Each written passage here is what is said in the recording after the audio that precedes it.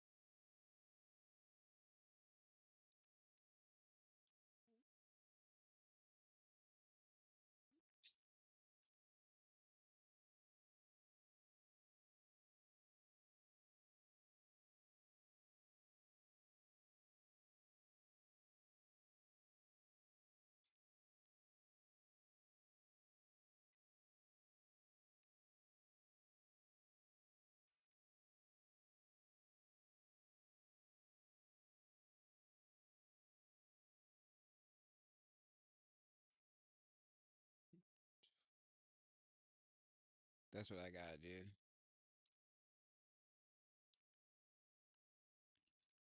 I gotta make a bunch of clips for them and put it into the folder. That's all.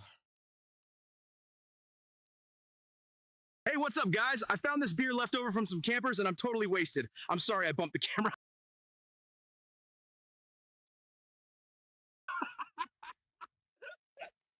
Have you guys seen this vlogging Yeti online? It's actually pretty funny, and I'm gonna teach you how to. What's going on, my friends? I hope you're all doing absolutely fantastic. If you are new to my channel, please consider subscribing. That would be obviously absolutely amazing. But today we have to talk about the reason why everyone's switching to Sony. But obviously there are a few waves that we really need to talk about in the industry over the past 10 years and people switching from Canon to Sony. But then over the last couple of years, why Sony is starting to drop off just a little bit. We have to talk about all of this. Not handling their firmware updates. So what I'm asking for are software things I know you can do. Have to talk about all these camera releases that's helping this, but also the YouTubers. This is the big one, and we have to discuss that. Let's get into it. Around November 2008, Canon released what people say was the grandfather of DSLR video revolution, and we finally had the capability to film in 1080p on a full-frame camera that was affordable to a lot of people, and the image quality at the time was phenomenal and an absolute game changer, and was even used in multiple Hollywood films in short sequences, such as Iron Man 2 and the Monaco Grand Prix sequence, Black Swan in some of the ballet rehearsals, and even Captain America, to name a few. So fast forward to about 2013, we have to talk about Sony. 2013 was the starting point of what Sony has to show in their full-frame range, with the A7 and the A7R release, which sparked a lot of interest around the world. Sony finally answered the quest to video cameras in smaller bodies apart from their APS-C NEX range. Then, 2014, Sony started doing things other companies weren't even doing, and that was innovating. 2014 brought the A7S, which quickly became the low light king. Having 12 megapixels on a large full-frame sensor, this gave it superior low light capabilities. Shortly after, they released the A7 Mark II, which this was the first full-frame camera with IBIS. Once again, innovation of Sony is bringing momentum towards Sony being the big powerhouse. But still, Canon seems to have better autofocus, nicer colors, and a large chunk of social media community on their sides, including the likes of the ever so popular Peter McKinnon. What's up, everybody? Peter McKinnon here. What's up? And that makes a massive impact on the whole industry, because there are literally millions of people watching these videos and thinking, well, if Peter McKinnon shoots on Canon, well, why don't we shoot on Canon? So a lot of people were sticking with Canon until 2018. Now, this is the biggest one. When the Sony a7 III dropped in 2018, that's when everyone were like, whoa, Sony are serious here. We've got 1080p at 120 frames per second with audio. We've got 4K at 30 frames per second with a very, very small crop. This is game changing. Everyone was like, wow, a7 III, we need to switch. This is an incredible camera. And that is the biggest reason why I switched. I went from the Nikon D750, full frame DSLR, to the A7 III, which is very similar 24 megapixel sensor, but it's mirrorless. There's so much more technology in that, and I haven't looked back since. And the A7 III was just that groundbreaking camera that made everyone switch. And one of the biggest reasons why it was groundbreaking as well was the price. It literally was priced so low that it grabbed everyone over from other systems into Sony. And from there, Canon tried to do their first mirrorless version, the EOS R, in I think late 2018. it didn't really take off. You know, Matty Hapoya, Peter McKinnon were trying to use it. It just didn't match up to the specs of what Sony had, because Sony still had, you know, 5 years of their mirrorless game ahead in their pocket. They were already ahead of the game, and people were slowly starting to switch over. And then 2019 happens, and we all know what happened in 2019. That literally slowed down the whole world. Everyone was locked down. We couldn't get out of the house, and that was a really interesting time in the world. And I guess camera companies utilized that whole time of 2019, early 2020, and were developing technologies that would really change the game. And that is where Canon decided to release the R5. And incredible camera, absolutely phenomenal, shoots 8K. They wanted to be the first to shoot 8K, but it was just wrong marketing for Canon. They literally marketed it almost towards videographers, where it's an incredible stills camera. So this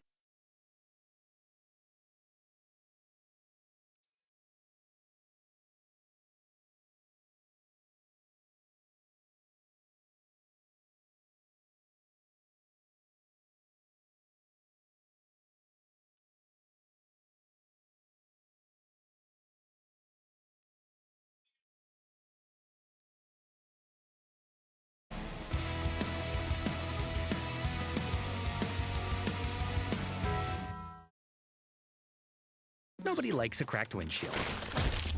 What was that? No. But you can go to safelight.com and get it fixed now and pay later. Awesome. SafeLight can come to you for free. Don't wait. Get it fixed now and pay later at safelight.com. SafeLight repair, SafeLight replace.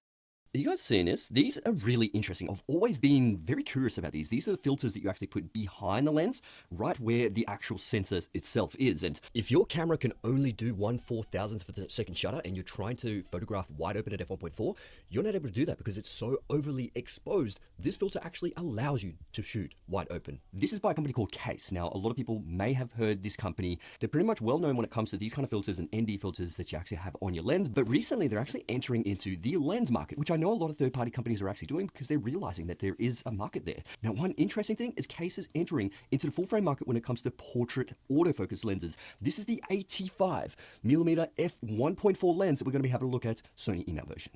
So the Case 85mm lens has a maximum aperture and different shoots. When I shoot for a family shoot, that I actually just utilized the ZV-E1, and I actually just did portrait because it was only for Instagram, so it was only video for Instagram, but there were some interesting results in that one. So when it came to the fitness shoot, the autofocus worked pretty much exactly how it should work. Like, this was wide open at f1.4, and it was nice and tacky.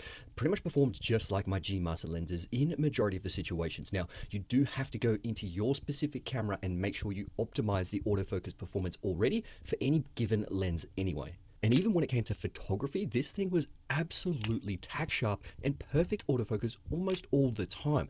It really worked perfectly with the A7 IV, and I had absolutely no issues. It was when we went to the outdoor family shoot is when it kind of tripped up a couple of times. It really does come down to which camera you're using, how good the autofocus and object tracking actually is, and what your settings are. But the one thing about the ZV-E1 is that I had my autofocus speed just a little bit too fast. The shift sensitivity was actually at level 5 and the transition speed was at 7. I completely forgot to adjust these.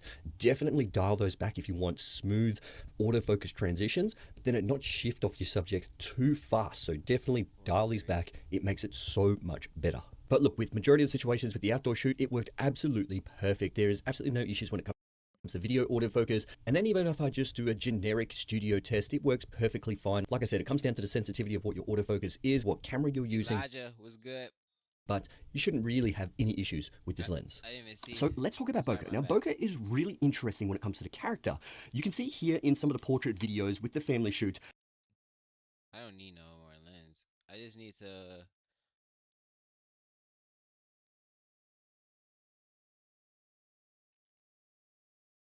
So I wanted to have a little bit of a discussion today about the whole controversy of the Lumix S1R2, but not just this camera, but all cameras in general, and some of the nitty-gritty specs that we kind of obsess over. Now, a lot of my videos, or pretty much all my videos, I stipulate that a lot of these things really depends on the type of work you're actually doing. And when it comes to rolling shutter, that's what a lot of people were really giving flack of the S1R2. But you have to understand that the majority of people won't actually see rolling shutter at all. And if they are seeing rolling shutter, they kind of know about cameras and they're looking for these imperfections. If you are a standard audience, you have no idea what rolling shutter is. You're just focused on the story. And look, to be honest, if you're focused on the rolling shutter or the audience is focusing on the rolling shutter, you've kind of lost the audience and your story just isn't compelling enough. But one of the main reasons why I wanted to make this video is I actually use this in CrossFit situations. And CrossFit's a very fast-paced action sports, and understand as audiences and as filmmakers or creators that we still need these hardcore nitty-gritty specs. There is nothing wrong with it. Gerald Undun's video is incredible, and it gives us an idea of how cameras perform technically, so we can actually take this to the field and apply it in our situation. Or if it's technically not able to be applicable to our situation, then we get something else. It's just a tool at the end of the day. We get a faster reading sensor if that is 110% what they're not global shutter sensors. So you may actually still see rolling shutter in actual Hollywood films, and no one bats an eye because no one cares. They're all straight lines. You can see in this movie Moonlight, this is an incredible film. It won Best Picture. I think it was in 2017. Incredible, got the Oscar. You can see the rolling shutter. No one cares. And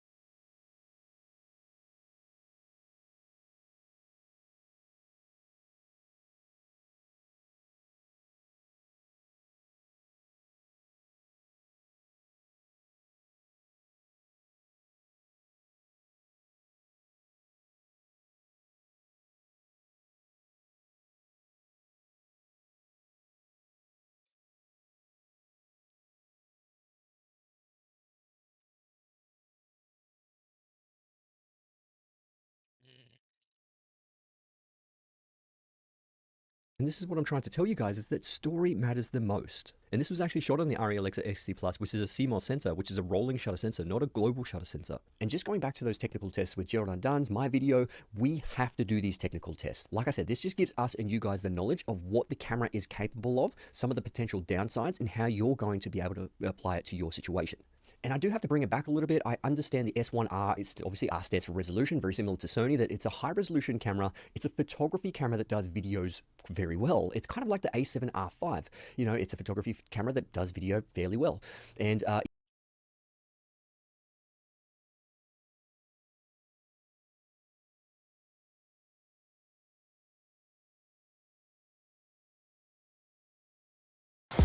on a new level.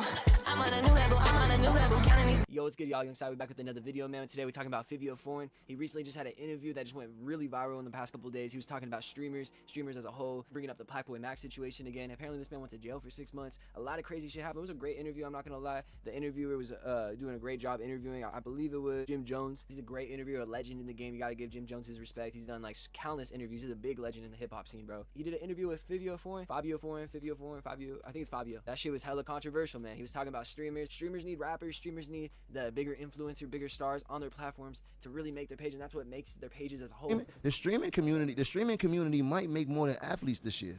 Yeah, they making the money. Like they might make more than basketball players this year. Because they shit is unpredictable.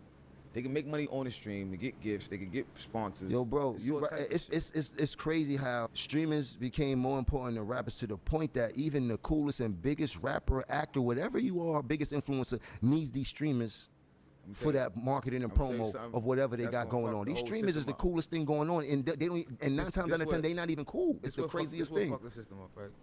Rappers is cool, right? Streamers, and I got nothing against streamers, but I'm just telling you facts. The streamers got lit from having people on their stream, the cool people on their stream. So they're following. Oh yeah, work both ways. Yeah, but it was even in the beginning. It was even. The rappers were cooler than the streamers still in the beginning. Now it's flipped because the streamers have the power. No, because this is why. The rapper's not gonna go chill with this rapper and this rapper and this rapper to get do collabs. A streamer going chill with this rapper today, tomorrow another one, tomorrow another one, tomorrow the mayor, tomorrow another influencer, tomorrow. It's like they understand. Rappers is like, oh, I only fuck with 2-3 niggas and that's it. Yeah, we niggas all, ain't, so you can't. That's every rapper too. Yeah, we all accused of that and things like that. Like they should stretch more. You right. They fan base grow when they go and they do this. This Kevin Hart went on the stream. This shit was the highest stream. They going actors. They shit is stretching. It's stretching and they arm is reaching. And then a new streamer coming. Then, oh shit, he got more stream than this person. And they getting lit. I went on the stream with the nigga Packboy Max. I seen that one. And before, I went on the stream with Packboy Max, and I say that he wasn't lit, but he wasn't as lit as those at that time. Right. So it's not the streamer that's lit. Honestly, man, I gotta say, I kind of gotta disagree with that to a certain extent, bro. Like, I definitely see that point. He's kind of just not tapped into the scene like that. You know how many countless streamers don't interview anyone at all and get paid almost around the same amount of money, bro? It's insane. Like, obviously, Kai Cenat is the biggest streamer, and then you got Playboy Max doing the music stuff, and he's bringing on rappers and stuff, which I totally understand. And if you're gonna talk about that certain sector, it's very hard to talk about that too, because Playboy Max and Kai Cenat, just for an example, have done so much different forms of content and forms of like just different content creation that they've made videos around. They both, like, Playboy Max was in FaZe, and they were doing tons of group channel content together, working together in a group, posting tons of videos and stuff like that that were even sometimes not even music based, not even related to even having other people, just even like sometimes their friends, and they put on even other homies and stuff. It just doesn't make sense to me to say that their platform is what it is today because of the people they brought on their stream. I would say it definitely accelerated it. It definitely made it bigger. It definitely got it to a bigger platform in a faster way and got a bigger reach. But also at the same time, bro, I would say, not gonna lie, like, I would say Kai Cenat, if he never brought on a single guest, he would still be over 1 million subs. I'm not gonna lie,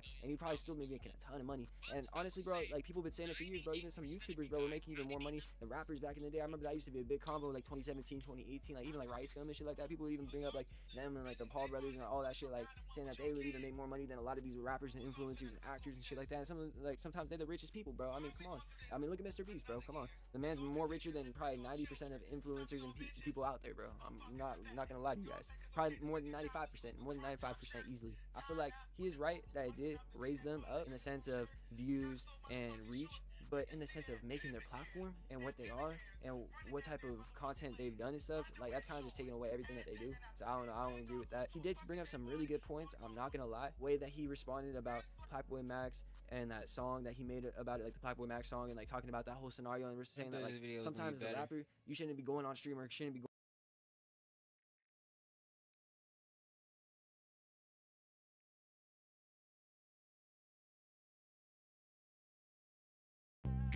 Starting a fashion brand shouldn't feel impossible. Other print-on-demand platforms claim to support creators. In 2024, the creator economy's estimated value was just over $189 billion globally. Trends like brand investment, creator partnerships, AI leveraging, e-commerce, and education all grew. And along with that, 55% of monetizing creators now identify as full-time in the year 2024. Now, these numbers are massive, but they're also like a black cloud to millions of creators out there who are probably wondering, why have I not seen a dime in this money? I want to start this thing I've been dreaming about. What if I don't make any money doing this? This thing has to be too saturated at this point. What if people ain't liking what I'm creating? I really don't know what the right thing is to make. Truth be told, you really never know as a creative person. You could very well end up homeless, or you could become a millionaire. And the unknown of this is what scares the shit out of people. For anybody out there who's feeling this way, by the end of this video, this very same fear that you have will ignite you to take on any dream that you've ever had. Anybody who's been on the internet for long enough knows this place is ruthless. It doesn't care how long you spent working on something, how much of your heart you poured into it, how much it means to you. Somebody out there is gonna let you know how trash it is. The hate is also rewarded with likes and visibility, which is crazy. It actually entices people to comment the worst possible thing that they can in hopes of being the top comment. So for anybody scared to put themselves out there publicly on this hateful internet, I get it, bro. What if people don't like what I make? I'm here to tell you, people will not like what you're making. And that's just the harsh reality of it. It doesn't matter how good it is, how many people it helps, how successful it is, how many people's lives it changes. Somebody out there will not like it. And that's totally fine. I've always thought the best way to go into it when you're putting yourself out there was to have no expectation at all. Just don't expect anything, because expectation leads to disappointments. But you should absolutely expect somebody to not like what you're making or doing. All of the statistically best athletes out there have millions of people who don't like them. And the same goes for artists, musicians, engineers, architects, etc. You cannot please everybody. So having the foresight and knowing this is gonna help you a lot. This really helped me get over my fear of filming in public, because although talking to a camera looks outlandish to a lot of people, you're gonna get looked at crazy by someone no matter what it is you're doing. Like, I could be out in public trying to raise money for people in need, and somebody out there is gonna look at me crazy. The truth is, you cannot please everybody. And you're doing actual harm to yourself by not pursuing your goals, all for the sake of you not wanting your art to be disliked. Your art is gonna be disliked, so what? Put it out. And if you still got this feeling lingering in your head, just remember, at some point you are gonna die, and none of this is gonna matter.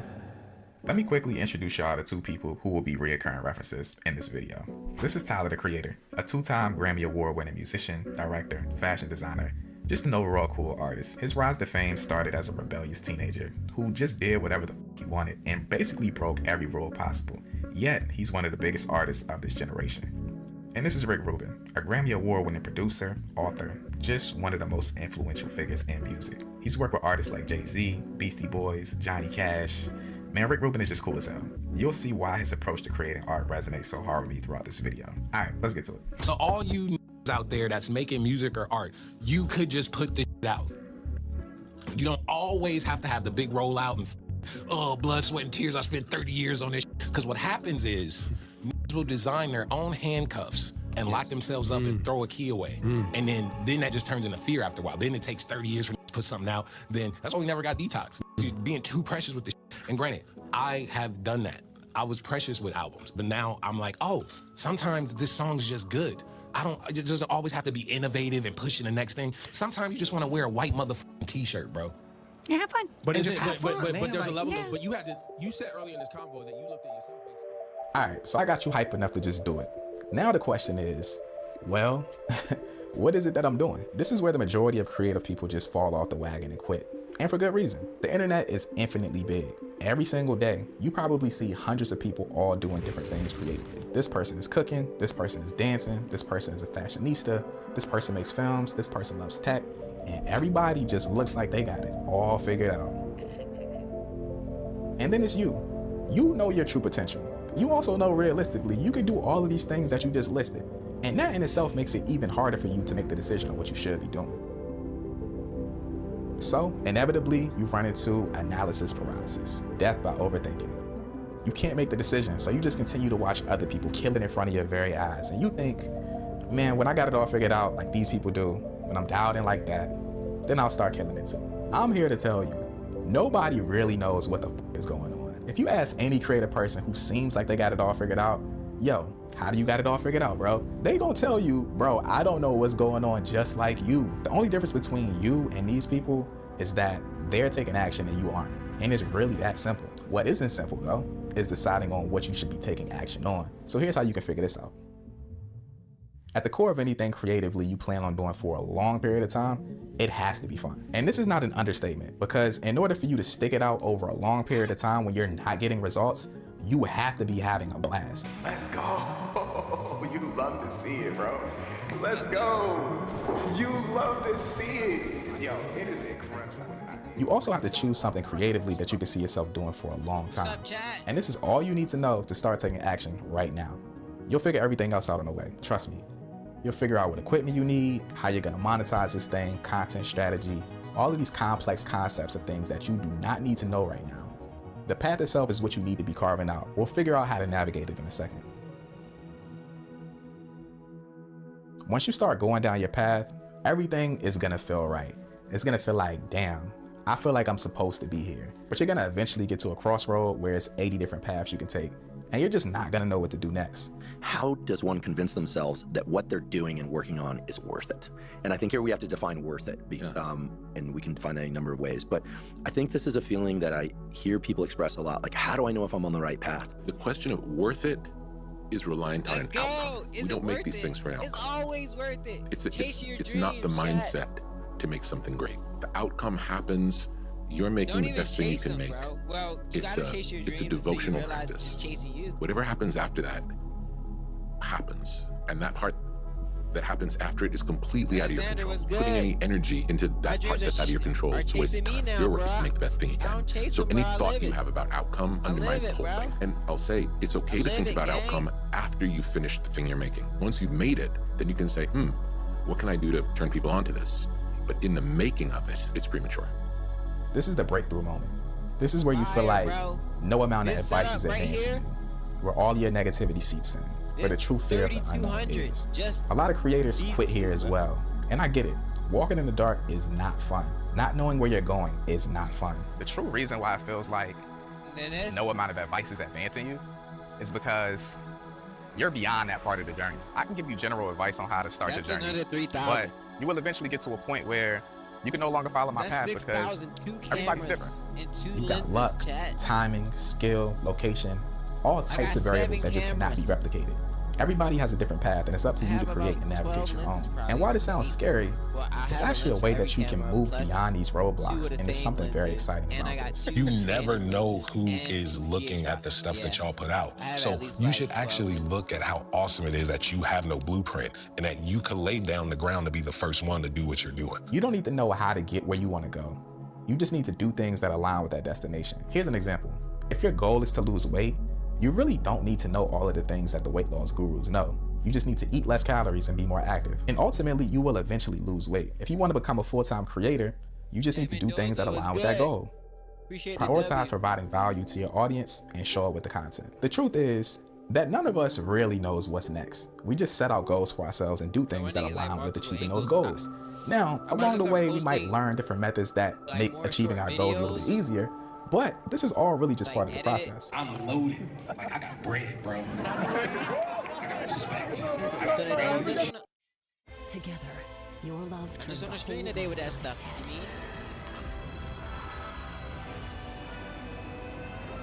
And all the while, I'm gonna try to see if you're it can watching clothes get dry. Audible. It can't There's even more get to it. imagine I gotta when take you it off listen. here. FS8 is wellness with some hell yes.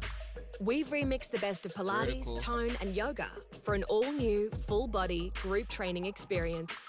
Combining I gotta start Pilates recording reformer in with 4K mat work, too. dumbbells, and activation 'Cause it's bands the same to give quality, you low impact, high energy, platforms can't full even sweat fitness. Daily workouts are difference. remixed from over Say what's up, 3,000 chat. exercises, designed to get you moving better, feeling better, and looking better in no You time. got W's in the chat. In your FS8 Let's studio, go. you'll be greeted by one of our expert trainers. They'll take you through the session, adjusting difficulty based on your experience and fitness level. Because FS8 has been designed for everyone. Yesterday I filmed a get ready with me. I recorded like a clip of me going to Target. I recorded like a clip of me going to Target. I did like accessories unboxing. I did like a whole day kinda yesterday. So today I just got a stream clip. I'm probably gonna make another video talking about my like camera lens or something. But yeah, I'll be trying to get different types of content now because I'm not. I'm getting your attention as a reaction channel. I just moved to Michigan and Florida, bro. The eclipse, like, I get your attention as a reaction channel, but I'm not a reaction channel. I'm really not. And that's the thing. You just gotta set it up to film. Like, just film. Sometimes you just gotta film. You just gotta do. You just gotta plant that seed, bro. I was just talking on the phone with somebody earlier, and I was talking like, bro, I really felt the ground. Like, I really felt like no inspiration and pulled myself out of low, dark times, and like, feeling like nobody's there, and all different types of, the battles that people go through, they're not always physical. Like, someone may have it all that you may think, they have all the cars, all the clothes, all the materials, but they go through mental stuff. Everybody is going through something or trying to go through something. You feel me? Trying to get over something, you know? So just because it don't look like somebody's struggling, they may be struggling in a different way with something else. You feel me? They got everything, but they have no mom and dad. You feel me? So it's a price to everything, and you shouldn't trade what you have for somebody else's. Never, never, never. But yeah.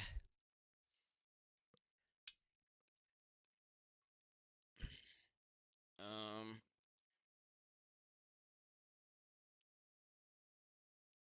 Oh yeah, I could talk about. I could talk about. I know what I could talk about in that video. I could talk about how I when I was filming this thing, I was filming this. Wait, I'm about to talk about it while on stream. I'm gonna record it. What the hell? That's not even supposed to be edible. Is he hungry?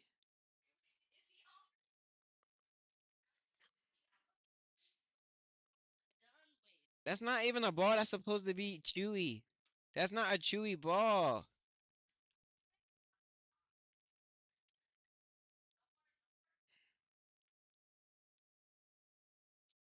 This damn dog, y'all. Don't buy a Shiba fucking Inu. That shit is crazy.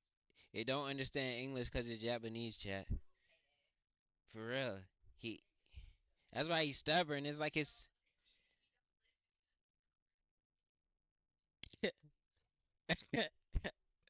He's fucking Japanese, bro.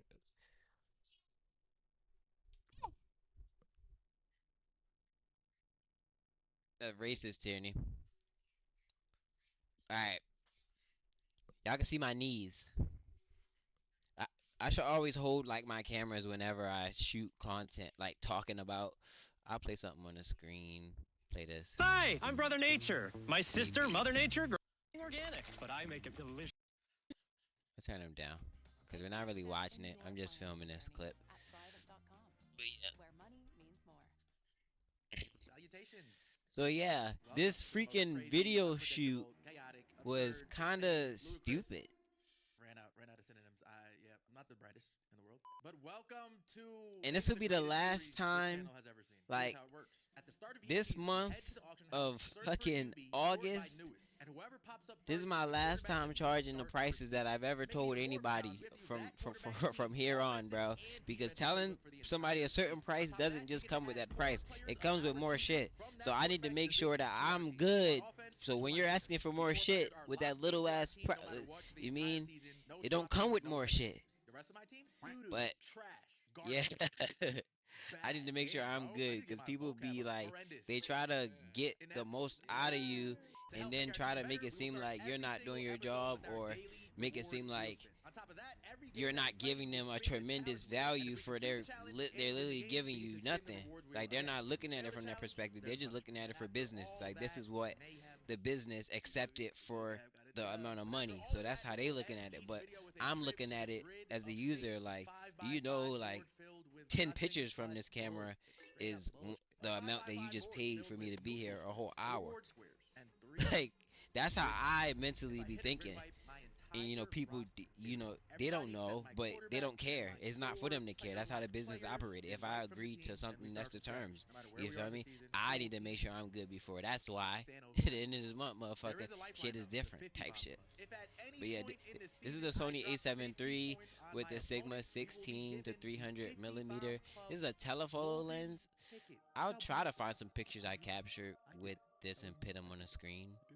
But yeah, I got this lens because when I was at the zoo, I had my camera, but even if I don't know if I had my camera or not, but even if I did, I wouldn't have been able to get the shot because I would have needed to zoom in to get the lion at the zoo. It was like right above me, but it was in a pit. And this lens, 16 to 300, this lens can zoom far as fuck. Like far as fuck. I can be like far as fuck from you. And because it's a 16 millimeter, I can be super up close to you and get your full body. I can be right in front of you and get your full body. So it's like it can zoom and everything. It's perfect. It's not for everybody though. It's a certain type of lens. I mean, it's an all-in-one, but it's not for certain types of stuff. Like I wouldn't just I don't use it all the time. It's for specific stuff. Oh shit, I should keep it on. Oh yeah, but yeah, so I arrived to the event, you know, and I thought it was gonna be at a church or something, and it wasn't at a church. It was right in front of a bus stop, a house right in front of a bus stop with a backdrop and chairs set up out there, and I'm just like, okay, all right, okay, bet. They gonna come down the stairs and you feel me? They gonna they gonna do that little rehearsal in front of the backdrop and stuff. No, they didn't come down the stairs. I didn't even know where the fuck they was coming out from, bro. I didn't even know, like, I don't know if I should have asked them before I got there, but I didn't even know where they were like coming from. Like they didn't come. It was like perfectly designed for them to come out the steps and just go to the backdrop in my mind. But they came from the back alley. That shit threw me off, bro. I wasted all my drone footage by the time they just coming out the cut. Like, bro. So it's all good though. Shit is all good. And then me trying to film the part where they're like renewing their actual vows, bro. Shit was crazy. Shit was crazy, gang. They were not in a photographer friendly spot, bro. If I mentally wasn't me, you feel me? I made the most out of my situation, but that shit was not in my favor, bro. Like they didn't give a fuck. Like what if obviously it was daytime, but what if I needed flash or light or something like that? They didn't even think about none of that shit. You feel me? I could have spoke up and said something, but you know that's their stuff. You feel me? That's how they want it. I'm just there to film and capture the moment, but that just was so weird. They could have at least told me, but nobody knew though. They did that on purpose, but that just wasn't good. I don't think that was. I don't. Bro, don't got a picture. Who the hell is this? Who the hell is this? Broncos country. For real. And now, without further ado, let's get into our first ever But yeah, daily reward. that was crazy. Like, So here's the rewards wheel. Real quick, we'll why go would through you all the have me options. pull up All the at red an options are event packs, all the green and options not are tell me coins, where and all you're the blue coming options out are upgrades. from, like One yellow to option take is the pictures? holy Like grail. that's Only have a literally the 1% best part chance is when to you're get that. We walking probably won't get it. to If we do get it, like we get to walking out upgrade or any like 5 coming. players on our Like team I didn't even know where they were by coming out overall. from, bro. But I yeah, was that's the confused. wheel. So without further ado, let's spin the wheel for the first time in Madden 26. I don't even know what I want. I'm not looking at the ground. They said it was a black rug on the ground. Like I'm not looking at the ground, bro. For real. You can create your own website by saying, "This is what I want." Yeah, I'm gonna create a bunch of content. That's what I'm gonna do. Create a bunch of content, edit it so it's like throughout the whole entire week. But I gotta make these I gotta make I could start this stuff. Colors of your logo and let AI do its thing. Let me see. Beautiful. Because one day is one day. I don't have to. Well, I could get as many clips as possible in the same day. It really don't matter, but they don't have to be long. I have to understand like the clips have to be purposeful. Just like that, I have a promo section. Let me see. Okay. I love it. So I can shoot tomorrow, Tuesday. So I type in some keywords. Okay, today I can edit yesterday. Tomorrow I can edit today. Okay, bet. That's what I do. You just want to spice up your visual game. Alright, that's how I do it. And watch it turn Instead of overwhelming myself and editing the exact day, I'll always be one day behind myself. And it's not overwhelming. Editing is fucking easy as fuck. I just, it's my personal stuff, so I feel like I have to fucking take my time with it. It's in my cut series too, but it's always landing on the 100K something. It's rigged. No, it's getting up. Oh wait, I forgot. I don't have to. It's not just one player, so this isn't as bad as like I always think it is. Because like one player doesn't really do much for us right now, but it doesn't have to be one player. So hold up. NFC offensive What's player. up, chat? Everybody leave a 84 like. speed. He's only a 73 overall, 437 coins. Golden. How much is he going for? 21K. 77 overall, 21K, 86 speed. Let's go. Get on the squad. Get on the squad, Golden. Get an 81 TJ Hawkinson. Oh my goodness, Luke.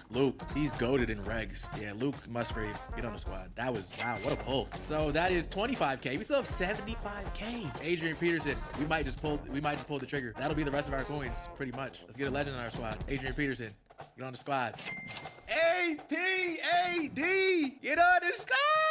I like it. We were a little impulsive there at the end. We definitely could have gotten more value out of that 75K, but we have Adrian Peterson, so what the John Elway at quarterback, Adrian Peterson at running back. Wide receivers aren't crazy high overalls, but solid speed. We have a tight end. I'm a little concerned about the O-line. Defense, PS2, Big Duffy, everybody else, absolute dog water. And now it's time to get into this game. But first, we must spin the challenge wheel. All right, challenges. Yeah, you'll see them when you see them. I don't feel like read all the challenges. They're all pretty difficult besides like 2 of them. And this is probably not one of the difficult ones, especially considering it's game 1 in a new playbook. We were pretty much going to be running coach suggestions. Like, we don't have a scheme out of this Broncos playbook. This is maybe the perfect game 1 challenge. And without, bro, what is another way to say without further ado? Because I feel like I've said that 6 times already in this video. And with no more hesitation, let's go, EA. Who you got for me? My first opponent of the year. It better be somebody's uncle who just got off a long shift of work, just bought the game as soon as he got home. To complete the challenge, not only do we have to do the challenge, but we have to win the game. If we lose the game, oh my goodness. Oh my goodness. And on rage quits, that's an automatic success for the challenge. Okay, let's go. Oh, look at me, almost cheating already. Code suggestions. Do I have to do one of the top 3 plays or can I scroll through? I think I can scroll through. I think that's fair. Why are they coming out all these? Whatever. AD, let's go. Start us off right, kid. Oh, bounce that out. Beautiful. Beautiful. Juke. Hey! Audibles. Am I allowed to audible? I don't think I should be allowed to audible. I can definitely hot route, but audible, I think that's cheating. Let's go. First completion of the season. Oh, yeah. Good thing we have John Elway, because if an 82 overall quarterback can't hit a zig route without making bro jump for it, I don't even want to imagine what a 70 overall quarterback is doing. Okay, we're going to go McConkey on a streak. We'll just run it like this. Okay, Adrian. Oh, that's not. Whoa. Where's Adrian Peterson at, bro? That's the thing. When I'm in coach suggestions, I can't. Hold up. Because we need Adrian Peterson in the game at all times. He's our 3rd down back. He's our gadget. He's our power back. You're not no breathers. I don't know if he has run defense. Let's try this little RPO. I also didn't look at his team. I'm assuming his team is better than mine. His top 3, though, was fairly similar. Oh, cut that in, AP. Oh, cut that in. Oh, cut that out. Oh! To the crib! Let's go. Let's go. Yo, my O-line is run blocking right now. Bro, I don't know whether to call him AP for his initials or AD for his actual nickname. Okay, no kick returns, please. In college football, our team is so slow. People just run back every kick.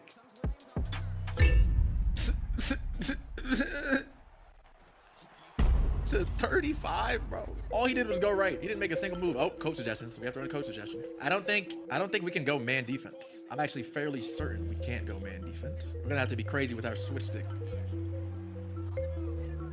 Oh. Whoa. He made that throw. I was running level sail, you fucking bot. I ran it, but it's because I'm in coach suggestions. I don't want to come out in a super pass heavy set because I do feel like he can run on us easily. Tackle. I can't see the formation because the previous play, EA Sports, are we dead ass right now? Are we dead ass? Okay, I'm gonna pass commit. Hopefully he doesn't run this ball. And he does, because he's a fucking bot. So I need to, bro, think like a bot. Think like a bot, bro. Where's the oh, here we go. No, I didn't pick a play. This is the ultimate coach suggestions right now. Do we think he runs the ball here? Is he that much of a lunatic? You'd have to be, okay. Switch stick. Make a tackle. No, bro. I went down and to the right. Why'd they put me on the dude in the fucking back of the end zone? I should have just clicked R3. I don't know why I'm trying to, bro. Cover 2 invert. I like this play call. We're blitzing the house. Make a tackle. Now, yeah, push him in. Get him in there. Make sure he's well across the line. Atta boy. We just need to wait for 1 mistake. We have the offense to go score for score. So we just need to force 1 mistake or just wait for him to make a mistake. And then we're good. Let's go. PA bunch shot. Oh, okay. I want to run this ball, but let's try to throw a dot. Adrian, good juke. Good move. Yeah, we did good getting a running back. Oh, it's only 3-minute quarters in this? Oh. Bro, did you guys see me pick a play? Let me know if you saw me pick a play. Let me know if I'm fucking crazy or if I didn't see anything show up on my screen for me to pick a play. Let's go, Adrian. All fucking day. No pun intended. All day! Do we play this smart with the clock? Or do we just go out and try to score? Do we try to make this last possession of the half? Or do we go out and try to score? There we go. Oh my goodness, Adrian broke that man. Absolutely broke that man to the fucking crib. He's amazing. Adrian is amazing, yo. Now let's get a stop. We absolutely do not want to give up a touchdown and have no time to get the ball back and score. Where do I even kick the ball, bro? I should have used 5K to get a decent kicker. He just goes right, doesn't even make a move. Throw it. Ooh. What? Running level sail again. This kid's a fucking bot. Okay, let's try this 2 4 or 5 mug. I'm hoping he doesn't run the ball. Please don't run the ball. Okay. Good tackle. I need to send some pressure. The thing is, though, my team is so bad that I think even if we blitz, there will be no pressure. Let's try this. Let's try this. Make a tackle, make a tackle, make a tackle, make a tackle.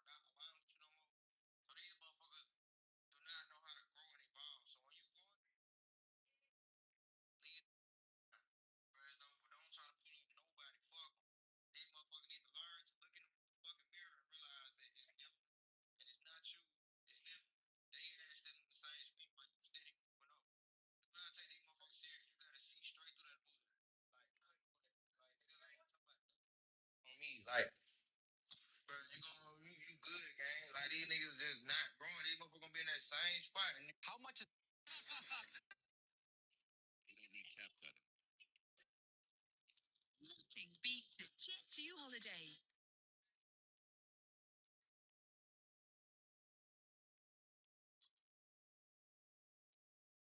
How is it? First off, the sriracha brown sugar are crazy. Okay. Like those probably should have been your number one. I mean, I know your garlic palm are your number ones, but the sriracha brown sugar got it going on. Yeah, I told you. That's like the one that you meet in a club. Yeah, and that you wake up to. Yeah, you know what I'm saying? You wake up to like. Recommend it to someone, they'll be stuck to it. Yeah, stuck to it, right? They don't suck. You don't even send that one home in an Uber or nothing. We're gonna be getting our hungry on in South Norwalk.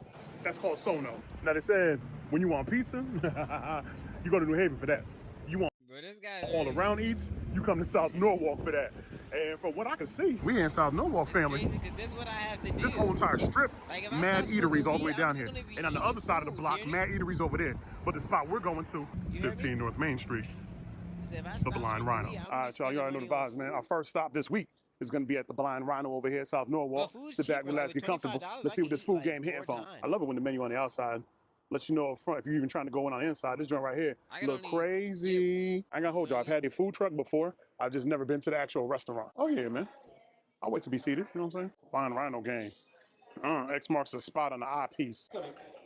This one. You know, I had to get this side of over here because, you know, the light shining in on your boy. Just checking this spot out right here. It's kind of reminding me, I'm getting like sports bar vibes. Ain't that what you get when you're looking around, man? Sports bar vibes. Got multiple TVs all over the spot up off over here, man. Got the black ceiling top. Mad games to play. You know what I'm saying? Soft seating up off over here. This is tough. This is real tough, man. And a whole bunch of awards over here, man. Let's check out these awards, B. The award game is insane over here, man. This is when you know you done came to the right spot. You know what I'm saying? Ain't nothing wrong with second place. Ain't nothing wrong with that at all, kid. Hold up. Best buffalo wings. Ooh. Best unique wings. Ooh. Hold up, they hitting on too many awards. I ain't never been to a restaurant just sitting on award after award after award after a family. Okay. Wing game is insane here, so you know what we getting. When you got that many awards, family, you got to get the wings. Don't ever play yourself. I told y'all, man. Mad TVs all abound up off in this spot up over here. You can watch the sports games, whatever it is you want to do. They need to have Netflix on playing my joint, but I won't hold them. I won't fault them for that, you know what I mean? 6-pack of wings is $11. 12-pack of wings is $21. 30 rack of wings is $46. Boneless 6-packs is $11. They got some insanely hot sauce. Can't even get down with that program, you know what I'm saying? What's going on? How you doing? Here's some water for now. I'm gonna Appreciate it. take care of you. I know you need a few minutes. I really don't. You ready? I really don't. You know what I'm saying? You too. I am gonna ask though. Yep. What are like the most popular wings? The garlic parm is really popular. The maple chipotle, honey buffalo is really good buffalo. All right, because the garlic parm I've had on the truck when I had the truck joint, so I definitely gotta try something different. The maple chipotle is fire. Maple The chipotle? maple chipotle is fire. That was something that caught me off guard, but that one's really good. All right. So Yeah, of course. If you want a dry rub, the Togarashi brown sugar, hands down the best stuff to try. wait, which one? The Togarashi brown sugar. All right. So can I do half and half? Yeah. You want to do a 12-pack? Yeah, let's do a 12-pack. Let's do half and half. Okay. You know what I'm saying? You said which one? The maple? Maple chipotle. Maple chipotle, And and then Togarashi. something that's. All right. Just packed with flavor. Sitting there chilling. But I will say, ooh, hold on now. This little sriracha brown sugar, and you see it dropping. Oh, and it's hot. It's hot. Family. So we got sweet heat going on in this wing, and it just might burn our face off, literally. I'm all for it. Now, I'm not big on flats. I'm not a flat type of brother. Y'all know I like, you know what I'm saying, my little drums or whatever, but sometimes flats are packed with flavor based on the given situation. But I want y'all to go ahead and get y'all bite first, because that brown sugar just dropping up off this thing right now. Ooh, give me a second. Pinky up for extra hood bougie activity. That's what I'm about to do.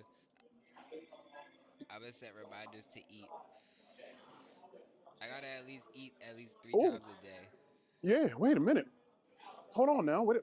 In the morning, oh, wow. like 9. Oh, the way that bus just hit me. Like I was walking out on the street. I wasn't paying attention. I was on my cell phone. And the bus didn't even beep. It just hit me. It saw me. I'm like 6'7". Like, how you not see me? I'm over 340 pounds. How you not see me? And I still got hit. That's what happened when it hit my palate. Because if I ain't eat You're going to get that heat. It's going to creep up on you, right? The creeper sleeper. Huh? But there's so much sweetness off the brown sugar that it kind of dampens the heat just a little bit. And then Oh. we got one around like, we can go like 7:30. I see why you have so many awards, baby. I can taste the gold. You know what I'm saying to you? No, I don't taste silver. I don't taste bronze. I can taste the gold. Wow. And then if I'm still Look at that up in tender meat on the inside right there. No, never mind. That meat is moist by choice, but it's just so much flavor. And because that sriracha is cooked in, and that brown sugar is all abound, it's catching you in the back of the throat. Right? It's not topical. It's back of the throat activity right here. These are some good wings. Oh, good. Wow. Now let me not be rude. Look, I was over here chilling, minding my business. You know what I'm saying? And then I saw cars flying by, and I was like, "Oh my God, is that my ex?" You know what I'm saying? I was like, "How'd she find me?" You know, I thought I was hidden, right? But then in front of the car, I saw 2 gentlemen walking. I was like, "Hold up, is that my broker?" You know what I'm saying? When you're in the real estate game, and y'all got that synergy, you automatically link. No phone call needs to be made. No text needs to happen. You don't have to send no pigeons out to send a message. Nothing like that. I want to give a quick shout out. What's going on, YouTube world? Yeah, we're just walking by, and here's my guy, Dame, and all right, he wants me to do this. I need for you to try this sriracha brown sugar. All right. I've never had nothing like it. Really? I've never, bro. All right. Ever. Here we go. Look at that. All right, here we go. I'm gonna look away. I don't want you to feel like you're forced to say something. Just give them your thoughts, Cody. Give them your thoughts. Wow. Now, listen, I've been coming to this place for years. It's definitely the #1 wings probably in the country. I've been to 35 states, and I've tried food in all 35, and Connecticut holds the crown. I don't care what anyone says. Wow. Wow. Dang, man, this is, like that? Wow. Yeah. Wow, wow, wow. It's like sweet, but like got a hit of spice. And it all just kind of like hits you in the face. And then like makes you come back, go up to heaven and then come back down. Yes. And then like visit for a little bit more and then come back and yes. Wow. This one is on the wet rub side over here. What's so exciting about the Dell AI Factory with NVIDIA is that they are empowering our engineers and our clinical team to be a part of the design of the tools that are helping them take care of their patients. Lowe's knows when you start grilling, the guest list starts growing. That's why we help you get everything you need. And Jacob, you surviving? That's really good. You okay? And those are the ones you ordered too, because you saw mine. I'm excited to get all you ordered. Yeah, he's like, he How is it? First off, the sriracha brown sugar are crazy. Okay. Like those probably should have been your number one. I mean, I know your garlic palm are your number ones, but the sriracha brown sugar got it going on. Yeah, I told you. That's like the one that you meet in the club. Yeah. That you wake up to. Yeah, you know what I'm saying? You wake up to like. Recommend it to someone, they'll be stuck to it. Yeah, stuck to it, right? You don't even send that one home in an Uber or nothing. You be like, yo, I'm gonna go ahead and make you something to eat. What's that one? A fried chicken sandwich. No. This one in my hand. That's a maple chipotle. Maple chipotle. All right, we're back, y'all. Maple chipotle. She came just in time. Appreciate you.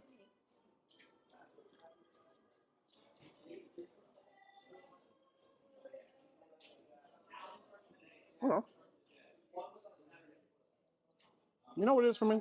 It has a decent flavor about it. Yeah. And I get that slight kick. Yeah. But I'm sending her home in an Uber.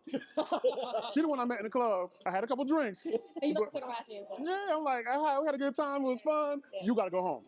Sriracha, she already got her toothbrush at the house. You know what I'm saying? Hair supplies all over the place. She's staying. Maple chipotle is decent. I like nice little chipotle flavor. I get it. Nice little sweet heat. Yeah. But this is something about a dry rub over a wing. You know what I'm saying?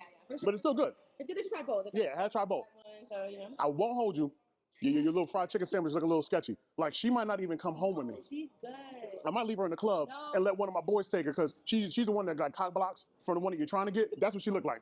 Oh, don't go with him. You know what I'm saying? Trying to stop things. Like, that's a cookie monster. No, she's good. We're going to find out. Yeah, I'm gonna spin back. I need to hear. You know, That's spin the block. my favorite. All right. I got to try this chicken sandwich. I'm sorry. I got to get into it. North Carolina barbecue. Here it is, y'all. This is a chicken sandwich I was talking real greasy about. It just has so much going on. It might be good. I don't know. We got the little slaw on there. Let me drop the top of the convertible box. A little potato bun activity. You know, it's cute. It's toasted up, but it's just so much just dressing and makeup. And I can't stand you women with too much makeup on y'all. What's wrong with being natural? You know what I'm saying? This is far from natural. This has got a BBL. I didn't ask for that. You know what I'm saying? Got the breast augmentation going on. I don't know. Let's see. I don't even know where to get. Dude, it's funny.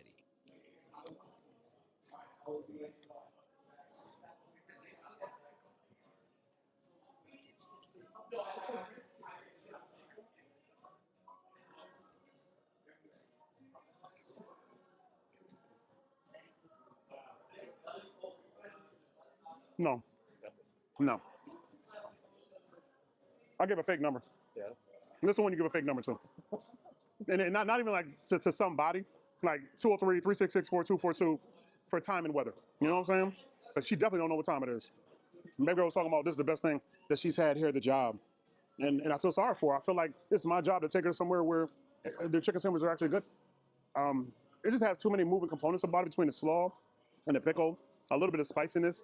The chicken is decent on the bite through, but there's just the bread to slaw to wild cheese ratio.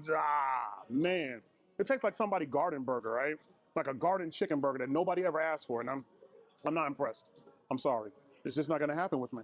Chicken garden burger, I'm gonna get that one a 1.5 out of 5 too. I'm just, wow. Yeah, you can't get my phone number, you can't get nothing. My name's not even Dame at that point, you know what I'm saying? If she don't know me, my name's Jamal. I live in New York. We done here. All right, family, look, I told y'all already, this is a full week of eating in South Norwalk. Sit back, relax. Tomorrow's video, we're gonna be at a new spot. Same outfit, same face. That was such a simple video, bro.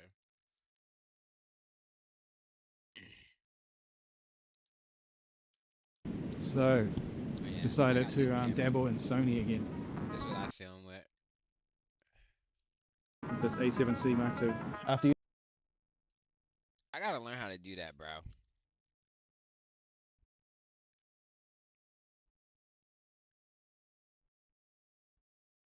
Because I know how to mask.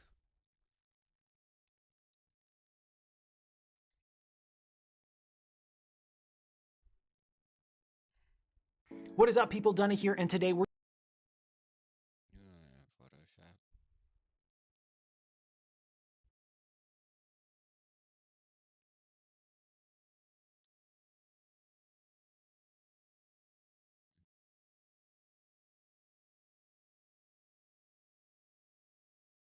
Check this out. In just a sec, I'm going to speak with a different accent. And just between you and me, Want to put text behind your head just like this using Final Cut Pro and only takes seconds to do it and not that long way. We have to like do all those keyframes. I'm going to show you exactly how and all the details in this clip. Drag it down here. I'm actually going to go over here and put Jimmy talking head. Boom, color graded, just like that. I love it. If you want to know how to do that, let me know. I'll give you a tutorial. Okay, so here we go. Want to put text behind your head? We do. All right, let me just turn that down for a second. What we're going to do is hold Option on our clip and drag up. We immediately get another clip. How cool is that? And just bring down the volume so you don't have double volume. Then we're going to go over here to the same place and go down to, let's just X out. I had typed in Jimmy. We're going to go down to masks and keying. And right now we have a magic mask. Our playhead is on the clip itself. We're going to take the magnet, I said magic, it's magnetic, and drag it up here onto me. Now it will like be smart enough to like pick just my hat or my face or my whole body. See, it's trying to think about what I want. So I'm going to get it right up here in the middle of my face where it does include my hat and then let go. And you see how it has made a little tracing of what it thinks it wants. So I'm going to hold Option and click here to include my arm. And I think it's going to mask this out right here. So I'm actually going to say minus, and you can take this little eraser tool, or you can add back, like unerase. If you click that one, this one is erase, and that's like cool erase the part that we don't want. Just like that, get it close, and then hit analyze, and let's watch it. And it happens really quick, like in real time. It analyzes it as fast as the footage is there. So if you have a 15-minute clip you're trying to analyze, it may take 15 minutes, but this clip was what, 20 seconds maybe? Now I'm noticing as it's trying to grab, I saw that it grabbed my guitar head right up here on one of the frames, and I don't want that, right? So I'm gonna go back where I see that. It may have fixed it, honestly. See, it like grabbed, look at that right there. So I'm going to, before I hit done, get my eraser tool and just start erasing that right there. It's too close. So it thinks that's what I wanted. Boom. And then you can hit done. And now what we have is a clip here that looks exactly normal. But in order to put something behind it, like text, let's do that. Let's add some text. Come here. Go up here to titles. I like typing in basic. Just grab this basic title and drag it out here to the end. And then I like going to this right here and clicking 2D styles. I know you can't see this, but I click on heavy just because that's the one I like. And we'll put text behind. Boom. And now we have text behind, and I want to make it bigger. So, but it's not behind. Why is it not behind? Well, because you have to drag this underneath. Oh, look at that. Look at it. All right, let's make sure it looks good and there's nothing we have to fix. I'm shooting at 24 frames a second, so it kind of skips when I'm moving fast. That's just how the camera works. Now there is, I noticed like when my arm goes up there, there's a little bit of black like around my arm. That's because with the masking, let's go back to it. You have this feather thing right here that you can feather. So let's get it back up there. Put our playhead right there. And then we can feather how much we want. And so now it's got my hair back there, but I noticed it just a little bit less. Looks really good. Some of that's just my hair. Okay, oh, right there. What was that? Boom, right there. So what we're gonna do is go over here to this person right here, and that brings up the on-screen controls again. So we want to add back. We want this to be real thick. So I'm just gonna kind of draw this. It's smart enough to know. This new AI tech is just amazing. I mean, I love how it blended it. Boom. And then let's hit analyze again. And that way, when you hit analyze, it's going to re-look at everything based on what you just did. Boom. That looks awesome. How cool is that? Okay, I'm going to copy this and just show you some other examples of things we can do. I'm going to get rid of the text or just minimize it for a second. But now that we have two different layers and one is keyed out, you can do different cool things like this. I'll select the bottom one behind and go up here to my color board and just desaturate it. And look what we have now. I'm going to put text behind your head just like this using... How cool is that? I'm going to cut it. Go back to this, resaturate, actually make it maybe even more saturated, and take the top and desaturate it. And now I have, just like this, using Final Cut Pro, and only take... I'm not saturated, in the back is saturated. You could do a blur. Let's just paste it again. Now I could blur the background. Let's go over here to blur, Gaussian blur, Gaussian, oh my gosh, and go over here, oh right here, the amount, and just make it a little less. So maybe it just adds a little fake bokeh for you. What do you think? That's awesome. Let me know down in the comments if you've got any ideas that I didn't cover now that you know how quick it is to do this. And why do we do this? We do this because we want to build our business. We utilize YouTube to grow our business. And so on this channel, I share with you tips like how to make your videos look better, but also gear and also business side of things. So if you're into that, make sure you subscribe, look around. I want to give you a free gift. It's my YouTube starter kit. Boom, right there. When I created this channel, see, this is my second channel. I have a much bigger channel and business that I run. I'm a worship leader, hence all the guitar stuff. And when I created this channel, I recorded the whole thing step by step so that you could just copy and paste and do it on your channel. So you know exactly what to do and how to optimize your channel to get views and make sure it's set up right. Go grab that, my free gift to you. And if you want to know how you can make $14,000 using Kajabi, which is like the brain of my whole business, click this video right here. I'll be it for a second, but now that we have two different layers and one is keyed out, you can do different cool things like this. I'll select the bottom one behind and go up here to my color board and just desaturate it. And look what we have now. I'm gonna put text behind your head just like this. You put the text in the middle of the mask.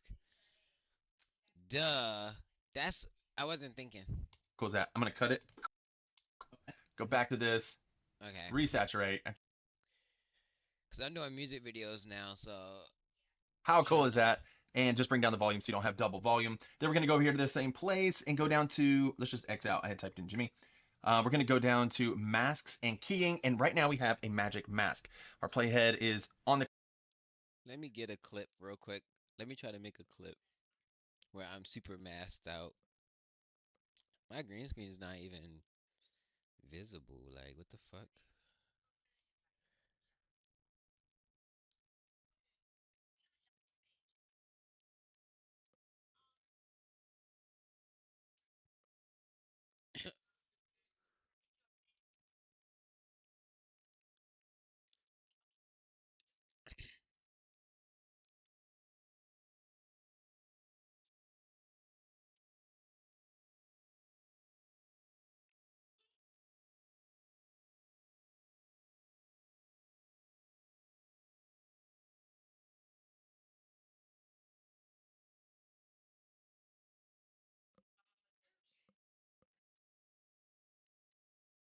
see. I'm trying to get a clip chat.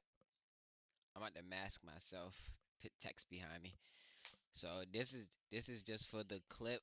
I need to mask myself. I'm gonna be like, it's gonna be a text behind me like.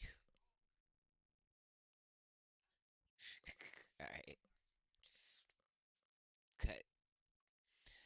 I'm trying to film all my stuff a certain way as well. You gotta be very mindful about doing things differently. Film slightly different than somebody else, like sideways something. You The gotta clip stay. itself, we're going to take the magnet. I said. I want to try to do that now, bro. Let me see. I want to try to like learn how to mask that right now, cause it's easy. I have the AI masker. Like once you have the, but he got the magnetic mask. I should use that too, bro.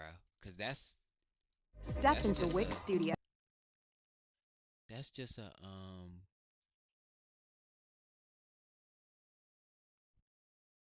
income. Wait, what? And handle every part of your build from one platform. Map out your. Want to put text? Final Cut.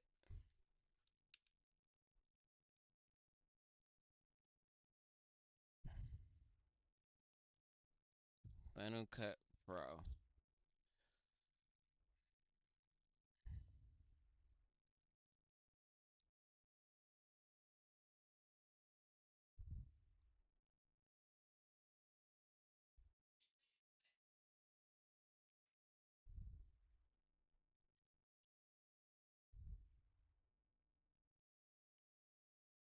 Wait, what? There's a. Have you ever wanted to separate your subject and Final Cut? Extra plugins are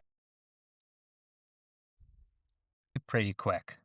First, drop your clip into the timeline, select it, Is this hold already down on Option, Final Cut? and drag straight up to make a copy. Head over to the effects browser, select the masks and keying category, and drag the magnetic mask. I don't have magnetic mask. Is my shit not updated?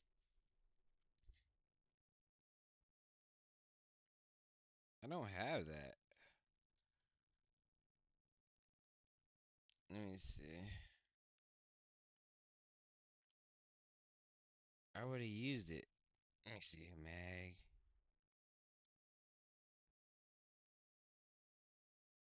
mask.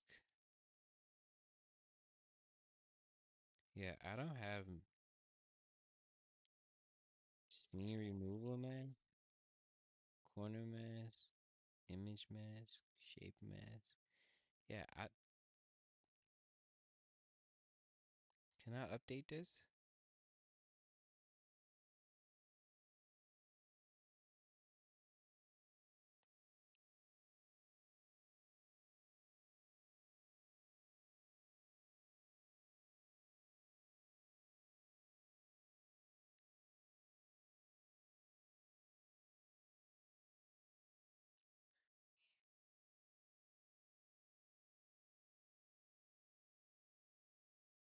It's gonna kick me off of Final Cut. I don't have Onto your top magnetic clip. mask though. Click on your subject to make your. They making it seem like I'm supposed to just have it. What the hell?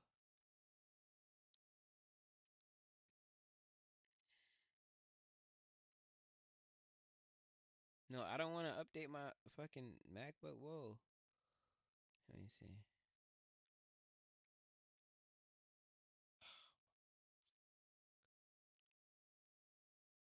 Cancel schedule updates, bro.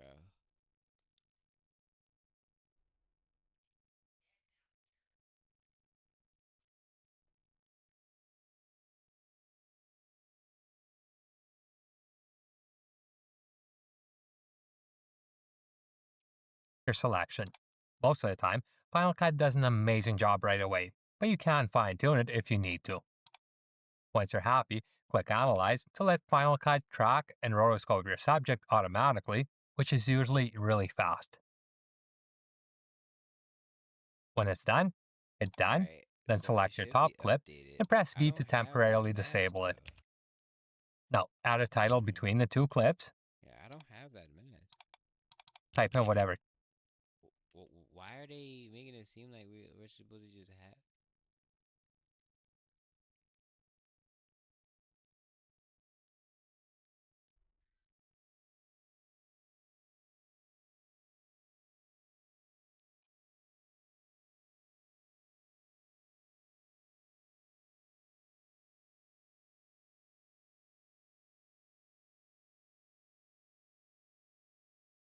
I'm confused. How to download magnetic?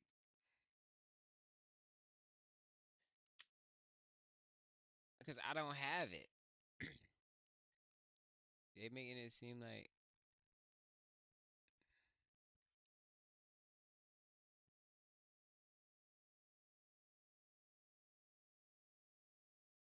Wait, it says a magnetic mask is built into Final Cut Pro itself. Y'all gotta update it.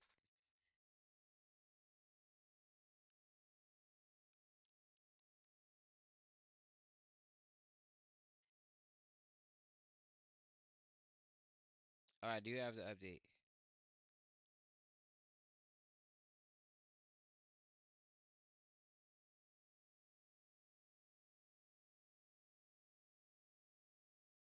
Alright. I do have an update, chat.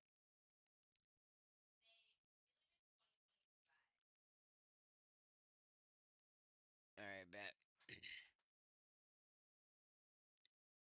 I do have to update this.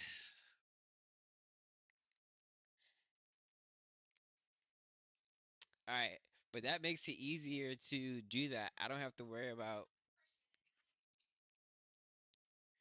I already fed you, bro. Come here.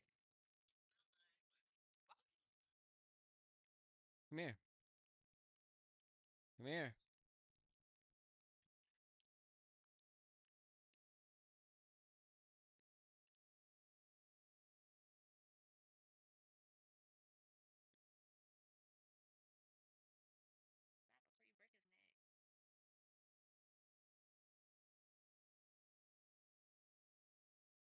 Stop if I break your neck.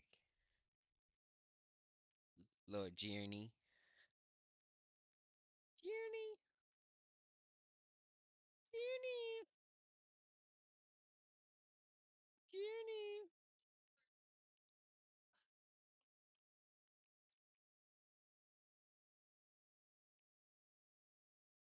You want some chocolate, Otto? Hmm.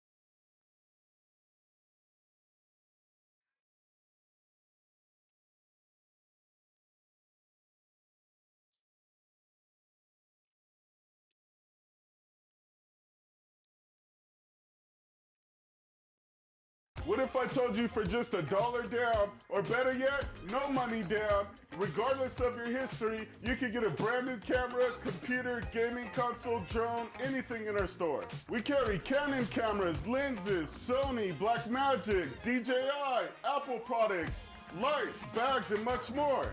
Downey Camera, nationwide shipping for locals. We're here on Lakewood and Rosecrans Avenue. Ah, there you are, little buddy. Yeah. Yeah, so click the link below and try today.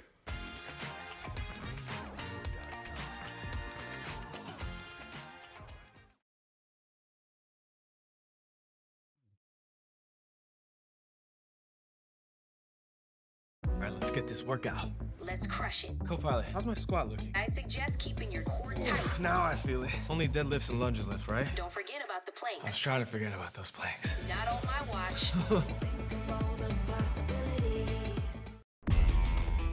You only get one shot. No resets, no retakes. That's what run and gun filmmaking taught me. Most of my career wasn't built on crazy sets or big crews. It was me, a backpack, and a deadline. Carrying only the essentials allowed me to shoot faster and never miss a moment. That's why I want to go through the gear that made shoot and filmmaking taught me. Most of my career wasn't built on crazy sets or big crews. It was me, a backpack, and a deadline. Carrying only the essentials allowed me to shoot faster and never miss a moment. That's why I want to go through the gear that made what I do today even possible. These are the ones that solved real problems throughout my career and helped me capture the videos that I'm most proud of. Prime lenses get you better sharpness, character, and image quality, but I almost never shoot on a prime lens. For 95% of my work, I relied on zoom lenses. It isn't because I hate cinematography, it's because for run and gun filmmaking, speed always wins. Anytime I've ever needed to swap lenses, I've either lost minutes of golden hour, got dust on my sensor, or completely missed the shot. A zoom lens can give me wide establishing shots, tight inserts, and everything in between, all without touching my bag. Can't push past a crowd? Zoom in. Can't back up into a leg injury? Zoom out. It didn't need to be the sharpest or fastest. It just had to be reliable. And this one lens workhorse always lets me stay in the moment. Your viewers can forgive a shaky camera shot here and there, but they'll never forgive bad sound. Ever since film school, I've always hated shoving a shotgun mic in someone's face or going through this whole game of hide and seek. You're in. Still in. That's why a wireless microphone has been one of my most used tools next to my camera. I've shot thousands of hours of interviews, vlogs, and behind the scenes content, all with wireless audio kits. The Sennheiser G2 kit and lav mic have been with me for most of my career, but I recently swapped over to the DJI mics to stay a bit more nimble. You just attach the mic onto your subject, hit record, and never have to worry about bad audio again. Having the freedom to place a tiny mic anywhere without fumbling around with cables makes capturing high quality sound too easy. If you film people talking a lot, a wireless mic system will save your career. I always thought that getting the cinematic look meant buying cine lenses or shooting on cine cameras. But it turns out it's the sum of a lot of different things that I didn't expect when I first started. And one of those things is using lens filters. I'm talking about the ones that no one really notices until you don't use them. The only ones in front of my lens have always been an ND filter and a 1/8 black mist. That's why I'm really excited about Nisi sponsoring this video, because they just came out with a variable ND kit that includes a 1/8 black mist, perfect for creators like me. ND filters are basically sunglasses for your lens. Putting them on lets you lower your aperture so you get shallower depth of field. A variable ND filter lets you change the strength of the filter without having to physically switch it out. This has become essential for whenever I shoot in daylight, because cranking up the shutter speed to compensate doesn't give that cinematic polish that I'm looking for. Now, a black mist decreases the overall contrast in your image and softens up the highlights. This has been my favorite way to get rid of that digital sharpness modern cameras have that look too video. The reason I love Nisi's Jetmag Pro filters isn't just because they're slim and durable, but because they're the fastest and easiest filters I've ever attached on my lens. I have lost count how many times I've fumbled around taking off and putting on filters, and when you're filming run and gun content, every second counts. These attach magnetically, and with a twist, they stay locked and secure. The color-coded handles make it easy to know which filter is what, so it really feels grab and go. They're super easy to take off, but I rarely do because of how much I use them. You can check them out with the link below, and thank you Nisi for sponsoring this video. I used to think I could fix dark shots in post. Then I saw this. And I'm not really going for the found footage look. That's where these came in and changed everything. Portable LED lights. I have gone through a variety of shapes and sizes for LED lights, but there's one thing in common. Battery-powered lights save my shots. When I would film at night, I wouldn't always be able to rely on street lamps or building lights. I had to light my subject. He films at 2.8. Even if it was. So he gotta use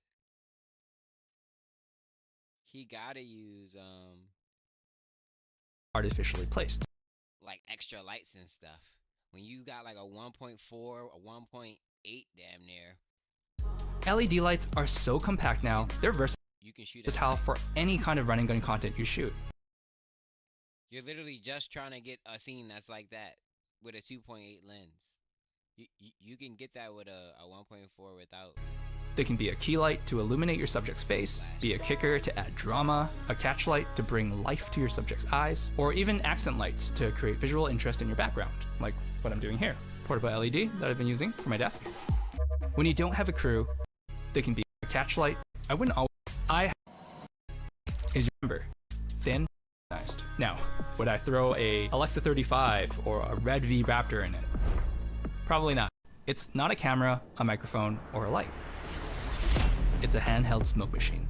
Okay, look, you don't need a smoke machine. Smoke Ninja Pro, I need it. What's that?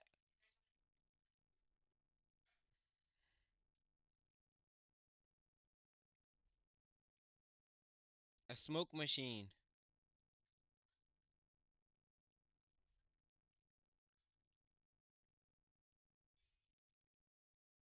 Bro, a smoke machine would be good for weddings. A smoke machine would be good for fucking everything.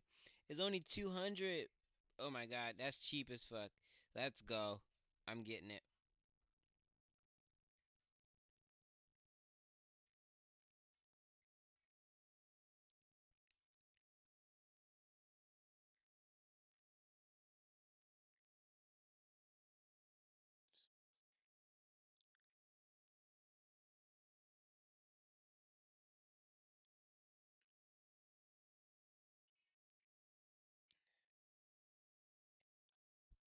Wait, it's No one does. But if there's a cheat code to getting pro-looking results no matter what lights or cameras you shoot on, this is it. My go-to has been the Smoke Ninja, and recently the Smoke Ninja Pro because of its sleek design, portability, and high output. Adding fog or haze turns a boring moment into a cinematic frame that tells a story. It can be tough to include outdoors and isn't for every situation, but anytime I'm faced with a tight deadline, no crew, and high expectations from a client, a handheld smoke machine added a level of polish nothing else did.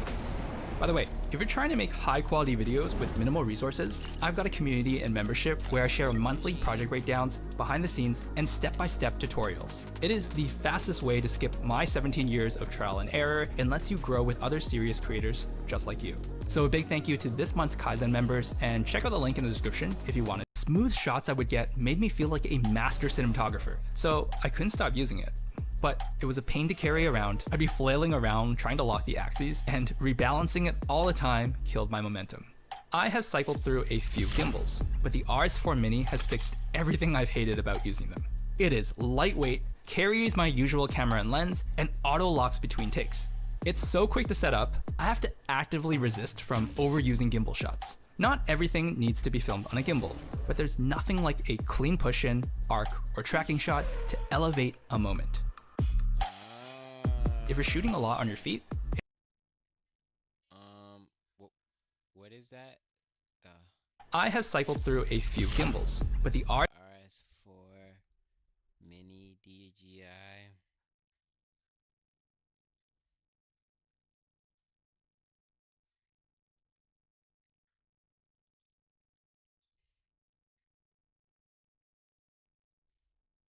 Because I'm shooting music videos now.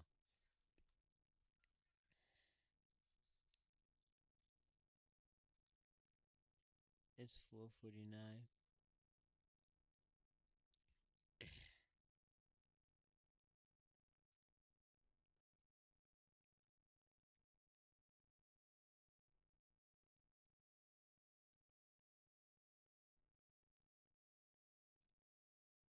I don't care. I'll buy a fucking used one. It's just a gimbal. I really don't need the gimbal, but for specific shots, or maybe I might just use the gimbal. It'll like RS4 Mini has fixed everything I've hated about using them. It is lightweight, carries my usual camera and lens, and auto locks between takes. It's so quick to set up, I have to actively resist from overusing gimbal shots. Not everything needs to be filmed on a gimbal, but there's nothing like a clean push-in, arc, or tracking shot to elevate a moment. If you're shooting a lot on your feet, it's an essential tool for pro-level results. Run and gun filmmaking for me has never been about having the most perfect gear. They just have to keep me ready for when the story shows up.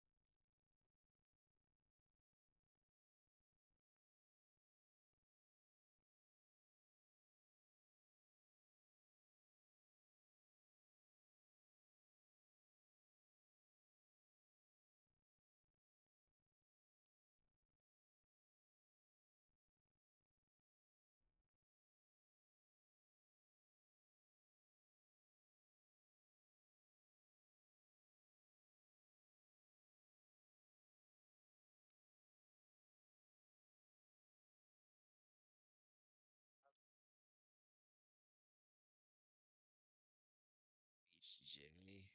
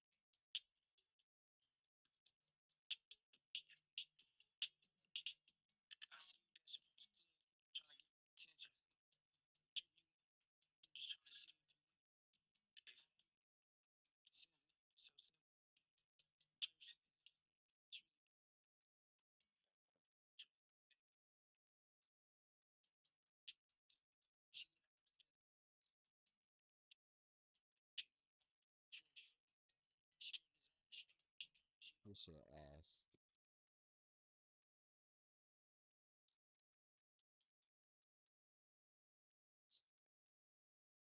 I'm better now.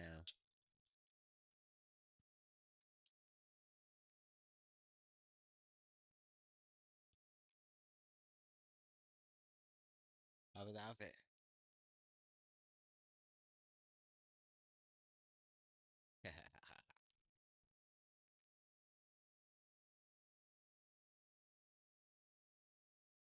Co-producer is going to give you unique sounds that actually fits your track in seconds. Let me show you. First, let it listen. Looking for the vocal chop. Always be there. This is nice. Just drag and drop it seamlessly. Let's see. West Coast synth. Oh, that's it. And the cool thing is all of the sounds are royalty free. If I have no idea, co-producer can help. Cute. Bro, what did I do with that SD card? This is nice. Help me find similar samples. What did I do with that SD card? Just some nice sprinkles. This is what helps me finish the track. No more digging into libraries, disturbing my workflow. Super fast. I love it. Y'all gotta try Co-Producer. It's a total game changer. Go download Co-Producer for free today and see for yourself. It's not in my computer. Oh, it's right here. Ugh. About to say. About to cry. When life calls for more, Mazda answers. With more adventure, more grip, and confidence. The Mazda CX-50, assembled in America, and the Mazda CX-5. Discover more at the Mazda Summer Sales Event. Current inventory remains unaffected by new tariffs. Take advantage of one of these exceptional offers during the More to Move You sales event.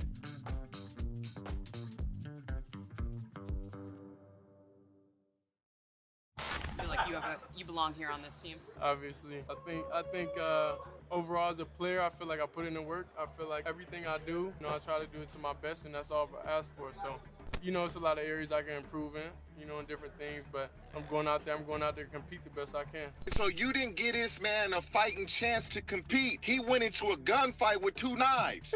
He gonna lose that every time. Every single year, the final week of NFL preseason is important for one reason, and one reason only, and that's figuring out who's going to make your favorite team's final 53-man roster. However, this year was different. This year, week 3 of the preseason was somehow more eventful and more significant than the first two. And of course, to nobody's surprise, surprise at this point the significance surrounded Shedeur Sanders. We saw Shedeur play in his second ever professional football game in Cleveland's final preseason game, and man, to put it bluntly, he was not that good. Sanders had arguably the worst single game performance of any rookie quarterback this preseason, and it very well may have killed all the momentum that he built against the Carolina Panthers 2 weeks prior. The thing is though, it may not matter.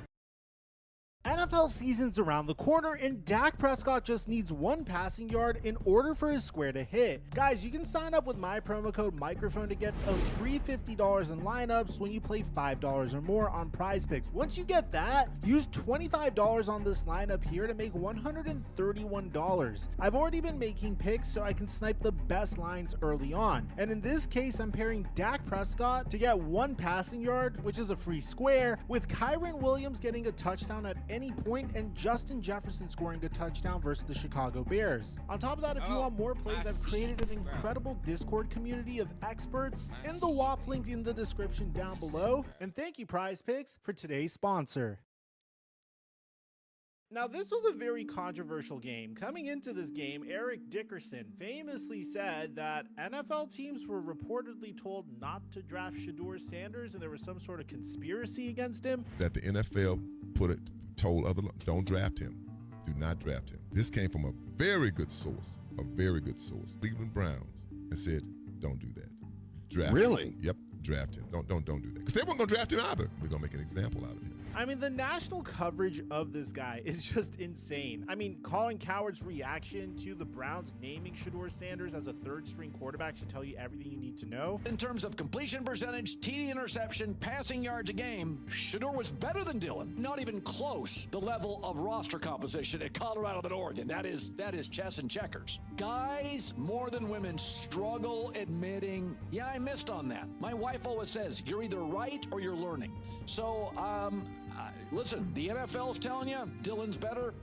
Shedeur put up better numbers. And pretty much this brought us to two camps. One was saying that from the very beginning, the NFL had it out for Shedeur Sanders as a way to get back at his father. Or maybe it was another reason. Maybe it was racial, even though the #1 overall pick in the NFL draft was a black quarterback. On the other side of the coin, fans were saying that Shedeur Sanders' fall was very much warranted because, well, there were character concerns. And he did a horrible job in the pre-draft interview process. Regardless, when it came time to play football, in his first game, I'm not gonna lie, he completely won me over. But now Shedeur Sanders might have just played the worst game of his football career, and it was much worse than you think. This has been the first week where multiple of the Browns' main 4 quarterbacks were available to play, and they happened to use all 3 available quarterbacks. Joe Flacco, who was the first-string quarterback, started the game, completing 9 of his 10 passes for 71 yards and a touchdown, which was good for a 129.6 passer rating. There's a reason that the veteran, former Super Bowl MVP quarterback was named the Week 1 starter, and this is exactly it. Then fellow rookie Dillon Gabriel came in to close out the first half and completed 12 of his 19 passes for 129 yards and a touchdown, good for a 100.5 passer rating. After an average showing last week, Gabriel looked much better and much more consistent in this one, but the same can't be said for the guy who replaced him. By the way, Shedeur Sanders actually addressed Dillon Gabriel's comments on him from the week prior, when Gabriel said this: There's entertainers and there's competitors, and my job is to compete, and that's what I'm focused on doing. It is what it is. I spoke with him. He said, nah, bro, that wasn't. He said, that wasn't. He told me on the plane. He came up. He was like, nah, bro, that wasn't at you. I see how they turned. I'm like, oh, all right.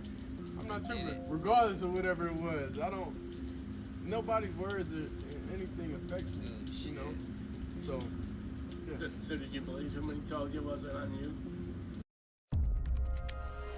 Welcome to today. The day where you no longer have to see the world for what it is, but what it could be. The day where you can forget about inheriting someone else's world and make yours instead. Today is that day.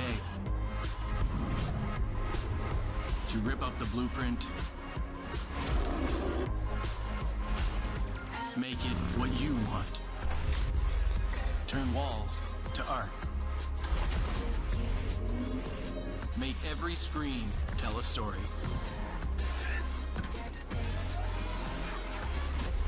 Leave every rule in the rear view.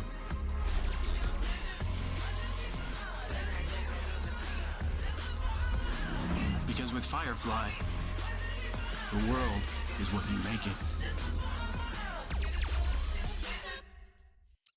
My name is Dr. Nathan Bryan, an international expert in nitric oxide biochemistry and physiology. I spent more than 25 years in the basic sciences, having a bachelor's of science degree in biochemistry, PhD from LSU School of Medicine in molecular and cellular physiology, published over 100 peer-reviewed papers in the scientific literature, translated basic science into clinical medicine.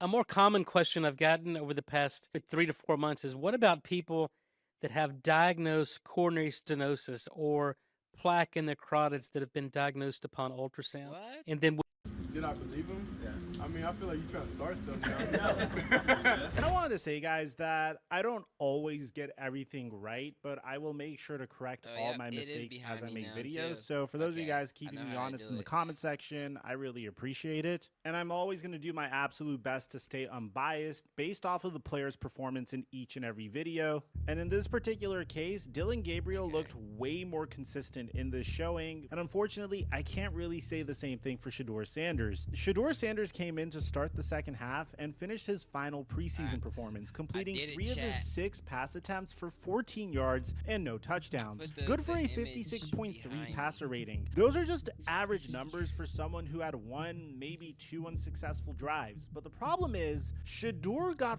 5 series under his belt in this game and got sacked 5 total times. Shedeur Sanders literally had more sacks taken in 5 drives against the Rams' 4th string defense than he did completed passes, and worst of all, on 11 dropbacks, Sanders had a net total of negative 27 yards. Shedeur played 5 drives and was helping the other team the entire time statistically. It's safe to say that this was not a good weekend for the Sanders family. And if you don't know what we're talking about, well, we have a separate video on what happened to Shiloh Sanders, and that story is absolutely insane as well. I'll leave it in the end screen so you guys can check out after this video. But there was one fatal flaw of Shedeur's that came out in this game that wasn't a problem for him against Carolina, but was a massive problem for him at Jackson State and especially Colorado, and that is his pocket awareness. Shedeur has always had a tendency to try and be a hero by making a play in the backfield instead of just simply throwing the ball away, and the film proves it. Take a look at yourself. Here on a 2nd and long near midfield, Shedeur is going to drop back to pass, and before he has any time to sit in the pocket and make a read, his left tackle gets absolutely obliterated, forcing him to have to evade a sack in order to stay alive, which to his credit he does successfully. But after he evades that sack is where the problems start. Once the edge rusher is on his hands and knees and Shedeur is in his stance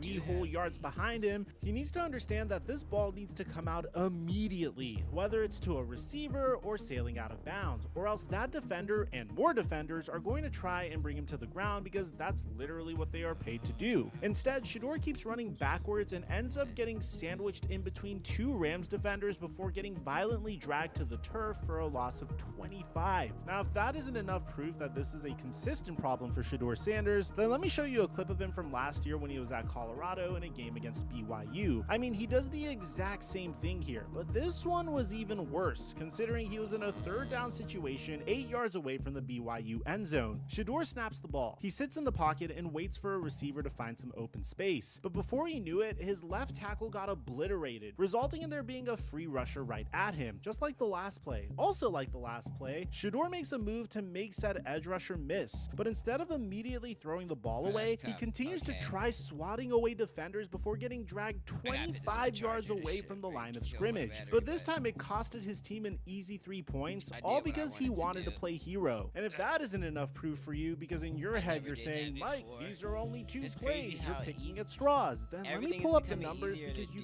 can't flip those. Among every qualified quarterback this preseason, Shedeur Sanders had the most time to throw by far at 3.96 seconds per play. The next highest was Jason Bean of the Indianapolis Colts at 3.5. Now, that might seem like a good thing and that he's doing a great job of evading sacks and creating time to make a play, but that stat automatically becomes a huge negative when you look at the stat to the left of that one. Of the 20 pressures that Sanders faced in his 2 halves of work this preseason, he was sacked on 7 of them, which is good for a 35% clip. For context, among every starting quarterback in football last season, the player with the highest time to throw per play was Jalen Hurts at 3.21 seconds, with Lamar Jackson directly behind him at 3.17 seconds per play. However, the difference between Shedeur and quarterbacks like Jalen Hurts and Lamar Jackson is that they're not being sacked. Jalen Hurts was pressured a ridiculously low 177 times last year, sitting behind that monstrous Philadelphia offensive line last season, and was only sacked 38 times, giving him a 21.5% pressure to sack percentage. And to compare it even more, Lamar Jackson, a guy who's better at evading sacks and making plays than maybe anyone in the history of the sport, was pressured 204 times, while only being sacked 23 times, giving him a ridiculous 11.3 pressure to sack percentage. The elite quarterbacks know how to get the ball out of their hands when need be and create plays without hurting their offense in the process. But still, let's look at one more stat. If you take a look at that same group of quarterbacks, the player with the highest pressure to sack percentage was Will Levis, a guy who was mean to death all season long and may never start another NFL game in his life. And he still only had a pressure to sack percentage of 30.4%, 4.6% lower than Sanders' rate this preseason. The thing is though, despite these numbers being absolutely horrible and a really bad look for Shedeur, there's no denying that he was put in the worst possible position in this game. Kevin Stefanski handled that situation and this whole quarterback competition horribly. He removed an opportunity for him to redeem himself in that situation to go out as a winner. It's not just we all see it, players on the team sees it, players on the opposing teams see it. They know what's going on. They know what's going down. That's part of being a rookie. You know, you're going to get thrown into situations that, you know, maybe you don't think are ideal. It's part of the game. It's part of what makes a football player is learning how to like deal with those situations and learn from them. So yeah, listen, we've all been there. It's part of the game. Oh my God. Just the whole process of manufacturers, it was too expensive. Quality was absolute garbage. Getting a sample in 2 months just took way too much time. And it just got to the point where, no, like this is just not affordable. It's not worth it. It's too time consuming. And I just thought maybe I should honestly just quit at this point. Then I found Tap Stitch. No minimums, premium blanks. I got my first hoodie sample for under $20 delivered to me in 10 days. Honestly, I couldn't believe how fast and easy it was. Like what, bro? And the blank was exactly what I wanted. It was It's no secret that Kevin Stefanski and the entire Cleveland Browns front office have prioritized every single quarterback on their roster, and they've done it shamelessly. That did not change during this game. They gave Dylan Gabriel the first half spotlight over him, and they put Shedeur in a situation where it would be hard not to fail, playing with offensive linemen and receivers that aren't going to be on an NFL roster the next day. This play right here is a perfect example of that. He took a lot of sacks this game, and no, he did not play well by any means, but this play was undeniably impressive. With Shedeur feeling pressure from his left once again, he scrambles out to his right where he breaks a sack, jukes out another Rams defender, and then does a complete 180 turn to hit a trailing receiver right in the hands. The throw wasn't perfect by any means, but look at the pressure this guy was under when he made this throw. It hit his receiver in the hands and it would have been caught and all over highlight reels everywhere if the receiver hadn't been asleep at the wheel. Not only that, but after 5 miserable drives, Kevin Stefanski decided to sit Shedeur and bring in Tyler Huntley to close out the game, which sounds normal on the surface, but when you consider that Huntley literally got cut the next day, it makes you wonder why they would sit Shedeur to give Huntley one last useless opportunity, knowing he wouldn't be making the roster. It genuinely feels like they want controversy with the way they handle this. Recently retired quarterback Derek Carr agrees with me completely, saying this on X. I need to understand why we don't get to see Shedeur Sanders run this 2-minute drill. Wouldn't you want to see your young quarterback operate in this situation, get him more reps for the future? I didn't see the whole game, so maybe he already showed enough? Help me understand this. Him not seeing the whole game and wondering this was completely fair. But when fans told him the situation, he made yet another great point, saying this: I can understand that, but this is potentially his final time getting reps all year. It doesn't matter how poorly Shedeur was playing in that game. There was zero reason that Snoop Huntley should have replaced him if the entire coaching staff knew that that he wouldn't be making the 53-man roster, which was never going to happen considering their quarterback dilemma in the first place. However, it does seem like Cleveland is going to carry all 4 quarterbacks in Flacco, Pickett, Gabriel, and Sanders, and they may even potentially all see the field this season. I would not be surprised, Tommy, if by late December, early January, all 4 of these guys have played and maybe even started. I think if nothing else, and if the Browns happen to struggle this year, they'll have an idea what their quarterback situation looks like going into the spring. Despite Sanders' poor performance, it's clear that he's still good enough to be on an NFL roster, and that these issues are coachable and droppable. His arm talent is more than worth the chance, and I mean, hey, at least he's not making plays like this. If given a proper, fair opportunity, I do believe that he has the potential to make some noise, but that all depends on what he does with what he's being given. It doesn't matter what opportunities you get if you're not putting in the work to fix glaring issues in your game. If Shedeur feels like he's fine and doesn't need to work on his game, or somehow does try to fix his sack problem and quite literally can't, then we have a much bigger problem on our hands. But as of right now, we finally have a clear vision of what the Browns quarterback room is going to look like in week 1, and it doesn't involve Shedeur Sanders near the top. He just couldn't get the job done, regardless of the circumstances, and now he has to wait his turn. It's been a really rough couple of days for the Sanders family, but at least Shedeur Sanders still has a job. His brother Shiloh punched a tight end in the middle of a game and was cut less than 24 hours later. We have a whole separate video on that bizarre situation. I'm gonna leave it in the end screen. I'll meet you guys there. I'm your boy Mike, and I'm dropping our mic. Damn, he got cut. He got cut for fighting.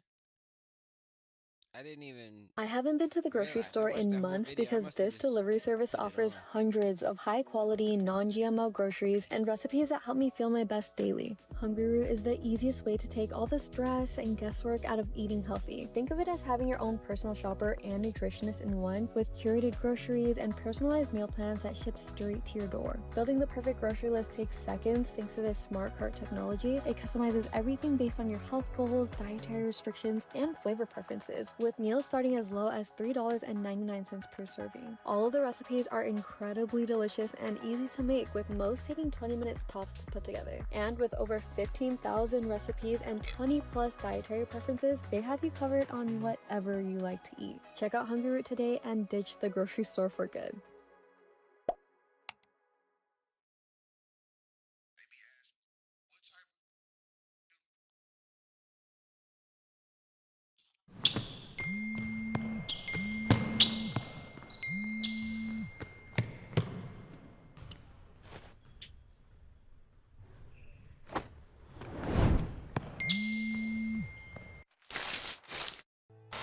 Davidson. And a swing. I know you can't throw punches in this league.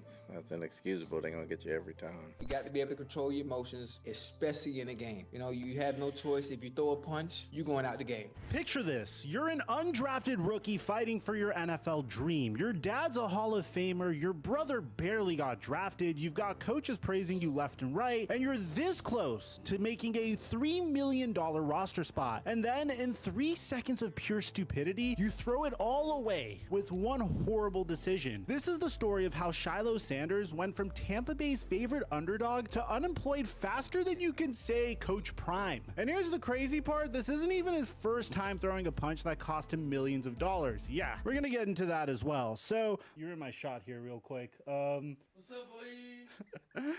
Real quick, we just started Uni Diamond Talks baseball channel. If you guys want to check that out, he's almost at 25,000 subscribers. And now that we got all that out of the way, we have a quick announcement. NFL season's around the corner, and Dak Prescott just needs 1 passing yard in order for his square to hit. Guys, you can sign up with my promo code microphone to get a free $50 in lineups when you play $5 or more on Prize Picks. Once you get that, use $25 on this lineup here to make $131. I've already been making picks so I can snipe the best lines early on. And in this case, I'm pairing Dak Prescott to get 1 passing yard, which is a free square, with Kyren Williams getting a touchdown at any point and Justin Jefferson scoring a touchdown versus the Chicago Bears. On top of that, if you want more plays, I've created an incredible Discord community of experts in the WAP link in the description down below. And thank you, Prize Picks, for today's sponsor. Mic check 1 2 1 2. What's going on, everybody? During the 2025 NFL Draft, we were all paying very close attention to Shedeur Sanders' free fall. But during that free fall, his brother Shiloh said something that was very telling and honest about what his current draft stock was. See, bro, I don't even know what they're gonna do with me, bro, because they're doing you like this. So the NFL Draft ends, and while his younger brother Shedeur Sanders got picked up by the Cleveland Browns in the 5th round, Shiloh Sanders went undrafted. But here's where it gets interesting. Within hours of the draft ending, Shiloh did something smart. He fired his dad as his agent. During their draft live stream on Twitch, which by the way, nearly 1 million people watched, Shiloh straight up said, "Dad was our agent, but that hasn't been working out too good, so today I had to sign with an agent, bro." He hired Drew Rosenhaus, one of the biggest agents in the game, and boom, the Tampa Bay Buccaneers came calling immediately. I'm just grateful that the Buccaneers gave me this opportunity, bro. I've probably thanked God like 30 times today. The Buccaneers signed him to a 3-year deal worth $2.965 million. Now, for an undrafted guy, that's incredible money. But here's the thing, and this is important, only $1,572 was guaranteed, which is basically nothing, which means that Shiloh Sanders had to earn that roster spot. And at first, man, Shiloh was killing it. Fan pages were tweeting about how he was impressing Tampa Bay Buccaneers coaches. Todd Bowles, the Buccaneers head coach, a defensive genius who doesn't throw compliments around, was singing Shiloh's praises from day one. At rookie minicamp, Bowles said, like the rest of the safeties, he's very intelligent. He's very loud. You can hear him on the field making calls and everything. So he has a good grasp of things day one. One reporter even said that Shiloh's footwork was maybe the most impressive of any rookie safety at practice. His intelligence and vocal leadership turned the head of Todd Bowles during rookie minicamp. And when Deion Sanders showed up to training camp to watch his son, because of course Coach Prime had to be there, Todd Bowles was cool with it. He said it's a father coming to see his son, like all of us would be doing. In his first preseason game against Tennessee, Shiloh came out hot. He delivered this massive quarterback hit that went viral. It was Tampa Bay's first QB hit of the entire game. Bowles said after that Shiloh played tough. Shiloh played tough. I thought he went in and did a heck of a job. He had some good tackles inside. He had a pressure on the quarterback as well. He did some good coverage things, so he did a good job when he was in there. But here's where the reality started setting in. The Tampa Bay Buccaneers safety room was stacked. They had Antoine Winfield Jr., an all-pro who just signed a massive extension. They had Tyke Smith moving from nickel to safety. They had Christian Itzian, who Bowles literally said weeks ago has already made the team. So Shiloh was listed as a 3rd stringer on the unofficial depth chart going into that final preseason game. He was basically competing with Kayvon Merriweather and Rashad Wisdom for maybe the 4th safety spot. Maybe. Before that final preseason game, Bowles made it crystal clear. This last week is going to be very important for those guys to show up, which means that Shiloh did have a fighting chance to make the roster spot. But on August 23rd, on Saturday night in Raymond James Stadium, the Tampa Bay Buccaneers took on the Buffalo Bills. It's the final preseason game and Shiloh's final chance to prove himself. And he already was having a rough night. Earlier in the game, he got flagged for pass interference that led to a Bills touchdown. He was missing tackles, losing his footing, and it was not looking good. Then midway through the 2nd quarter, with the Bills leading 7-3 and driving deep into Tampa territory, it happened. Shiloh was covering Bills tight ends. Ah, shit.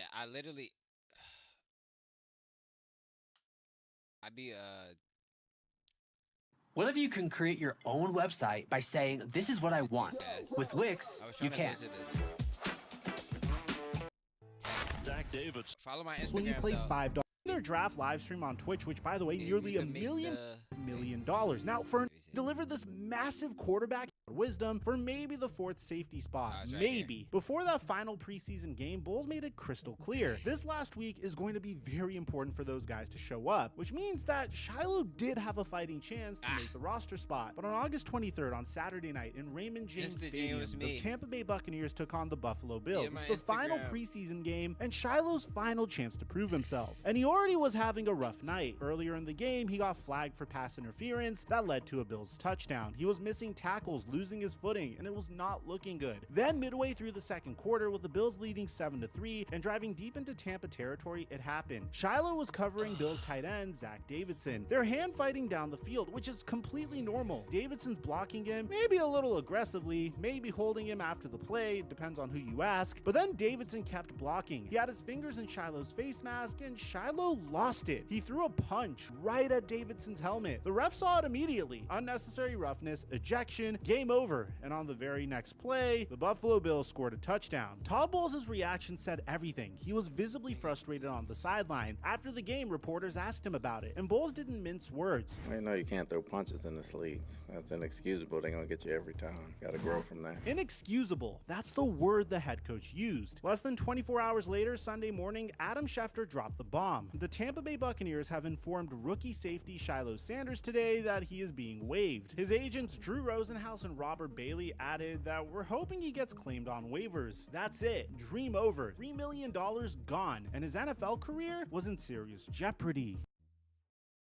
Now here's where it gets insane. Do you remember when I said that this wasn't Shiloh's first expensive punch? Shiloh Sanders is currently $11.89 million in debt from another assault case. Back in 2015, when he was just 15 years old, he allegedly attacked a security guard named John Darjean at his Dallas high school after the guard tried to take his phone. According to court documents, Darjean claims that Shiloh slammed his elbow into his chest and continued to hit him after he fell. The guard said that he suffered severe and permanent injuries, including a broken neck, damage to his cervical spine, permanent neurological injuries, and irreversible incontinence. That is just brutal. And here's the wild part. Shiloh didn't even show up to the trial in 2022. So the court hit him with an $11.89 million default judgment. He filed for bankruptcy in October of 2023, trying to get out of it, claiming he only made about $193,000 in NIL deals that year, way less than people thought. So this dude already owed almost $12 million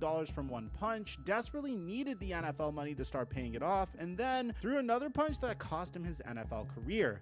Let's put this into perspective. There's been a lot of undrafted players that have made it in the NFL. Tony Romo, Arian Foster, Rod Smith, even on the Bucs' current roster, they have guys who went undrafted and became stars. But you know what those guys didn't do? Throw punches when they were given opportunities to make the team. One NFL insider gave a reality check about Shiloh's contract, saying even though it looked like almost $3 million, only $1,572 of it was guaranteed, and he could be cut at any time. The insider said that the Bucs had 3 undrafted rookies get $250,000 to $300,000 in guarantees this year. Even with those, it can be covered with practice squad salary. The translation of that was Shiloh's deal was basically nothing special, and he had zero room for error, and he made the biggest error possible. Meanwhile, on the same day that Shiloh got ejected, his brother Shedeur had a very tough game in Cleveland. And honestly, I wanted to make a video on this, but I was kind of on the fence because I don't know if you guys have Shedeur Sanders exhaustion. So if you want me to cover his final game, just let me know in the comment section down below, and if it becomes a top comment, then I'll cover it. We carry Canon cameras, lenses, Sony, Blackmagic, DJI, Apple products, lights, bags, and much more. But the difference between Shiloh having a bad game and Shedeur having a bad game was Shedeur was drafted. He got a real contract. He has time to develop. Shiloh, he had one shot and he blew it. Here's what people need to understand about the NFL. It's a business. Todd Bowles runs one of the tightest ships in the league. The Buccaneers are trying to get back to the Super Bowl. They don't have time for guys who can't control themselves. Think about this from Bowles' perspective. You got a third string safety who is already on the bubble. He's been struggling in the game. He gets a penalty that leads to a touchdown, and then he gets ejected for throwing a punch. What message does it send to your team if you keep him? And remember, this wasn't some heated rivalry game in December with playoff implications. This was a preseason game against the Bills' backups in a situation that meant nothing except for guys trying to make the team. So where does Shiloh go from here? His agents are hoping another team will claim him off of waivers, but let's be honest, what team is going to want a guy who just got cut for throwing a punch in a meaningless game? A guy who's $11 million in debt and might be distracted by legal issues. A guy who couldn't crack the roster as an undrafted free agent and may have quite a temper. The practice squad is possible if he clears waivers and the Bucs want him back. But after what Bowles said, after calling it inexcusable, that seems fairly unlikely. The CFL, XFL, or USFL might be options, but those leagues pay peanuts compared to the NFL. We're talking about $50,000 a year instead of millions. The whole situation is a masterclass in how to destroy your own opportunities. Shiloh Sanders had everything going for him. His bloodline, the coaching praise, the opportunity, way more media attention, and chat. This Call of Duty is trash.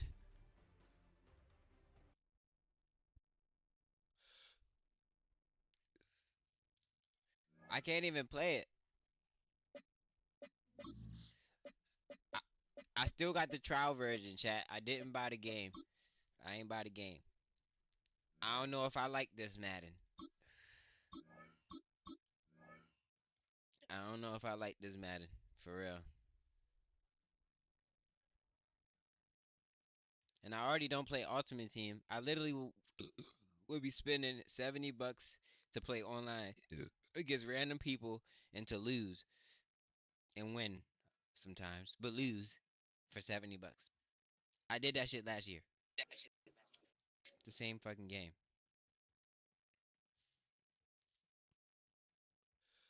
The same game.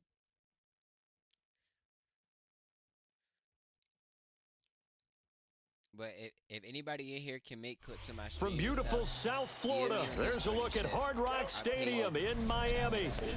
Straight ahead, we've got a pretty good one on tap here, as it'll be the Cleveland Browns taking on the Miami Dolphins. I gotta make a photo of all the clips too, because some people, they want to do it, but they don't know how to do it. Dustin Hopkins. The kicker, Dustin Hopkins, set to get this one going. And we are underway from Miami. And this opening kickoff will not even reach the landing zone. It hits short of the 20, so that's going to move the ball out to the 40-yard line.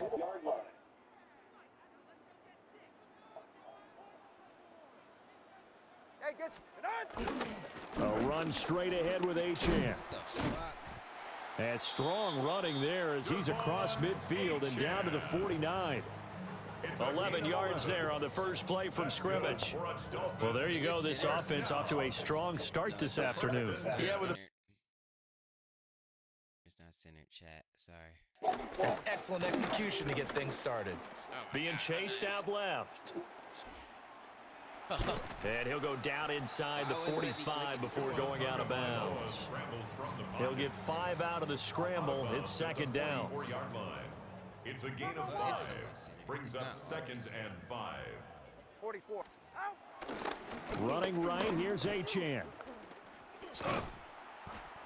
Still a couple yards short of the first as the 3-yard gain brings up a third down. Just not a whole lot of room to operate there on that carry. No, not at all. They did a really nice job staying in their proper places and not allowing any lanes to open up. They'll run for it with Achane. And he'll lose yardage on the play back at the 45-yard line. What was that? A rough go there on third down, a loss of 4. How about the job there on the outside? Shed the wide receiver and was able to make the tackle on the perimeter. So on fourth down, here's Jake Bailey to punt for the Dolphins.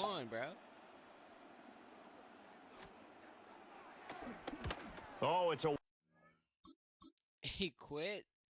Bro, this is why I don't play Madden. It just fucking... It's because it's the trial or something?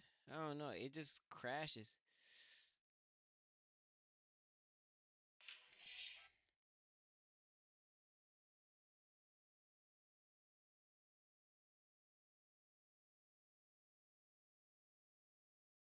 One-way neck.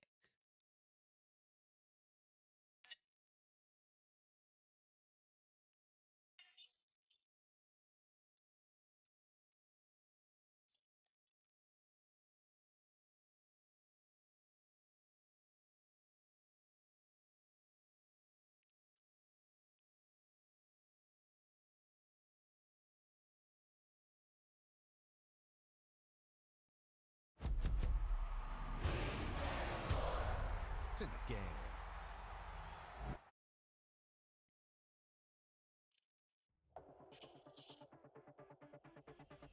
Yeah. It be showing when I view messages, or it always did.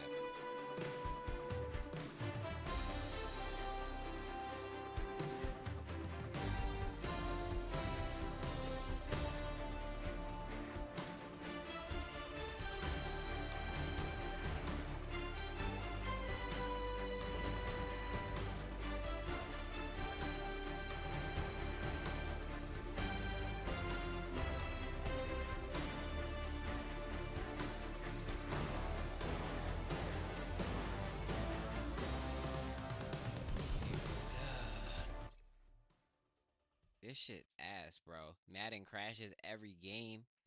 You know it's the trial. Stop asking me. Do I want to upgrade? I don't want to upgrade.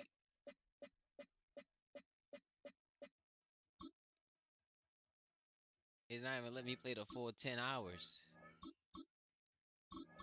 They had to give me more 10 hours, bro. I need to play 10 hours straight through, bro.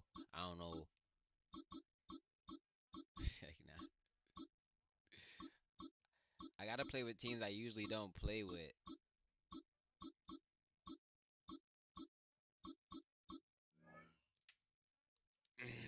Cause this game is different. I might fuck around like a team that I usually don't like.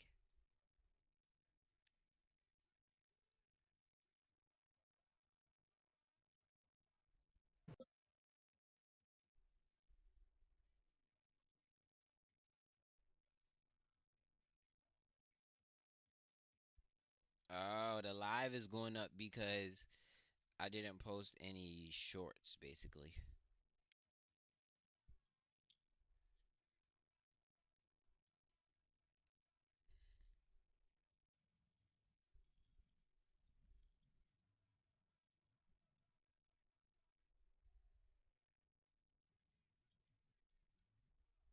Oh, what the hell going on? Chat, I'm live. Join up.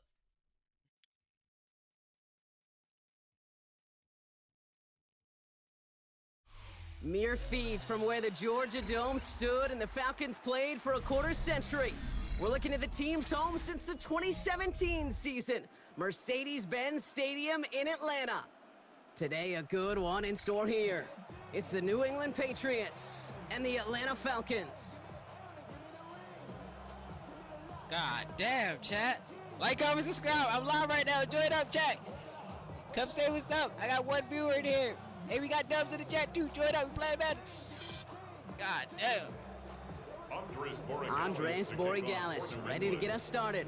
And we're underway in Atlanta. Here's Jamal Agnew on the return. That boy fast. He'll have a long field ahead of him, partner, as he's wrapped up shy of the 15. Okay. The Falcons take over first and I didn't mean to spin. At their own 14-yard line. I fucked up. As soon as I spinned, I had to just continue.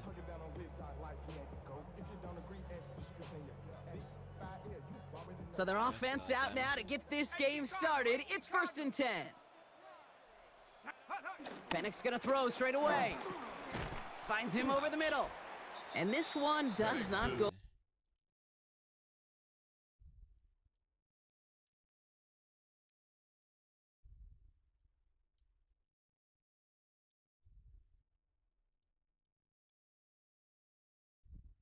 Alright. I'm not.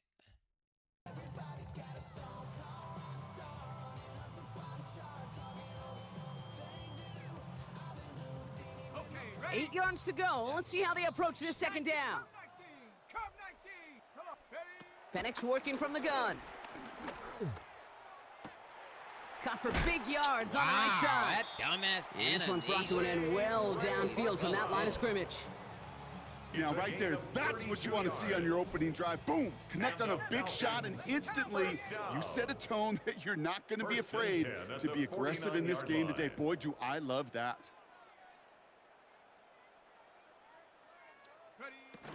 They'll run it here with Bijan Robinson. And he's not going to be happy picking himself back up after this. They're sent backwards on first down. A dose of the hurry-up offense here. At the 47-yard line. 2nd and 12 behind the sticks. Couldn't connect right side. It's incomplete. I think if you look up in phase in the defensive encyclopedia, that is a picture-perfect form of it. He was all over him in coverage, really forcing the incompletion. 3rd down, it's Penix. That one's incomplete. Had the connection, but some stone hands got in the way there. Couldn't find Kyle Pitts on that throw. And they're going to be stuck with a 4th and long. You know, Kate, you'll get a little bit of grace for a drop in the first frame, but that's one, as this game goes on, he's got to have. It's hard on 3rd down to execute. And with the ball in your hands, you got to find a way to catch it. What? It's a turnover to begin their game. That's incomplete on 4th, and it's going to go over on downs. You know, Kate, I don't think I've ever met a defender that cares. All they want to do is get off the field. Doesn't matter if it's a drop pass, deflection, breakup, even an interception. Challenged by the offense to get one more stop to get off the field, and that's exactly what they did. This is ahead for about 5. Jesse Bates getting up for the stop that time. That is simply a stay on schedule kind of run. Nothing more, nothing less, just right on schedule.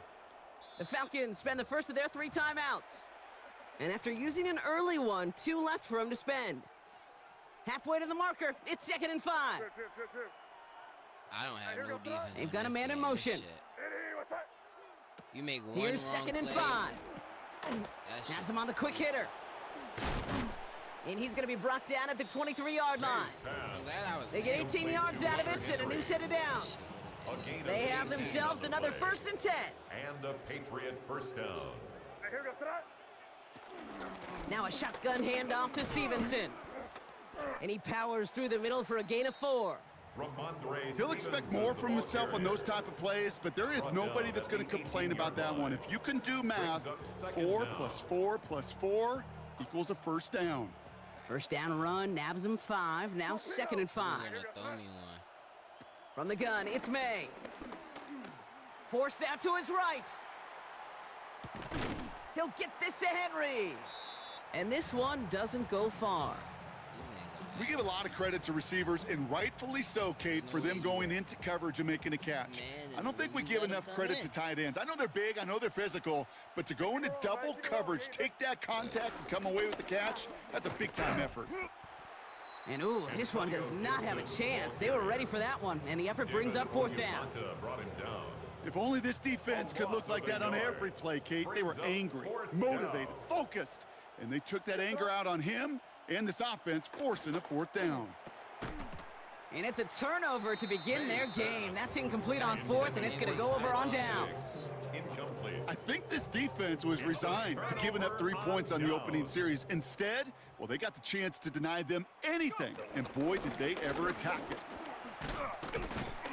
Nearly starts the drive with a first down run. Stopped a yard short, gain of 9. I didn't even hit the turbo. Brought down at the 26. What the fuck? It's a gain of 9. Through one quarter, neither side breaking through on the scoreboard. Hopefully no shortage of excitement coming up in the second. We'll make our return to Mercedes-Benz Stadium after this. Back for our second quarter. It's Falcons football. They have it on 2nd and short.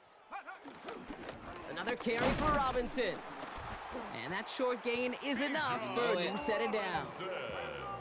Offense up to the line fast. And the Falcons on first down, here's Penix. Escapes the pocket. Play didn't break how they wanted it, and he throws this away. Well, discretion, the better part of valor in a lot of cases. Rather than force something with no one open and risk a turnover, he wisely just threw it away. Throwing from the pistol, Penix. Now try to set up the screen. Here's Robinson. And he's downed after getting this up to the 41. Moving quickly, trying to get set again. 13 yards on the play. That's good for a Falcons. Throwing now on first down, Penix. Buying some time right. Complete out to the right side. And he'll be brought down a step or 2 shy of midfield. They're going to mark him at the 48.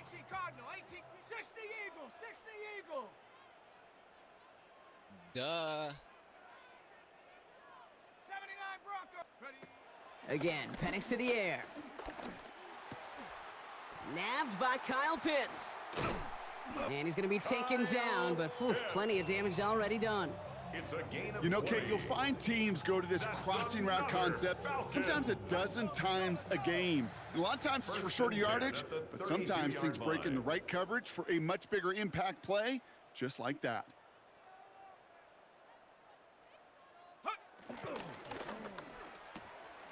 Firing quickly is Penix, complete.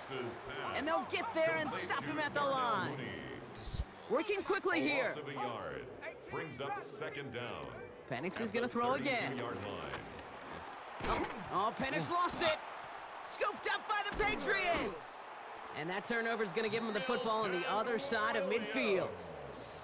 So just like that, Brock, a very nice drive ends in a whimper from that offense and a real roar from the defense who get off the field by recovering that fumble. Yeah, that defense was just getting walked backwards, and one of them finally said, enough is enough. And I'll tell you, the way they were moving the football offensively, I think you felt it, I felt it. Touchdown, New England! Mays pass. The Patriots get the game's first points here in the second. New England. It's a Stephon Diggs touchdown. On for the extra point.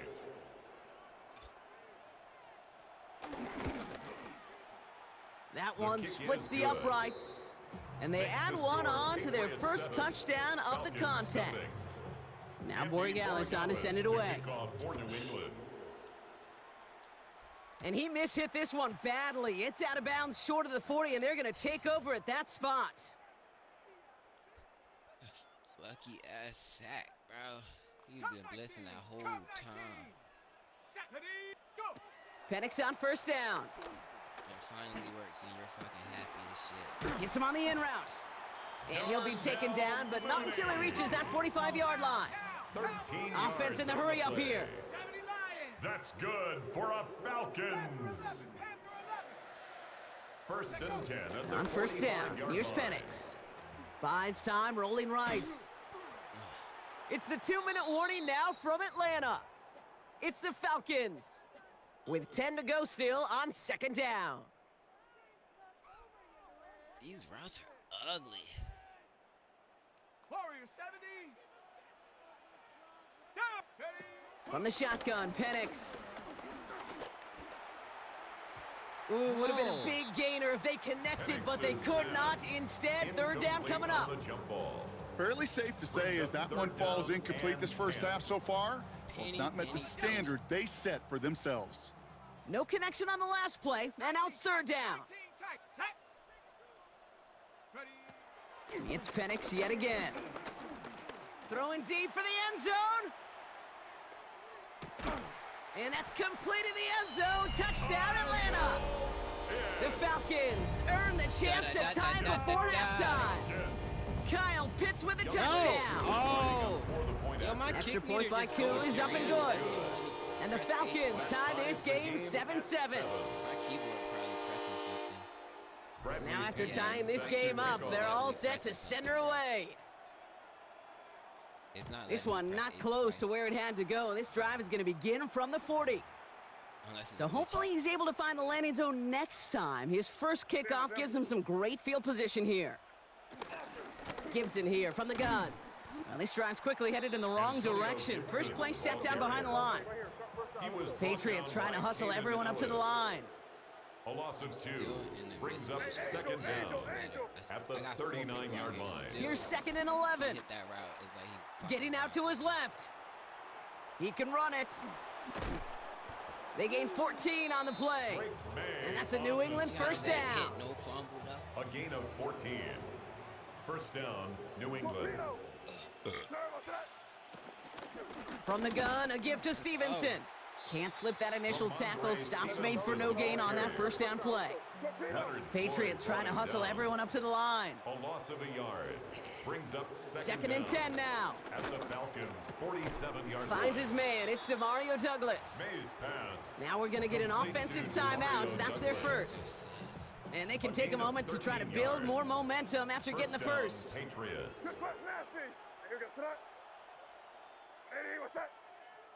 To the air on first down, May. Oh my God. And that's going to be knocked away, incomplete. You know, I say this all the time. You get down there to the red zone, and things happen so fast. Those windows close in a hurry. The quarterback's fortunate that was one hand and not two hands that got on the football. May trying again here on second. He completes it in traffic.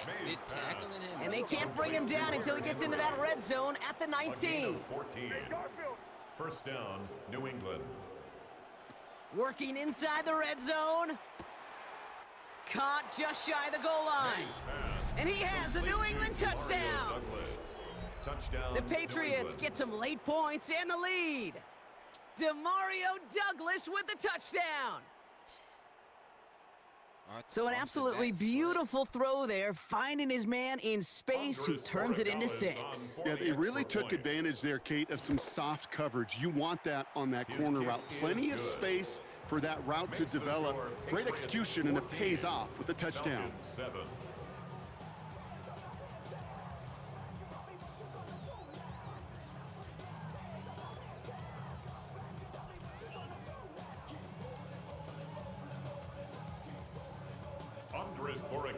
To kick off for New England. Now Borregales on to send it away.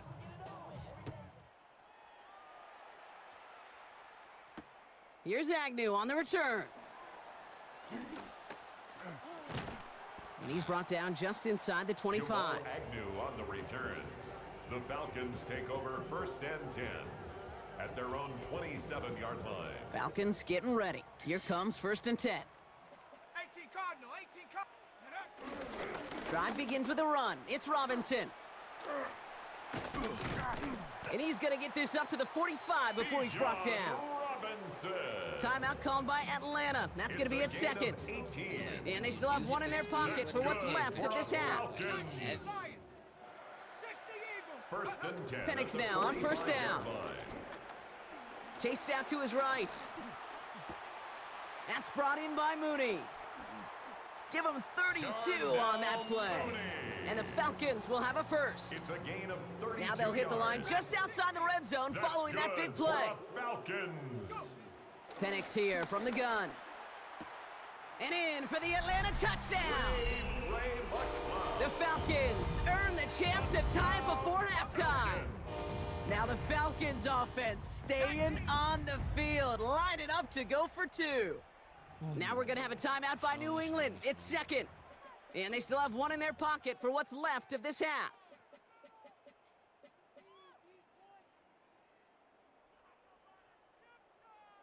Oh, I got Penny, right? Yep. Defense had a chance to scheme it up, now lined up to defend this try. The Falcons will line up for the 2-point conversion.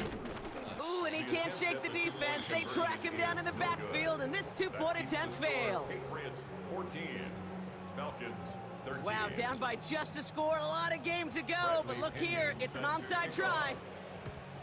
And no luck, the Patriots are there to recover. And he's going to be brought down after reaching the 43.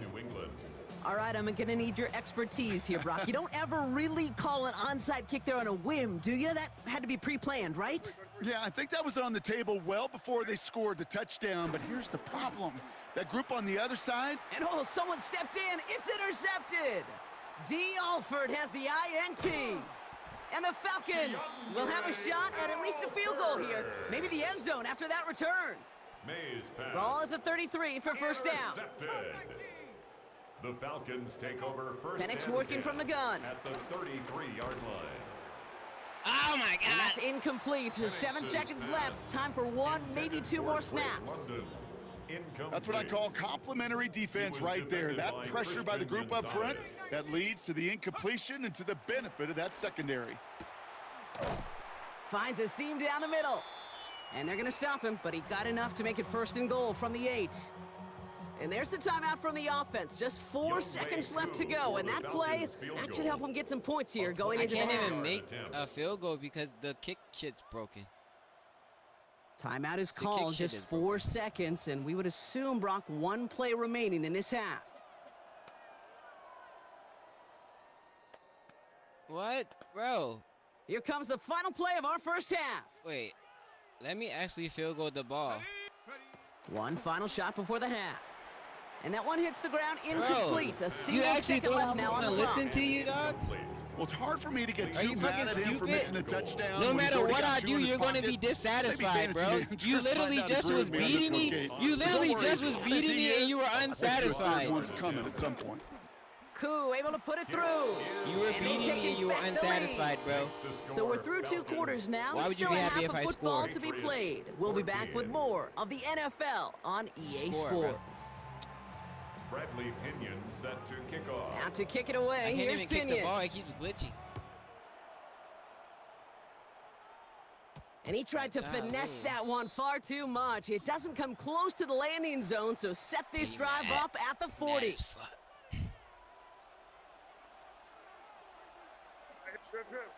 He's a hater too. Like, why is he worried about my business? Going play action, May. And there's a man there. It's intercepted. This nigga throwing picks and the shit. Falcons get the football back with great field position there at the 36. And it doesn't matter who gets that ball to start the second half because he picks it off on the very first play. I wonder at halftime, down there in that locker room on the whiteboard, if that defensive coach... And he's into the end zone for an Atlanta touchdown. The Falcons push their lead further to start the half. Here are the Falcons once again going for two. Always just... Penix is going to throw for it. And he's got it, so they get the conversion, and that's going to extend their lead. Well, Brock, they wanted the two-score lead, and they got it. And now, I think it becomes a little bit easier to defend the lead in this second half.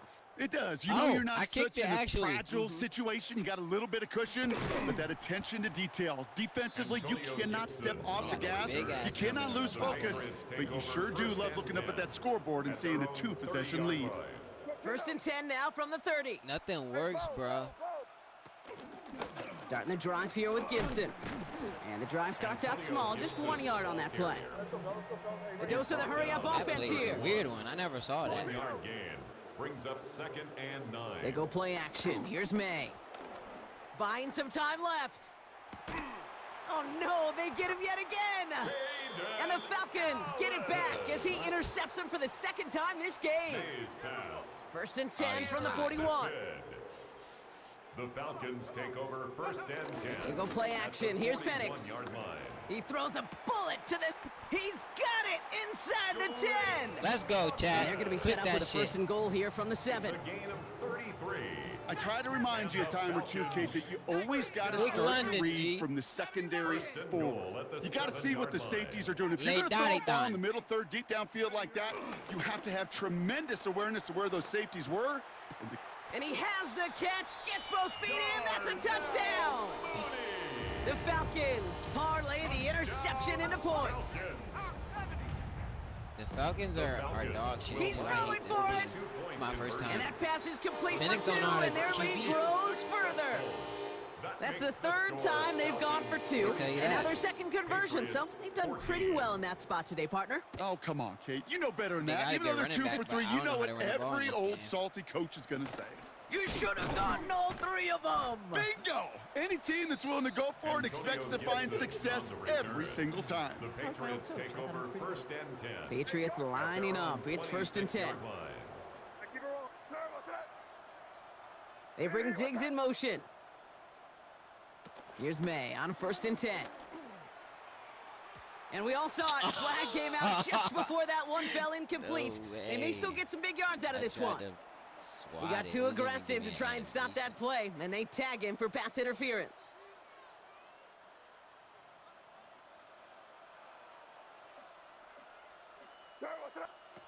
Off the play action, May.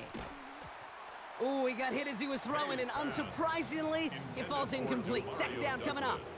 Incomplete. Jesse Bates on the coverage. Back to the air, it's May.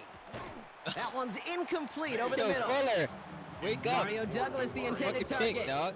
So they're left facing 3rd and long. It's 3rd down. And from the gun, it's May. He's going to loft one deep to the left. And they really went for it on 3rd down, didn't they? But the heave falls incomplete. Now they're facing 4th down.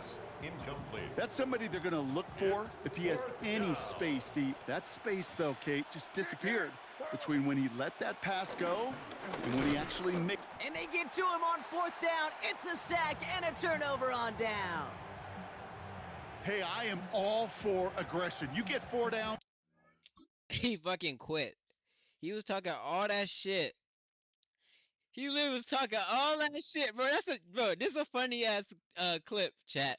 He was talking all that shit. Look, join my stream, all that. He started shouting himself out. He said it's only the first half. Nah, more shit kept happening. I kept scoring. He quiet.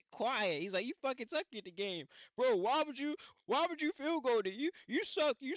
Why would you listen to me? Like, bro, people, this is why you can't listen to nobody, bro. Like, do what you're gonna fucking do because they don't want you to do what's in your best interest. So why would they want you to score, even if you're gonna field goal it or not? Why would they want you to do something that's in your best interest? That makes no sense. Why would they like? They want you to go for it instead of getting a field goal. Obviously, even it don't matter you're a bitch or not. You need points. You need to have a possession over your opponent. If they trick you out of that, then it's like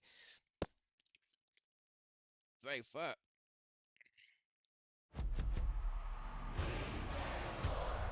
It's in the game.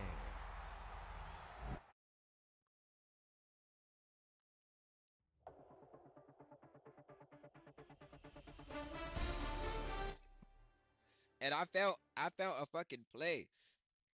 I felt a play. This game, this game is really bad at like certain defensive plays don't cover certain parts of the field and like off rip, like hike the ball, they space out, they open immediately. Like certain plays don't cover three, cover two, it don't matter. You can be in cover four. It don't cover that part of the field. Low key, the Falcons was fun. I ain't even gonna cap. The Falcons was fun. I'm using another team after this, but I just want to see.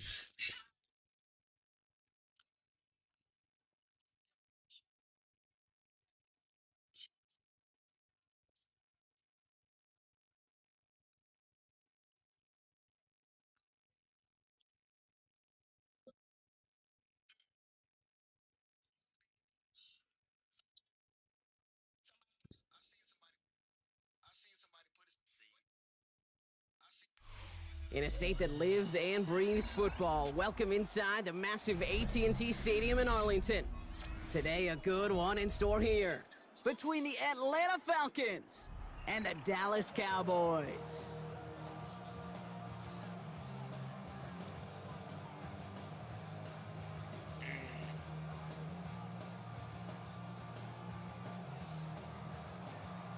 Here's the punter, Bradley Pinion, to get this one going. And off we go from Dallas. Brings in the kick at the 9. Uh-oh, it's a fumble on the opening kick. We just hit the shit out of him, boy. You gotta stop playing with Neither the boys. offense has even taken the field yet, and already, Brock, a massive swing in this contest. Yeah, think about it this way, Kate. If we didn't have the coin toss before the game and one team got the ball to start both halves, what an advantage it would be, and that's exactly... And they will score. It's an Atlanta touchdown. The Falcons take a 6-0 lead on their opening drive. He fucking quit. Bro, the Falcons are tough. The Falcons are tough, bro. He can't. Whenever they quit, the game just crashes. Like, what the fuck? The game. Yeah. I gotta turn my mic volume up. My mic volume isn't up. Or it's not the actual volume. Let me see something. It's probably playing, like in Madden, it's probably making them hear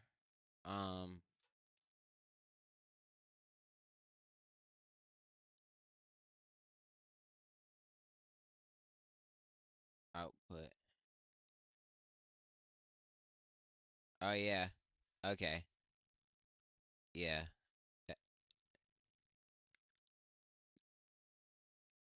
They couldn't hear me for real. Bro, that's a funny ass clip, bro. I gotta find that. I gotta get that shit. That's what I mean, bro. People be talking shit.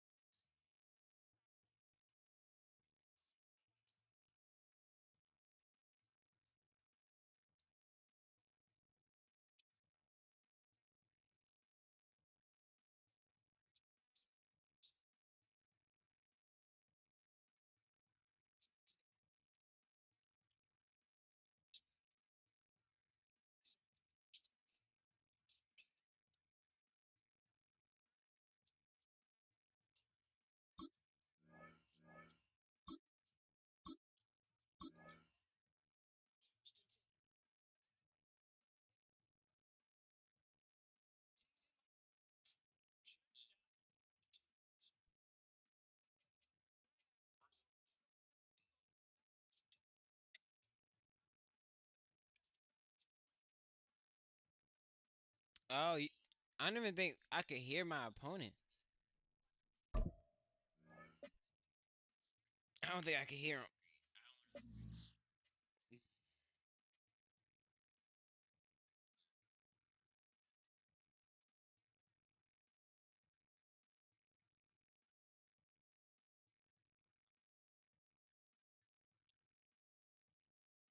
Oh yeah, all right. So I can't hear.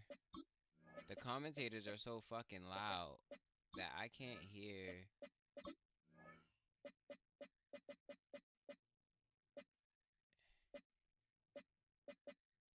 I can't hear the.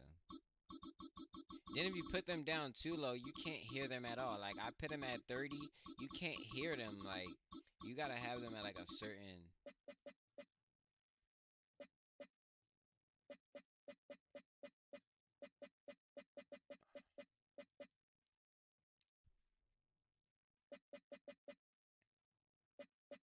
Menu narration set to 100.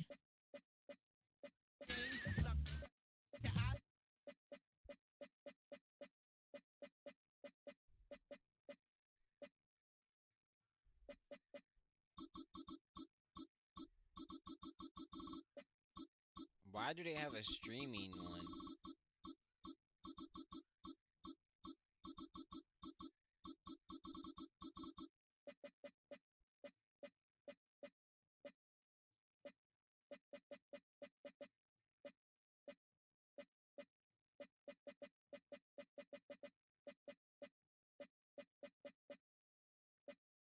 It's not even that. Like, it's not even set up right. Visual feedback, audio settings. Alright, that's not anything. Oh, this is cool. I'm trying to see why.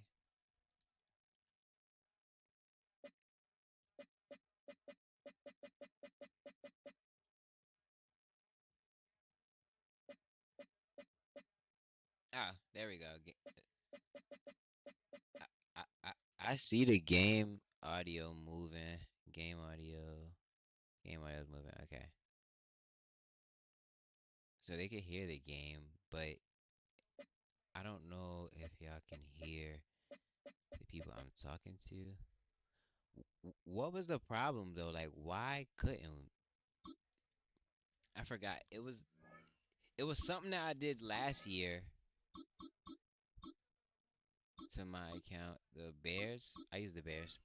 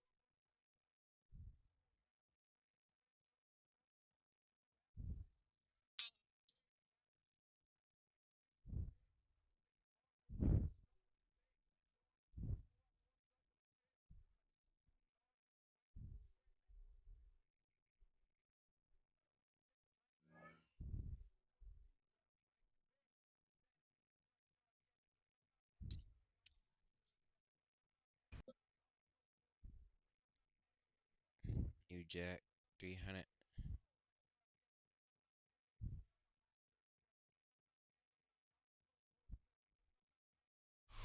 Soldier Field opened back in 1924 with the Bears becoming tenants in 71, and what a home field advantage it has become here in Chicago. Today, boy, what a matchup. Two NFL franchises with so much history, so New much Jack. tradition, getting set to do battle here. As it'll be the Green Bay Packers. Watch your mouth, bro. For real. Brendan McManus to kick off for Green Bay. It's a rivalry that dates back to 1921. The Packers and Bears are underway from Chicago.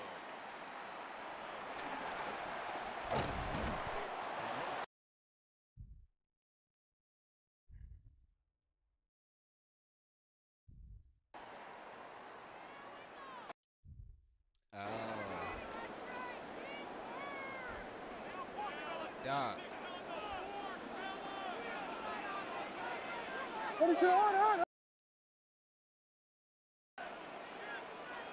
That has it.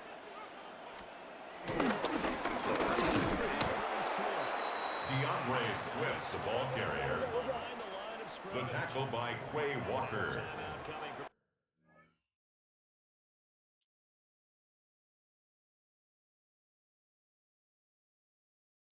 See, where is the audio thing?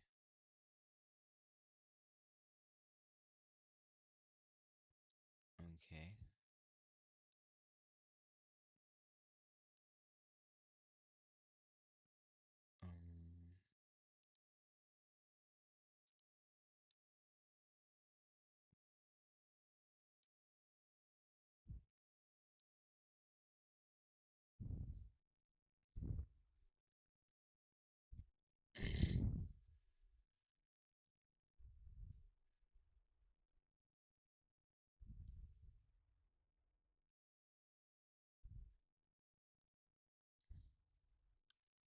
They think I don't know how to get out of the fucking screen. Oh, nigga. Bro, watch your mouth, dog, for real.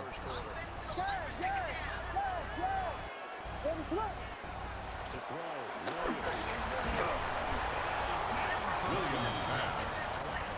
That was a touchdown. The old nigger mess spot. That's the most nigger play on fucking Madden. The most nigger fucking shit on Madden. Use your 300 is racist.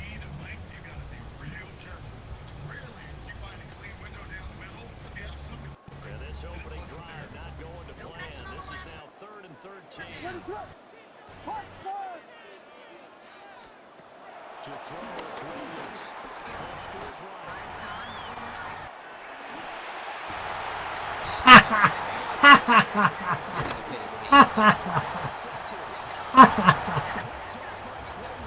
Here, I'll tell you my plays. I'll tell you the fucking plays, man. I'm gonna run it. Look at this. Bro, make it hard. Yeah, there's fucking two guys there. I'm gonna run it. Make it hard on yourself, bro. First and 10. Trying to be all tough and cocky. Striker, 3-3. Set, ready, set.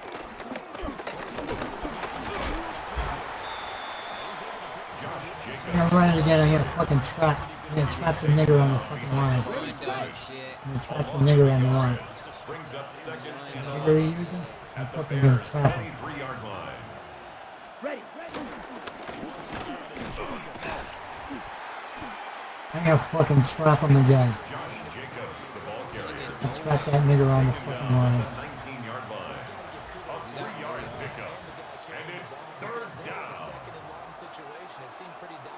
Ready. What? Bro, it's like tackling. I'm gonna trap him again. The ball. I No swear. gain on the play. It's now 4th down. Brandon McManus on for the field goal. 3? This guy's ass. 35-yard attempt. It's smart, but this guy's The ass. kick is good. Makes the score Packers 3, Bears nothing. Brandon McManus to kick off for Green Bay.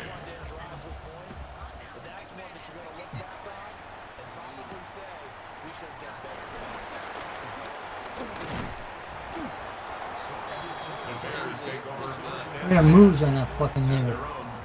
Those are fucking heavy moves, man. Heavy moves on the fucking nigger.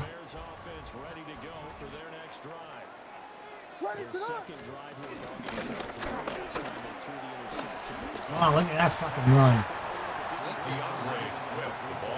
That's better than your whole entire possession. At the 39-yard line.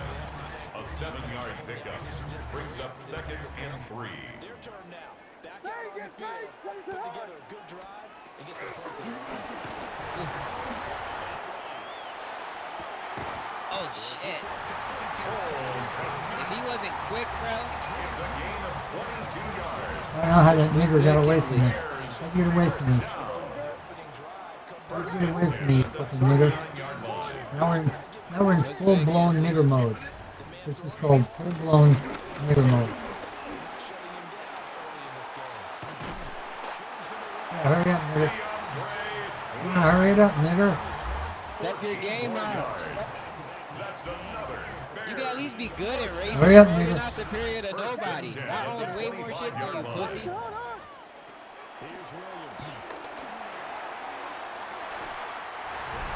Oh, look at that fucking nigger play. Look at that pure ass fucking nigger shit. Nigga, you faggot. Fuck you, nigger. You fucking do shit like that. Fuck you. He quit the game. He quit the game. He said, fuck you, nigger. You fucking do shit like that. I got it recorded. Hey. Got his ass. Got his ass. That's a clip, chat. How you gonna be racist and bad at the game at the same time, gang? You gotta choose one. You gotta be so OP that I can't be mad that you racist. I see why. But you ass. You can't be ass and racist, gang. You can't be poor and racist.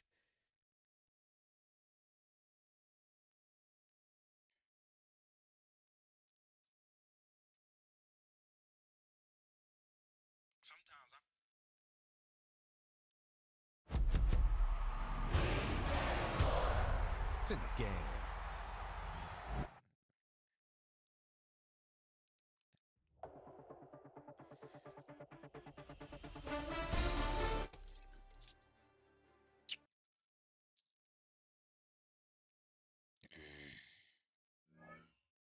Peace, peace, peace. Peace, prosperity.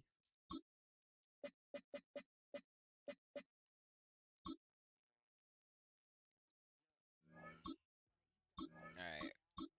I'm gonna use another team I don't use a lot. Cowboys.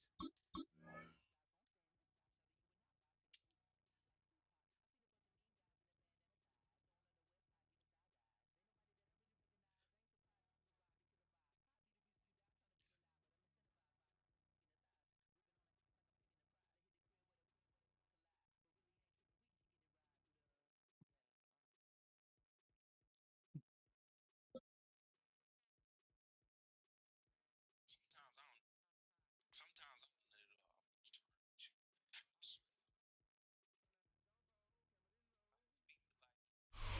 20 miles west of downtown Dallas, one of the league's grand settings, AT&T Stadium in Arlington. Coming up, two teams ready to square off. It's the Baltimore Ravens and the Dallas Cowboys.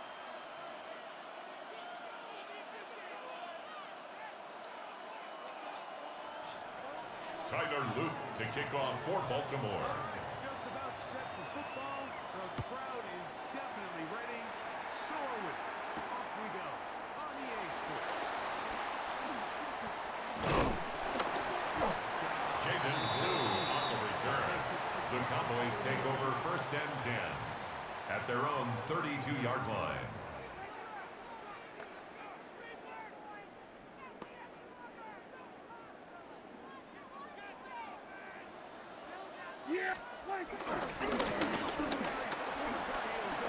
Oh my god, 40.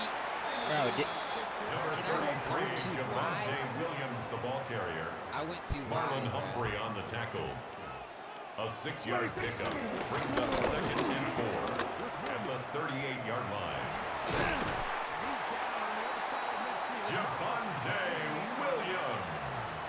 Javonte Williams, okay. 14 yards.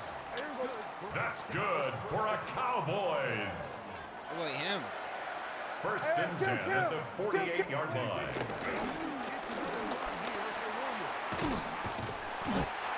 Javonte Williams. Yo, they just quitting the game. Alright, I'm hopping on card, bro. Everybody I play just quitting, bro. And I don't have a full game and they just keep closing.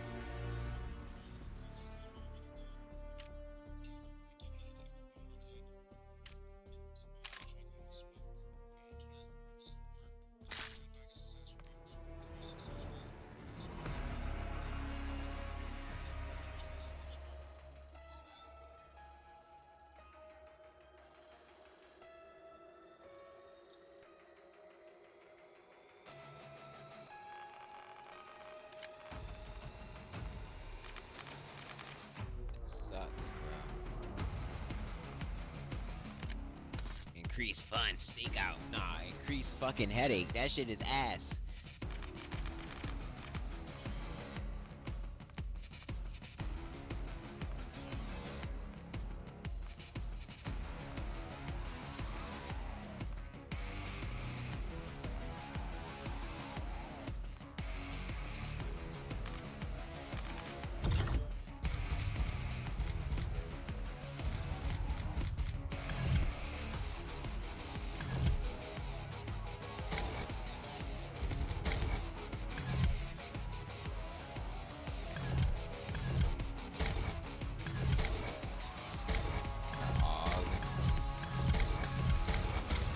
I want the fucking...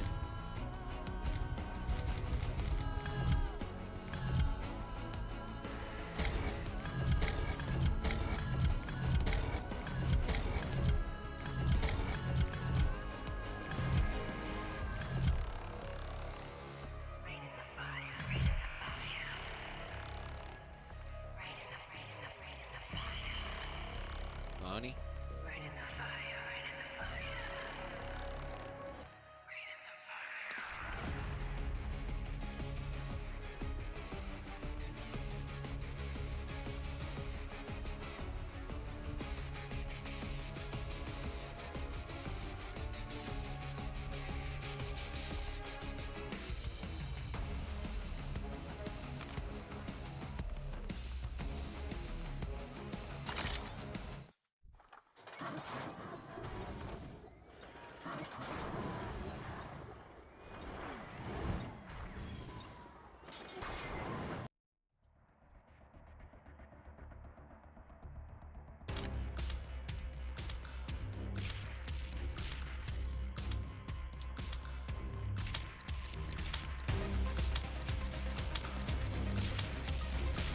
Face-off kill confirmed. Claim the advantage, now hold it.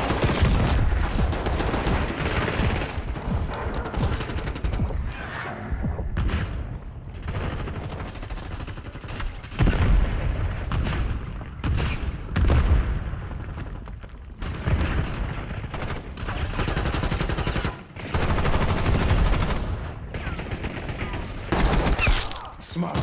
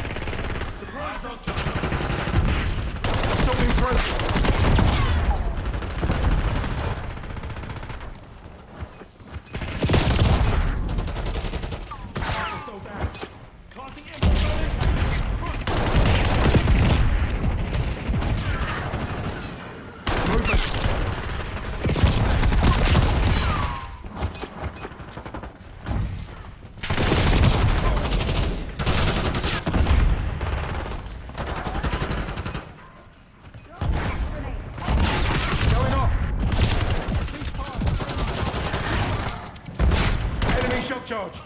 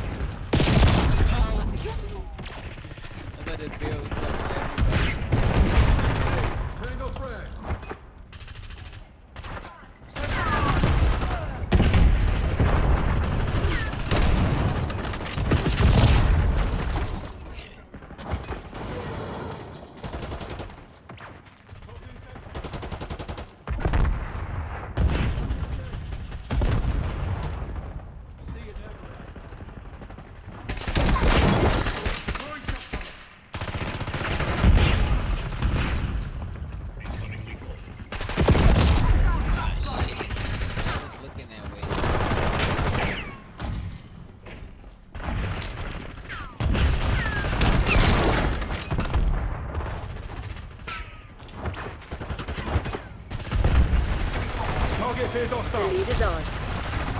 We've taken the lead. Stay on task. Classified arsenal.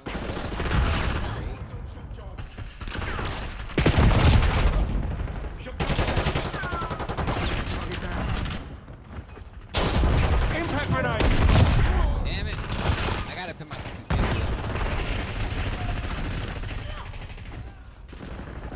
We're winning. Keep it that way.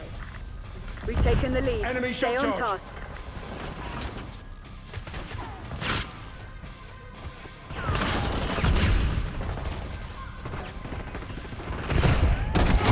Good effect.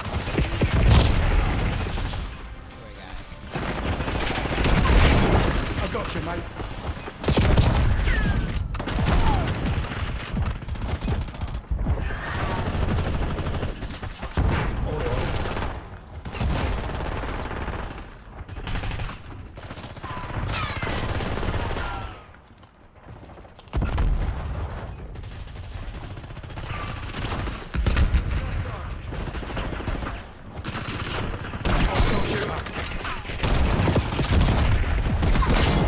Not this time, you son of a bitch. Sniper threat neutralized. Send in Semtex.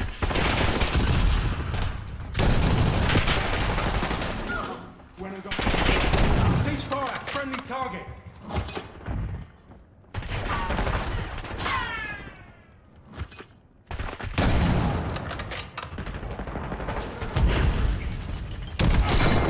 Five enemies slotted. Hostile impact.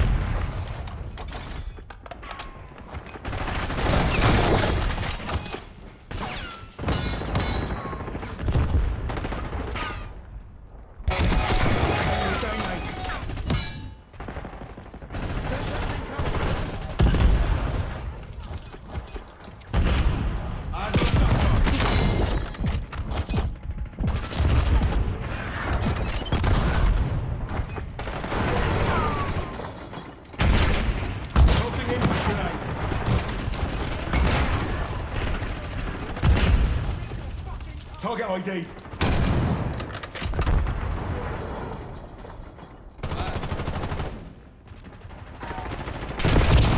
He was running right past my shit. Mover here.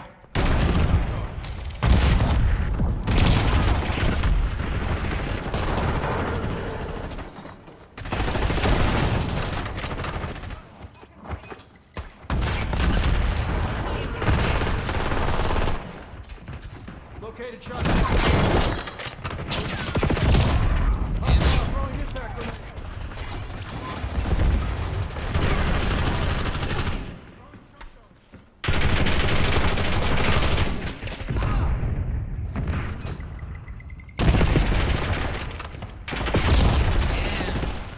MTC's nearly dry. Get serious, Crimson.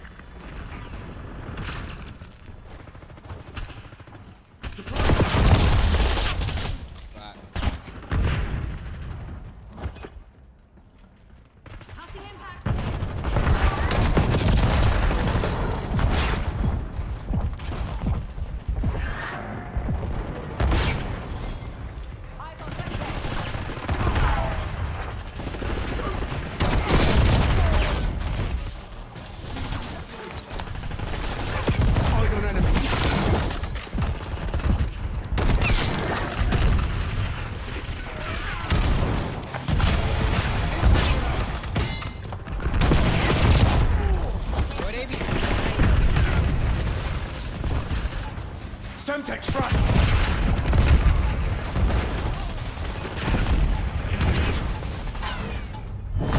Damn it, Crimson, that's not good enough. All stations, we are fucking fucked. Escape and evade.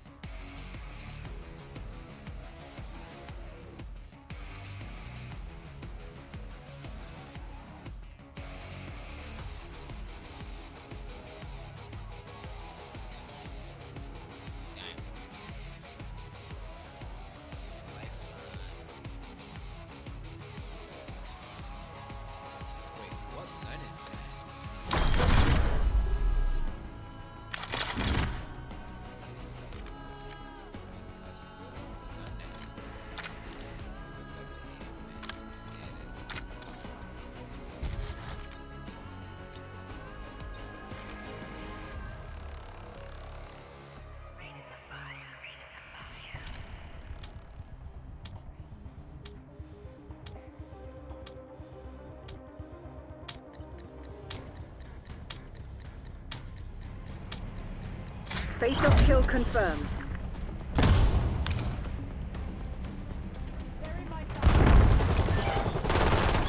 You're falling behind, sister.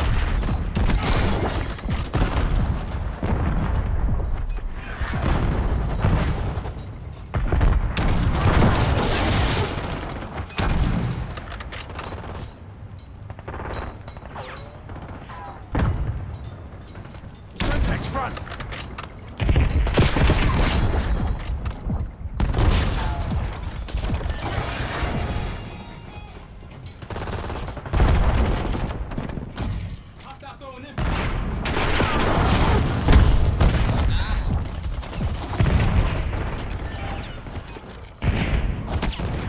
Sharpshooter threat removed.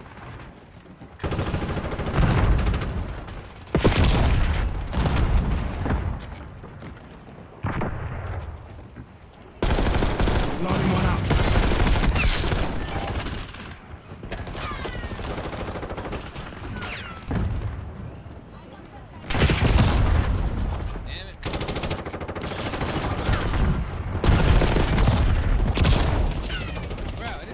They've taken the lead.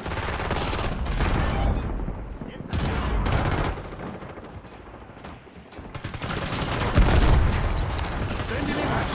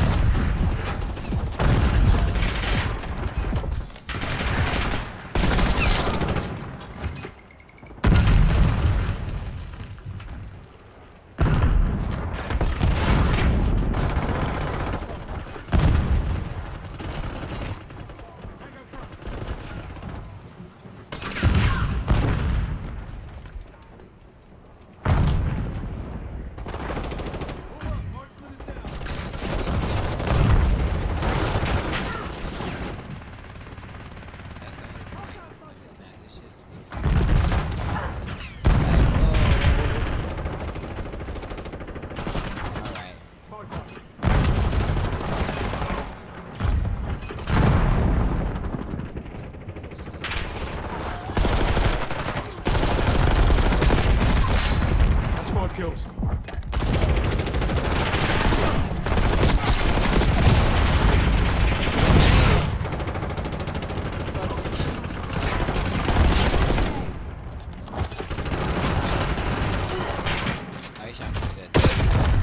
Enemy using sleeper agent. Crimson Act towards the rope, Spy. We know you're here. We're coming for you.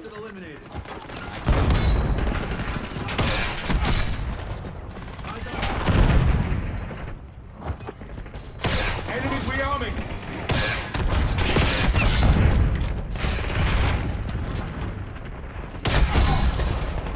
Semtex front.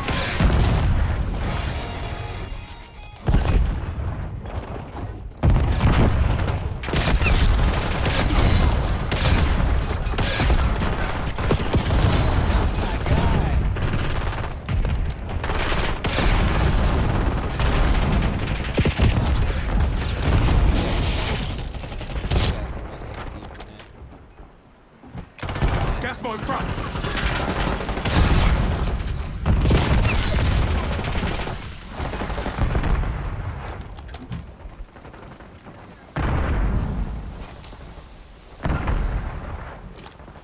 Impact going out.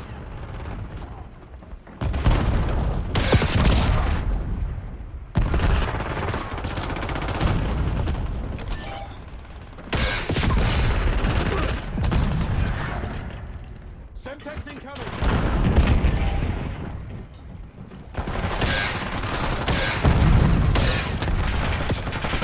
Send an impact grenade.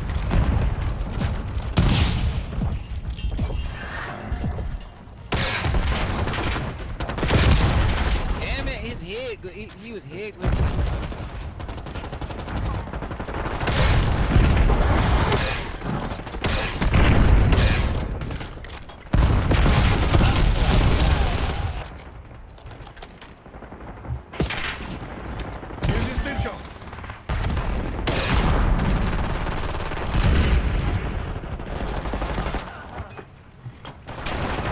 Semtex front.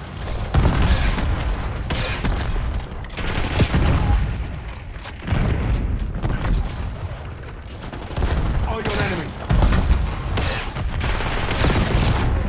Oh my god.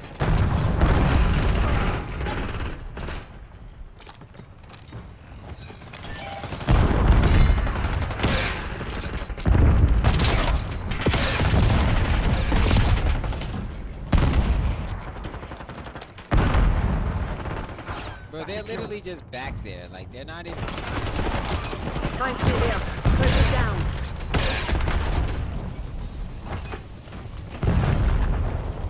This is the first time I lived.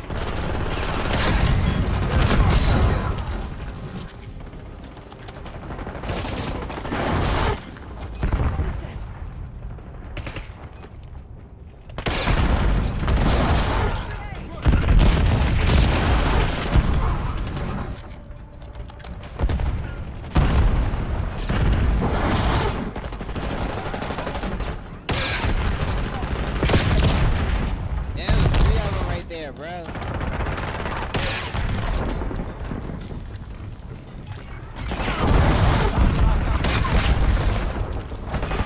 Oi, that was too fucking close.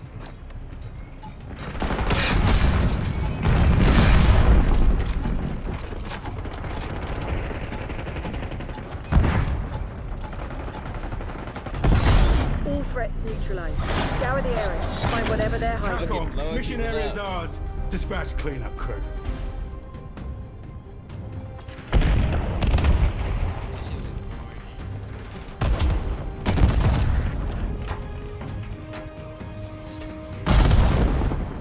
Hey, Cowboy, you did not move one bit that whole entire game, bro. You're dog shit, bro. Fucking garbage ass.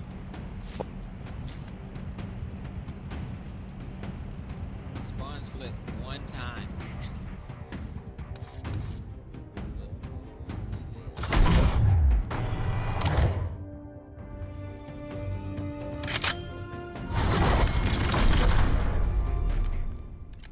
I might have started using the D1 sector. I like it. Nail gun. It's like one of those weapons that.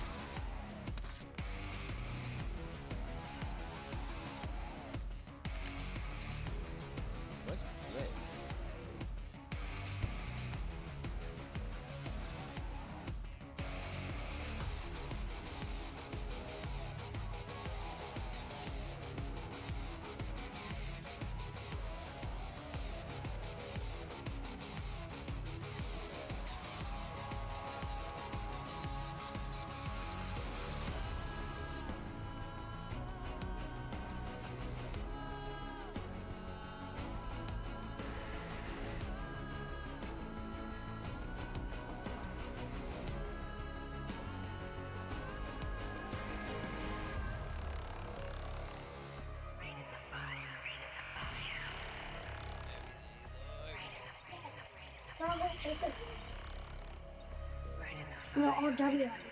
Is that what you need for my control?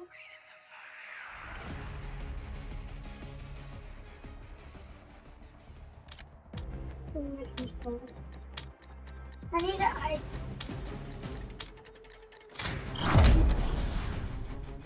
Get all threats.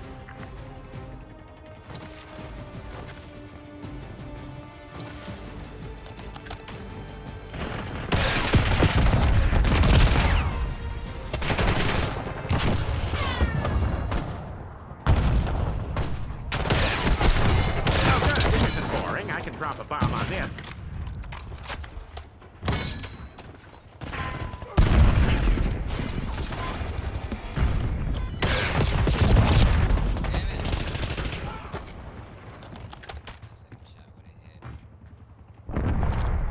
Using lethal. Nice. We're pulling ahead.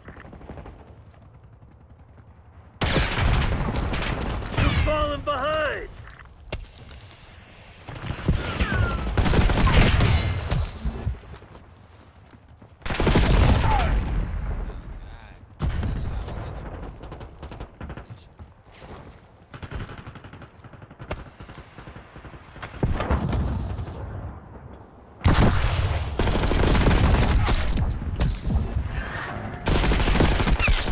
I gotta run.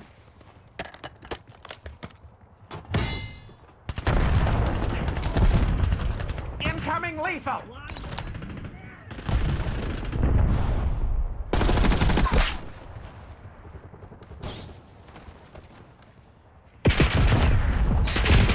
Damn it! I knew that they were closing in on me, bro. I could feel it.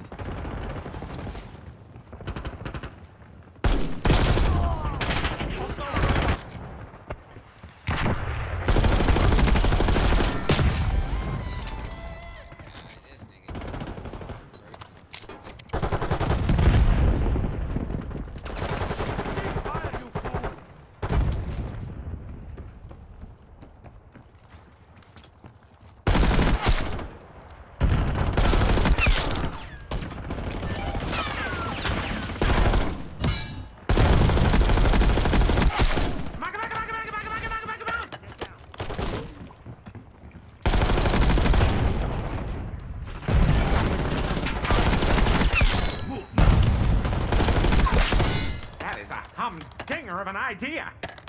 Hostile sighted!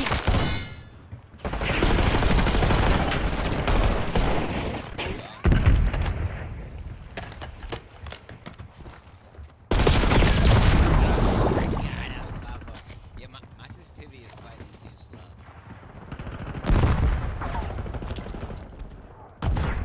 Can't quickly see. We got the lead. Now hold it.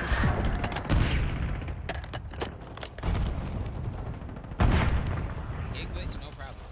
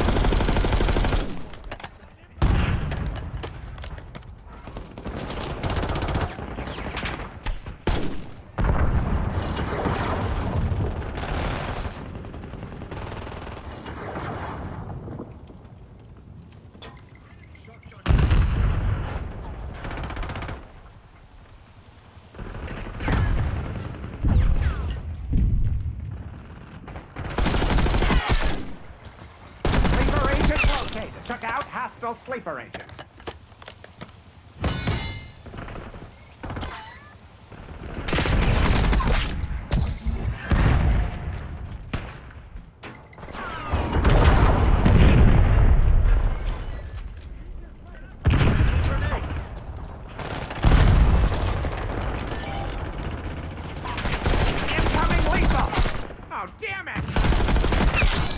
Excellent.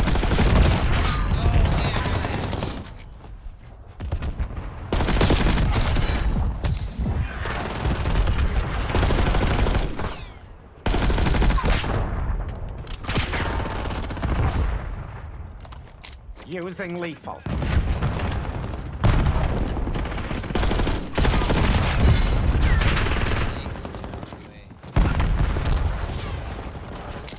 Using lethal.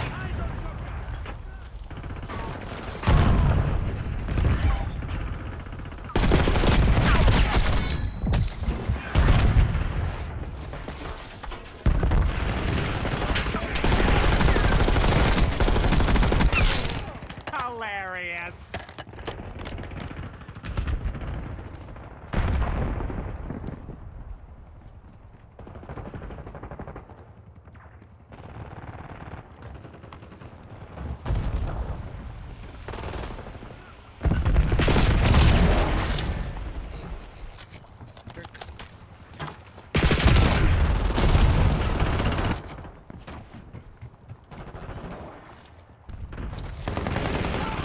Look at these. Name. Here we go. This must be a head glitch right here. Like, right here.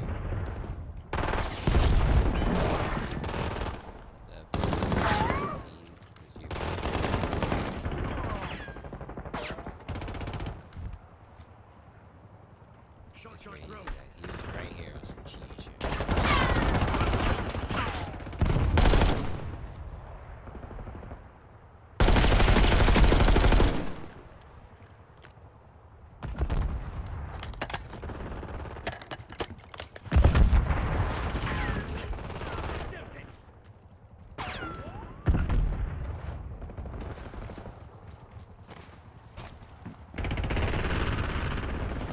Clock's ticking, Black Ops. Close this shit down.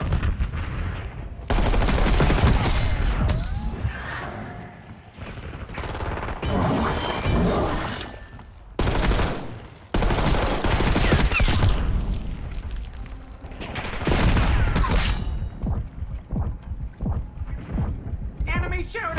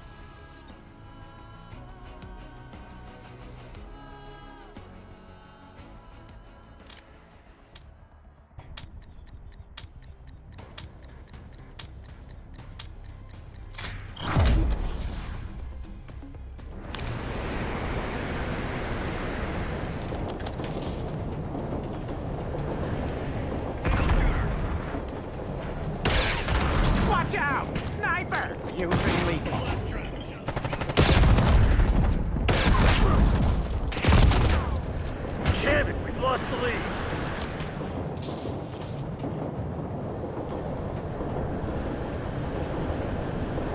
Bad guy struck.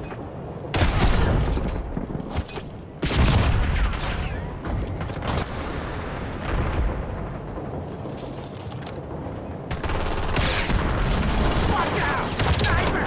Incoming lethal!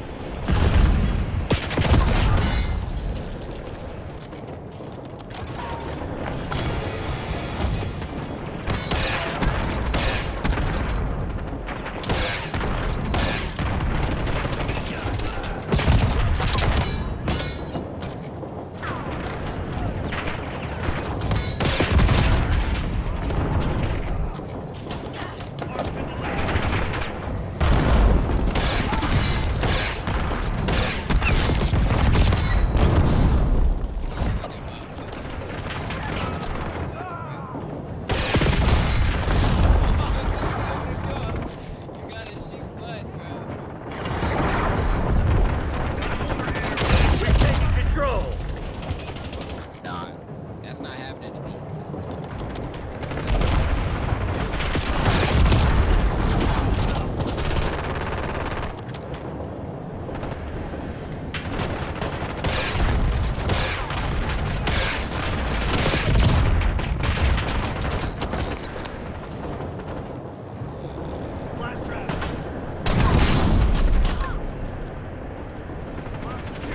Come on, you're losing this fight. Watch out! Sniper!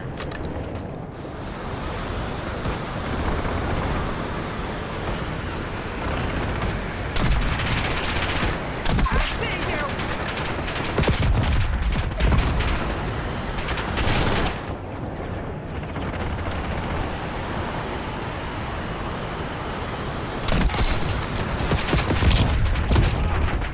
Oh, yo, Magic Ace, you just letting me die, bro. Like, he shooting at me, not even shooting at you. Enemy shooter!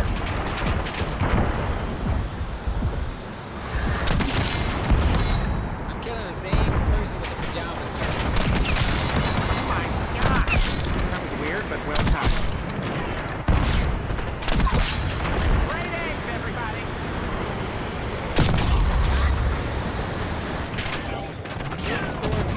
Four piece, I can take it. Incoming lethal!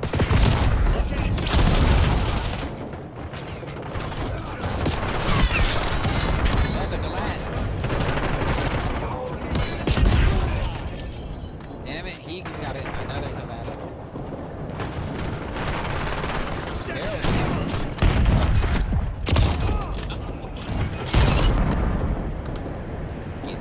Get Hunter.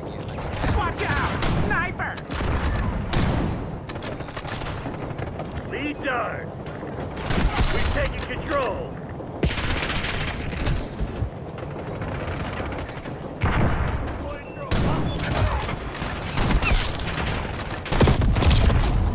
Damn, how I missed. I shot.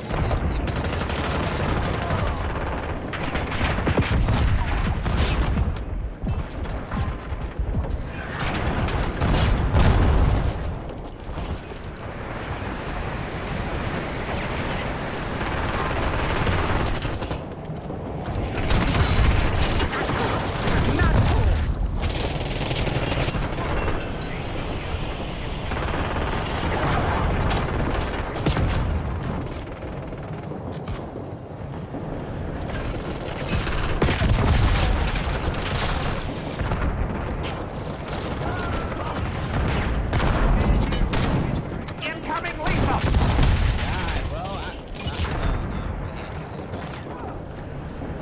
had good play. I just keep spawning and dying.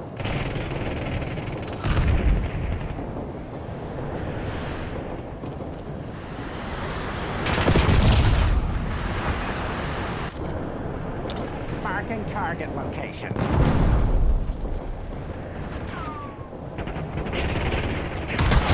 That's real shit, pal. Incoming lethal! Damn it, he cracked me.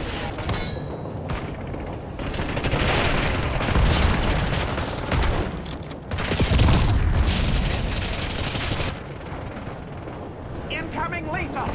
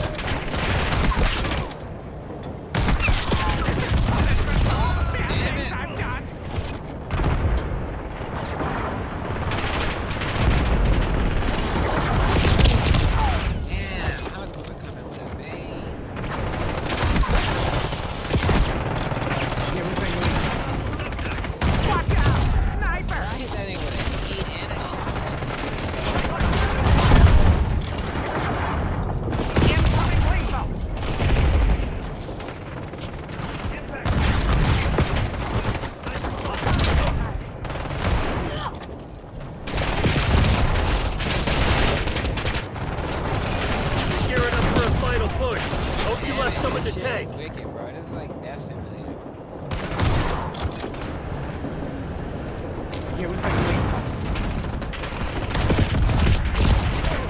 Put yourself back. I'm a sniper, man. Fuck this.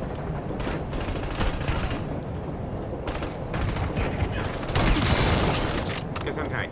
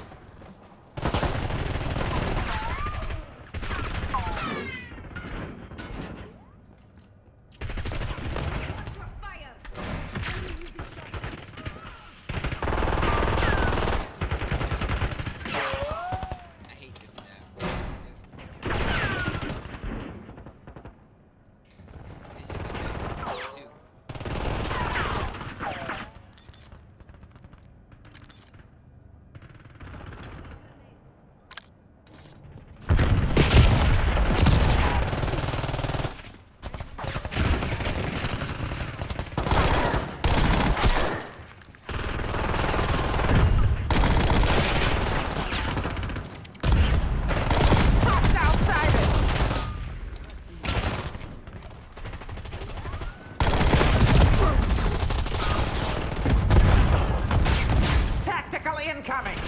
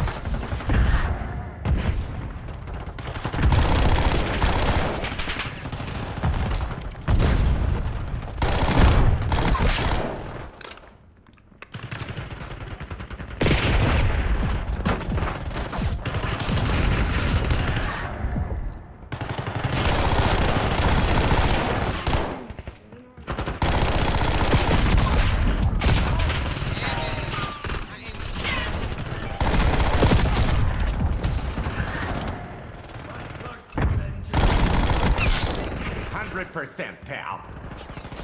Enemy shooter!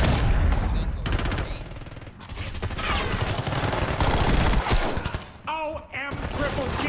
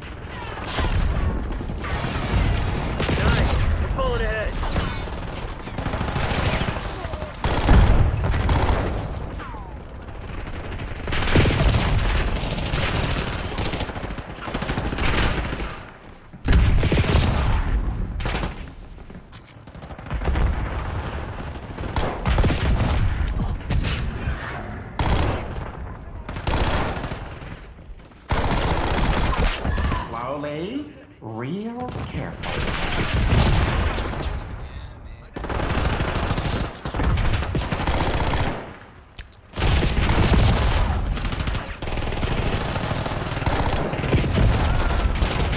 This shit ain't working. We've lost the advantage.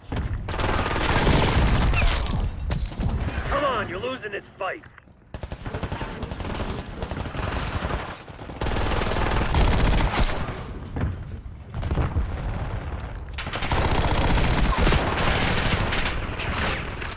We We got the lead. Now hold it.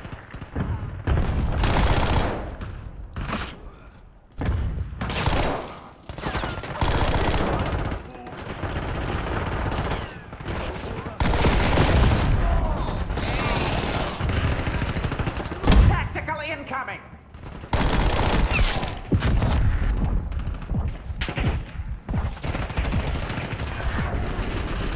MTC's in the red. It's now or never.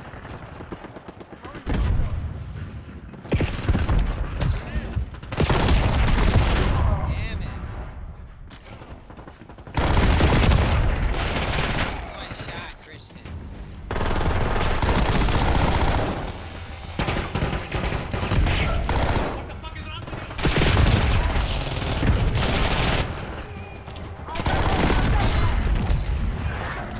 Using leak. You've fallen behind. Enemy field upgrade. Tactical incoming. We've lost the lead.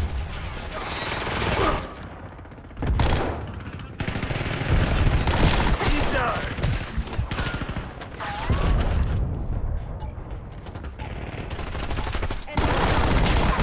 Yep, this is a very, very deep pain. All operated to your nearest CCP. We just got our ass This drives kicked. me to do it, Steve. God damn it. That was my fault. Period of time y'all was kicking ass. Enemy dropped. Incoming frag. This was consistent death.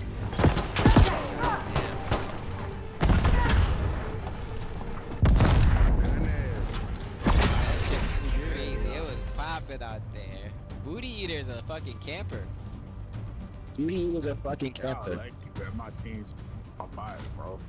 That's all I know. Nigga, my KD was higher than yours, nigga.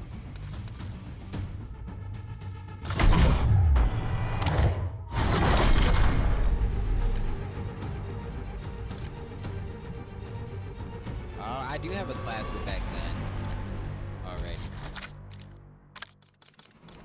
Oh yeah, I've been got this gun good.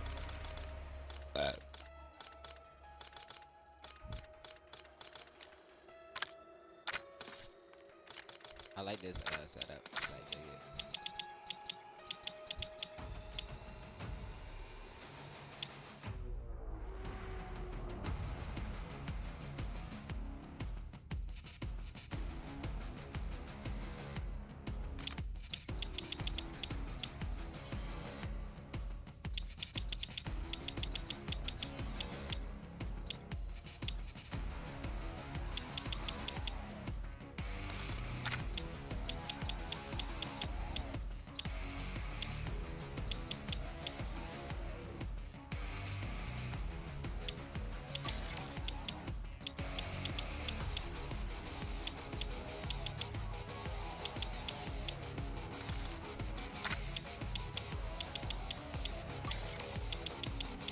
Not gun hole.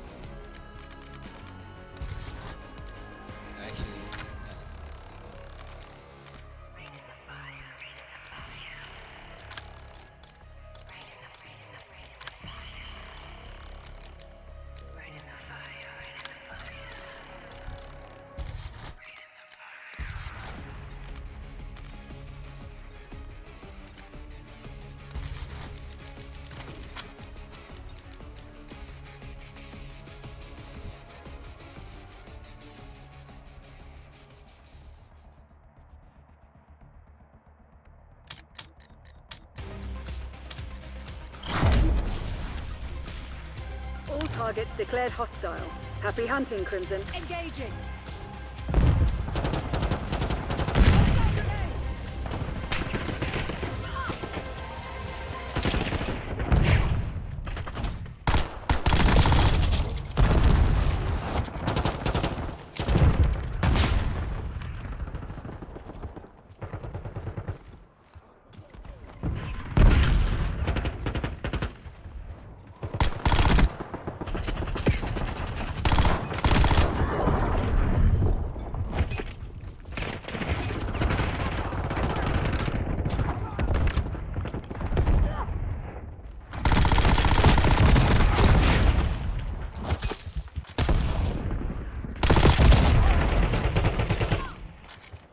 They should have let us have kids.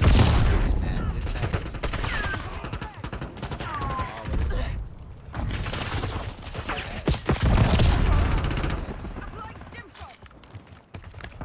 Our visual.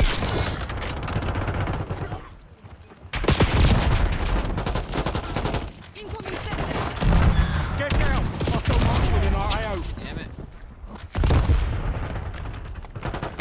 If you have something to say, you'd best say it.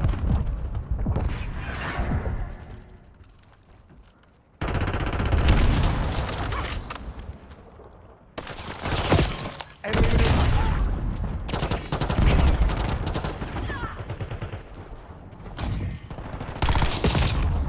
5 kills. Get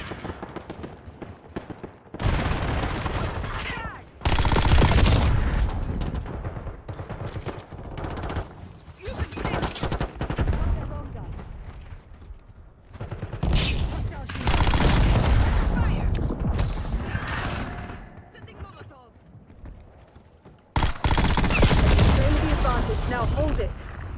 The lead is ours. We've given up the lead. Sorry, mate. Broke your streak.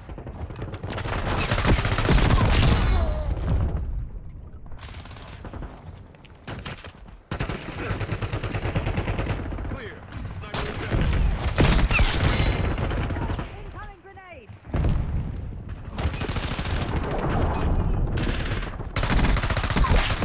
Went and got cocky, didn't ya?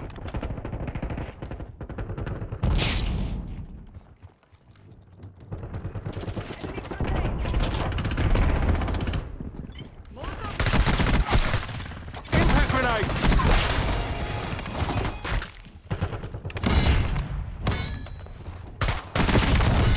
Bye-bye.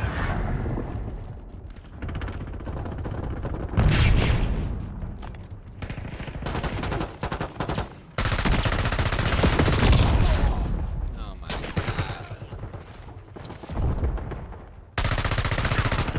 They be strategically doing this shit.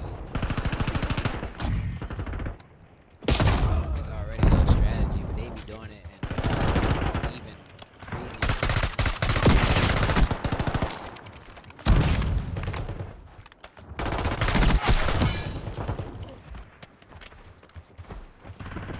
Semtex front! Take his stick. Oh god. One in my sight.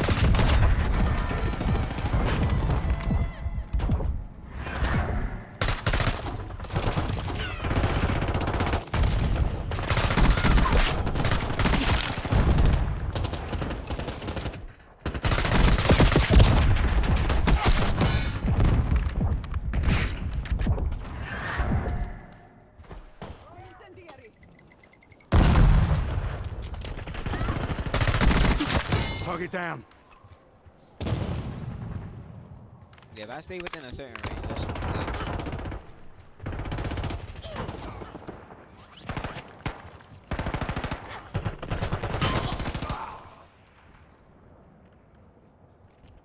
Eyes on hostile sleeper.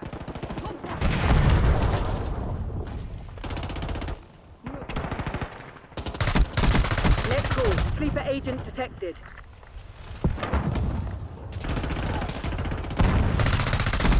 Target appears hostile.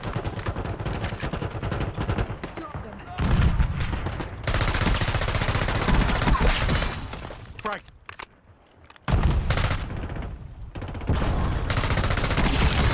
Five enemies slotted. Enemy stunned. Grenade incoming.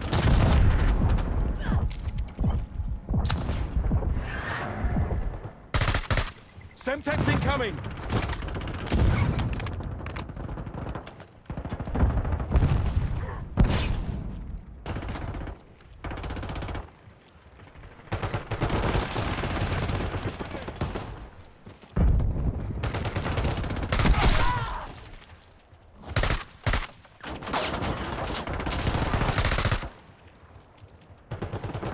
Hostile center.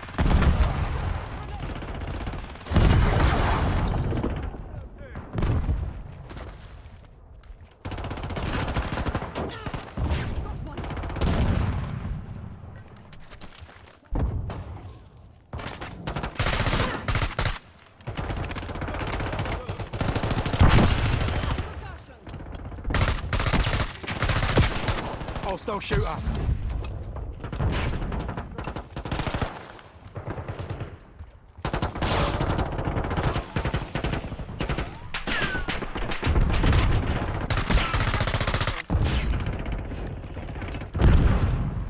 Incoming center.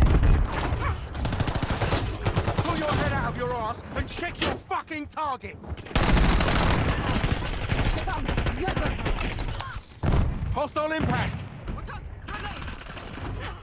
Shield charge, front.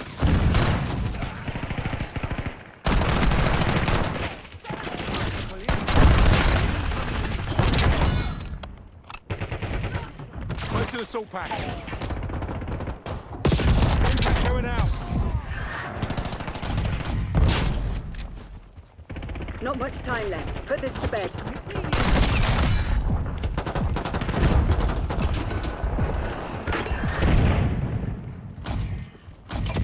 Heads down. Sniper working.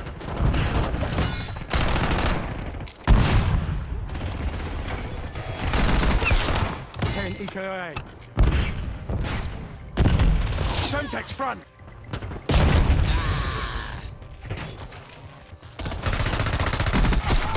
Up yours.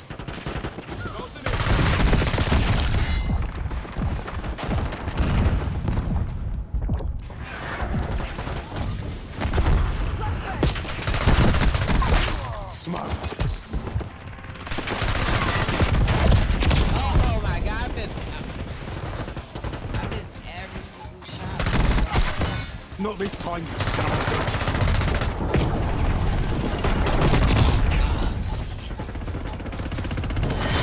Report to the nearest extraction point. I have to make a call. We're getting pummeled here. Withdraw and make for Cassivac. That's my fault.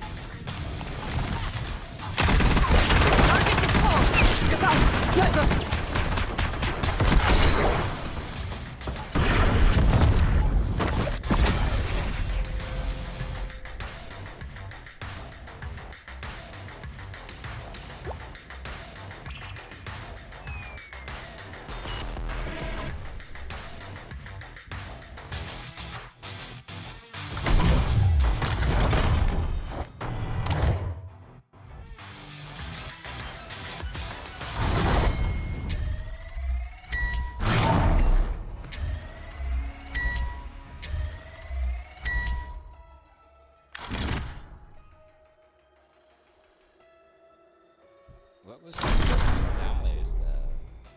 Like what app?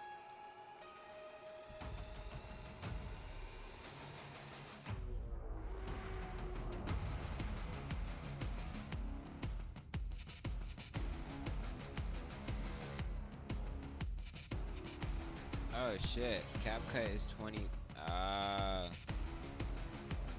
CapCut is $20 a month. God damn. The fuck? I don't even use it that much. I just needed to put the captions on the shit. Okay. Everything else is cool.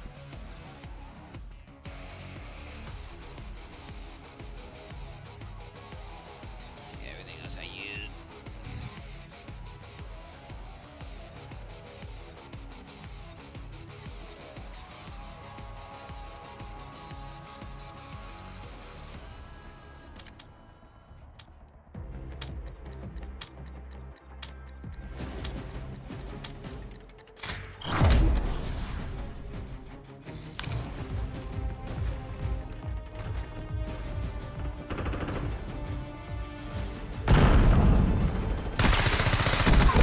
Sniper removed.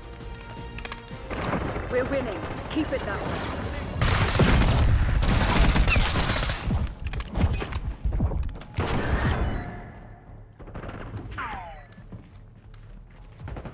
Hostiles reclaimed the lead. You're falling behind, Crimson.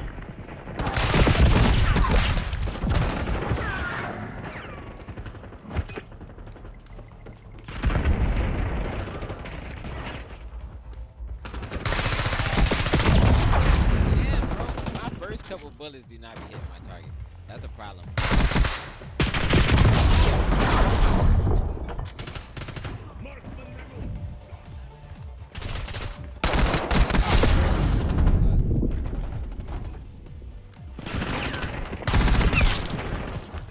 taken the Key lead. grip is tough.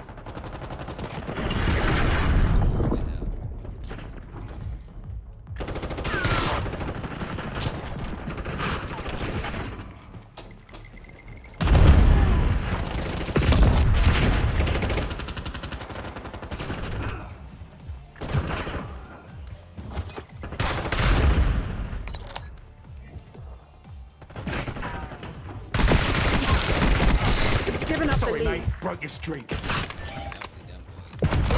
it.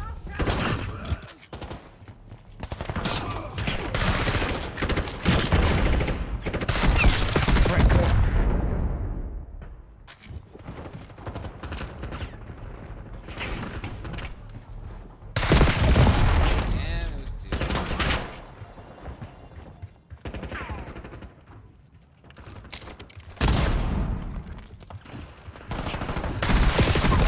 Sniper freight neutralized.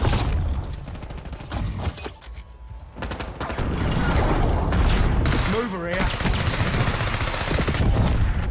What the hell?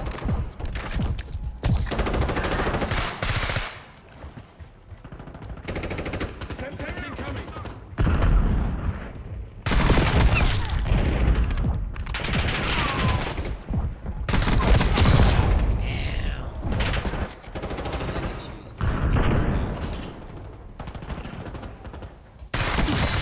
Not this time, you son of a bitch.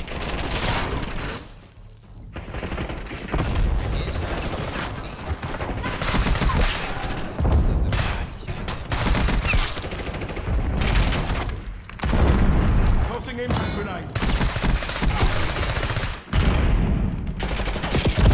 Damn it!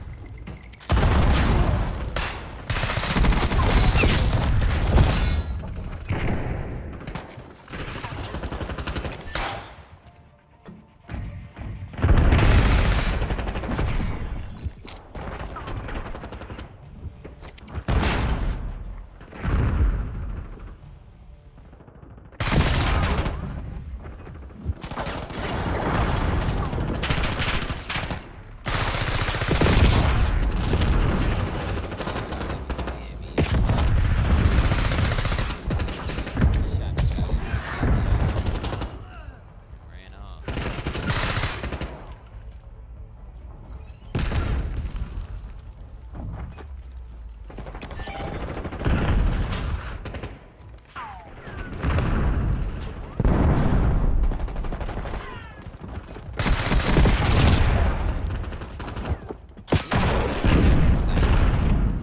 Enemy using sleeper aid.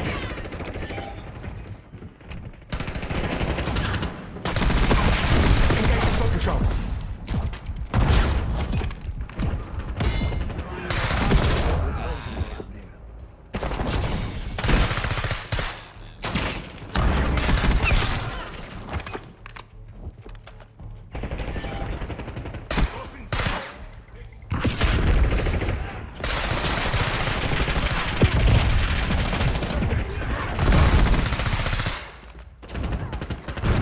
Impact going out.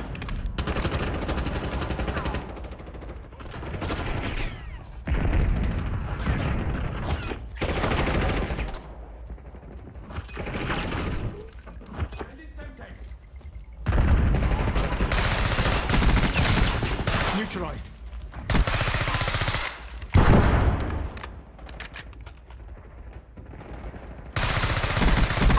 Semtex front.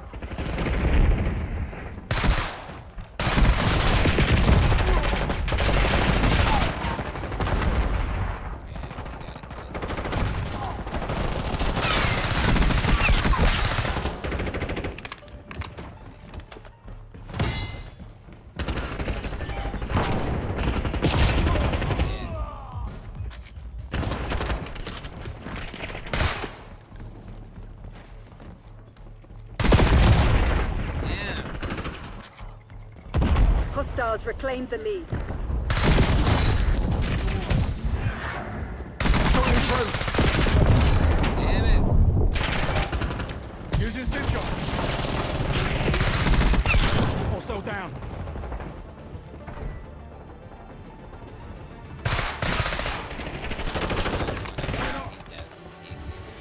Right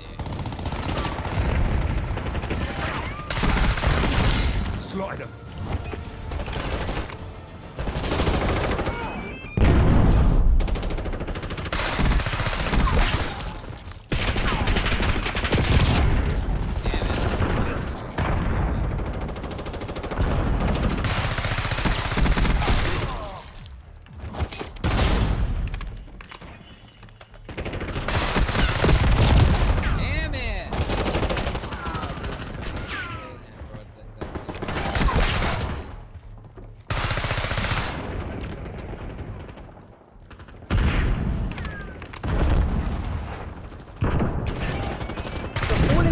Crimson. They've taken the lead. Time's short. Put your head down and secure the target.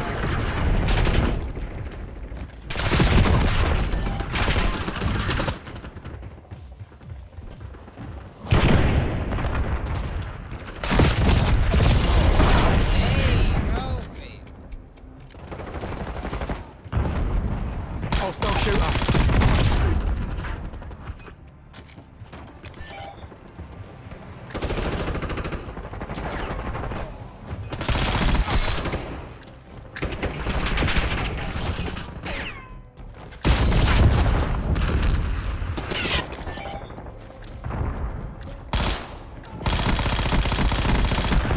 Send an impact grenade.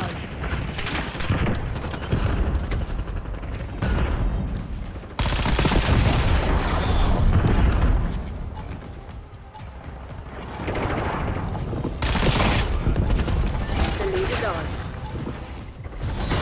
They never stood a chance. Proceed to extract. The barrel goes in bold. I'm kidding my shit. They was eating bullets.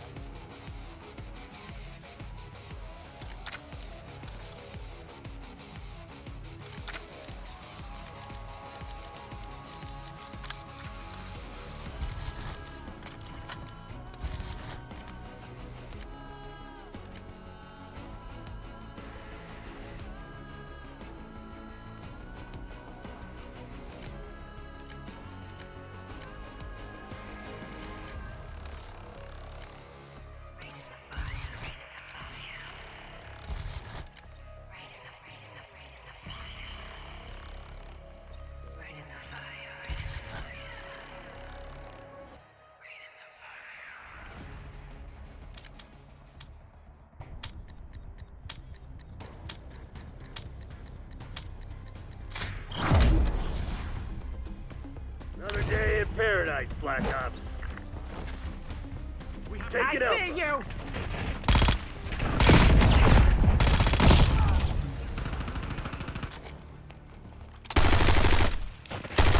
Capturing the Zone A secure. Take it B.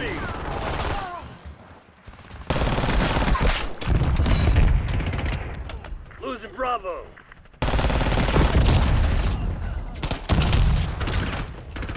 We lost B. See one.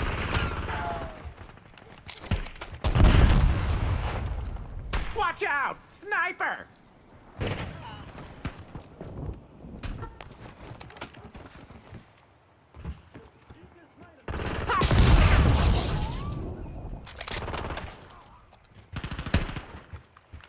Using lethal.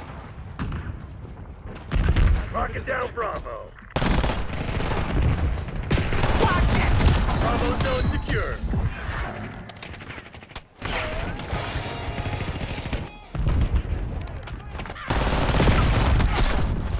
Losing B.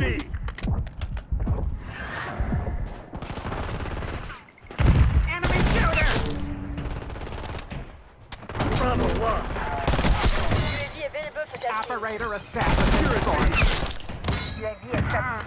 Everything Hostile hurts. UAV established overhead.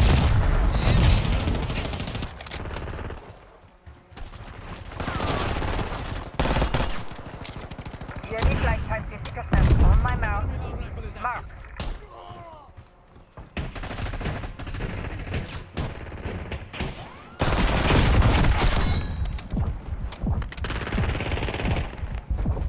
Priority tasking request received. UAV exiting AO.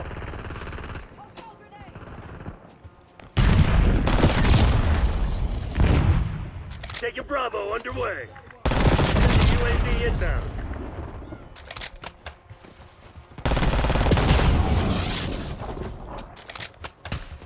Incoming something.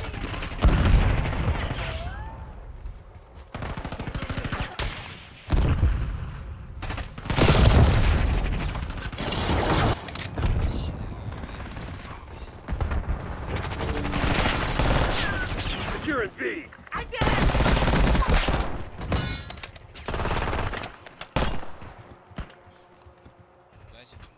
Incoming something. Taking B. Bravo is ours.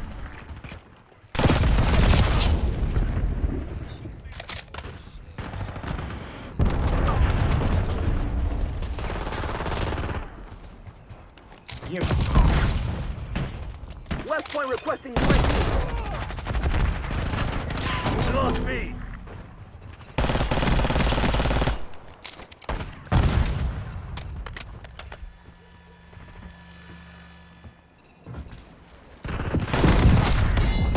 Mark it down, Bravo.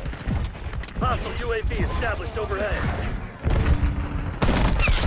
What a dirty trick.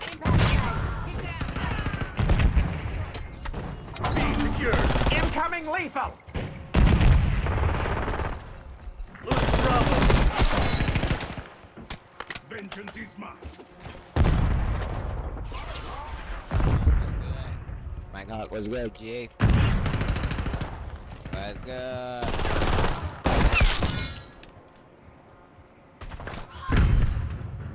Watch out! Sniper!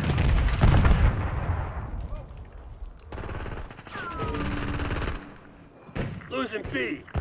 Oh my God.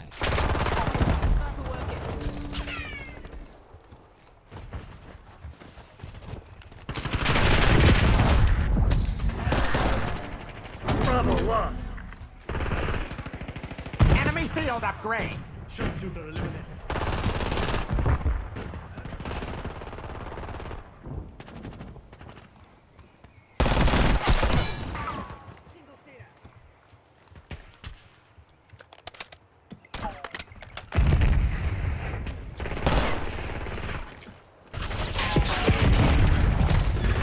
Taking Bravo underway.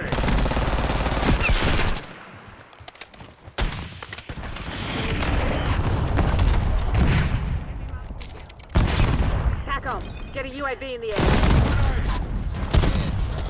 I hate that shit.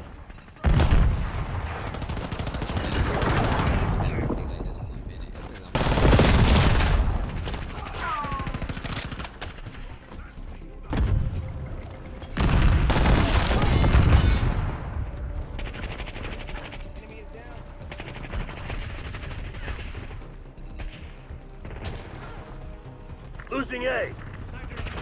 Taking C. Taking B. Do what I want when I want. Clocking down Charlie. Requesting recon above. Friendly sight.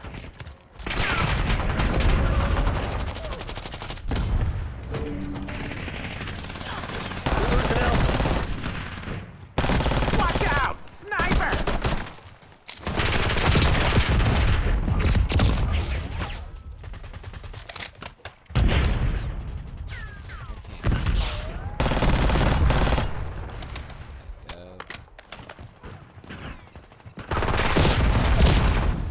It's not gay.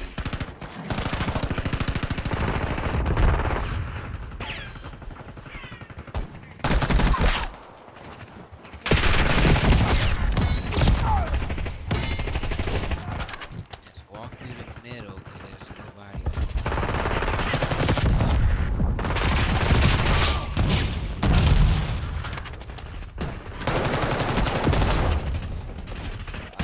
Capturing this objective.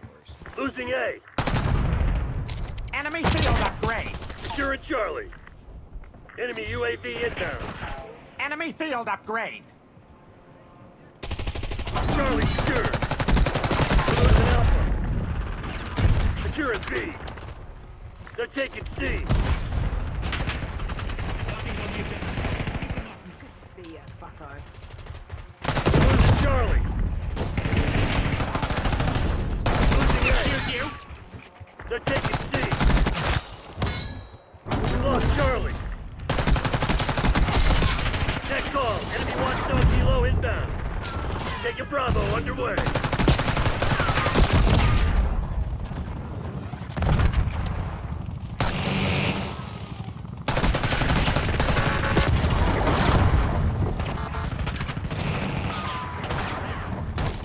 Watch out! Sniper!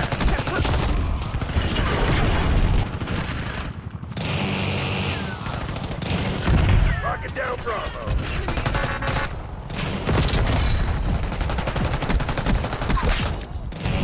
Securing B. Incoming lethal!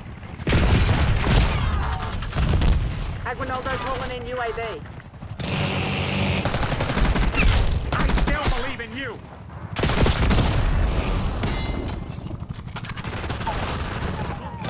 Taking B.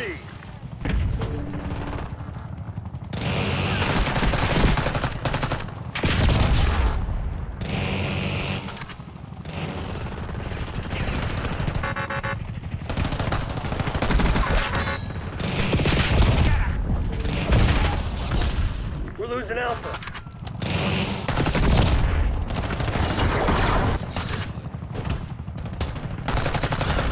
Locking down Bravo.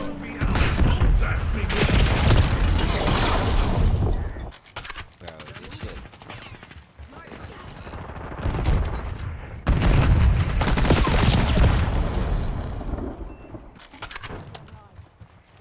Using lethal.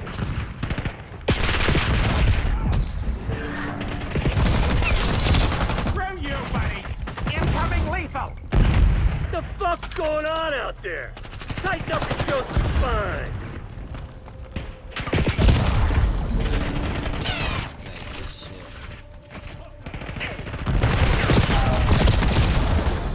I'm aiming right at people, bro. Like, how am I getting hit markers sometimes? I'm shooting at the same place.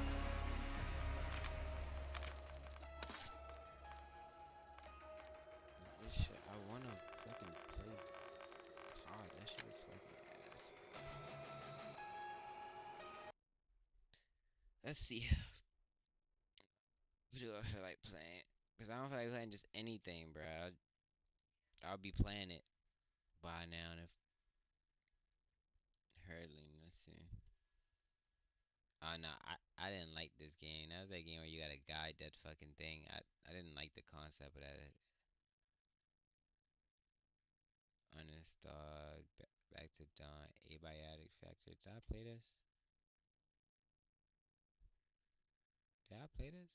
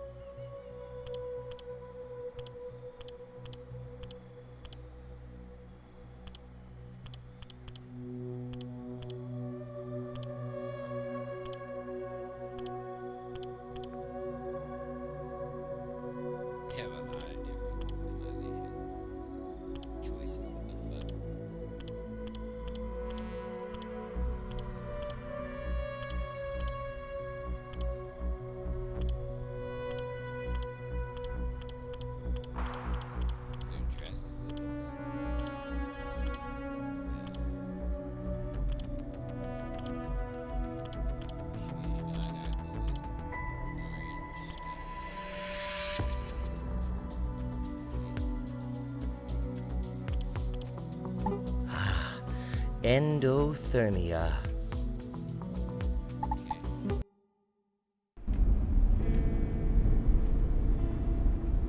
I think I look how I sound. If I would have been a old guy.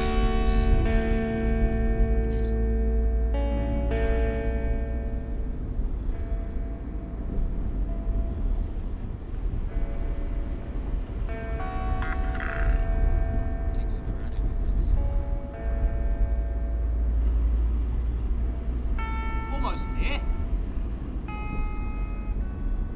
Okay, dog. What the fuck is he doing?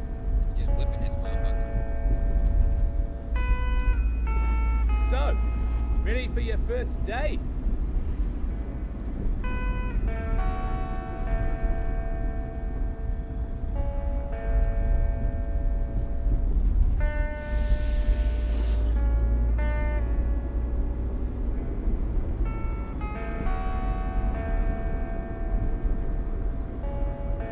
There she is. There's what?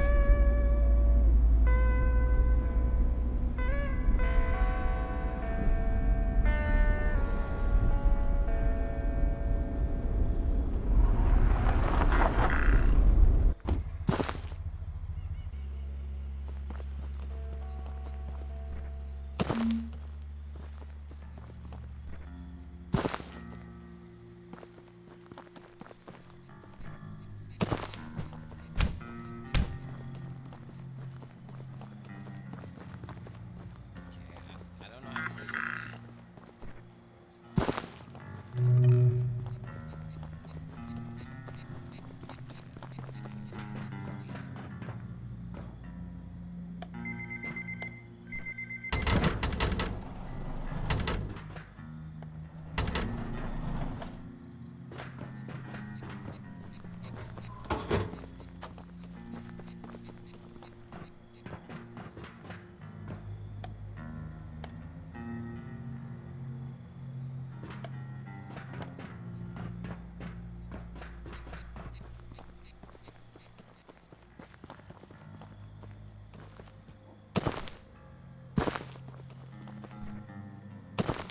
How do I enter it?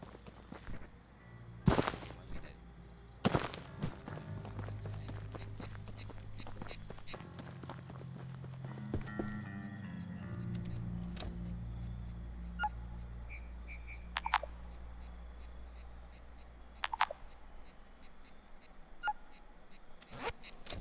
What? I just took a poop? Okay. Okay,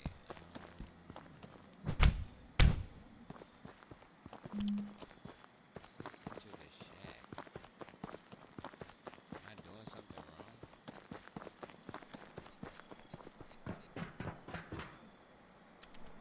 Yeah. Because they buzzed the door, I was like, let's go. Okay, you're the transfer, huh? You sure picked a day. Things a bit hectic downstairs this morning. Just grab your gate pal there. It'll help you get sorted.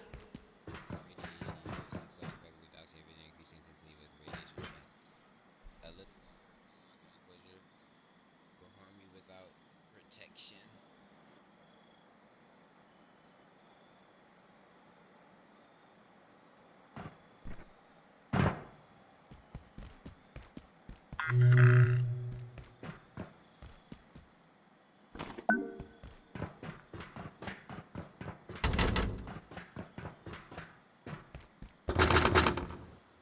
Morning. Lift's down there. But first, you need a hard hat. Health and safety and stuff. Grab that one and chuck it on. So, you've got what you need. Head through the gate to my left, down to the elevator. It'll take you down to induction.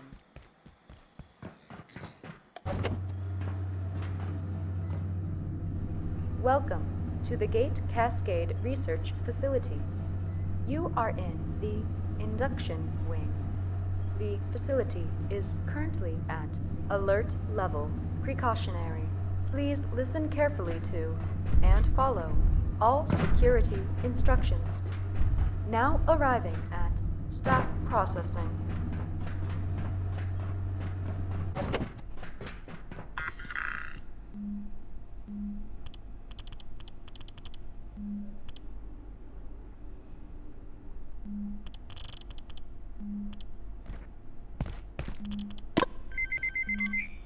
Hey, new transfer.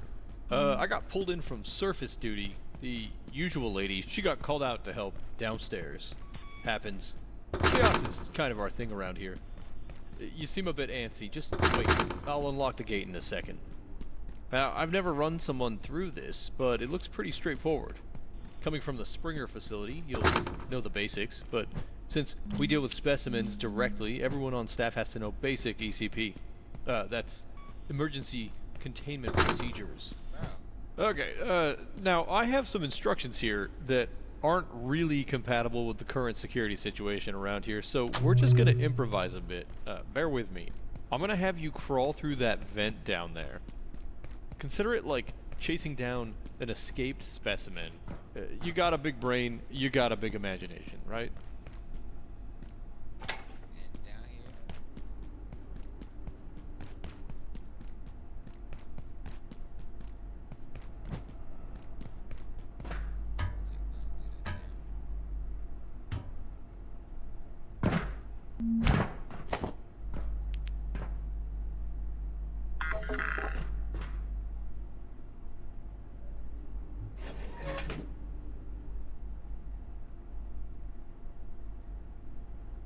If there's something in your way, because I put it there, there should be a tool down there. Something you can smash the crate with.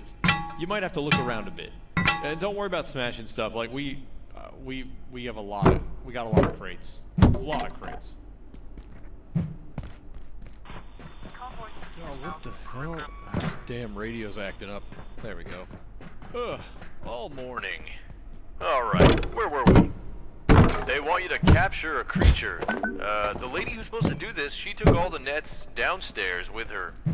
Look around, maybe you can make one out of something.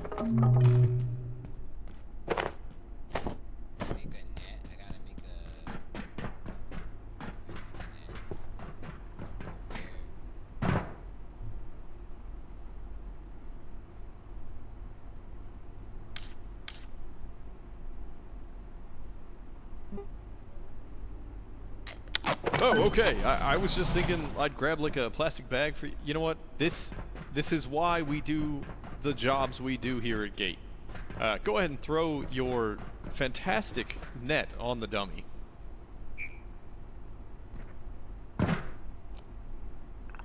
Nice! You've got some athleticism in there. Somewhere. Now, real creatures might wriggle out of that one, but that's not a real creature, so next step is special containment, isolation, wash hands, inoculate. You know what? Just stomp on it. Oh, brutal. Okay, so next up. Oh, what's going on with your leg there? Looks to me like you're bleeding. Look, we'll call this training, basic first aid. Find some cloth and make a bandage. And just keep this between us for now. I'll buy you a beer in residence later. Sorry about that.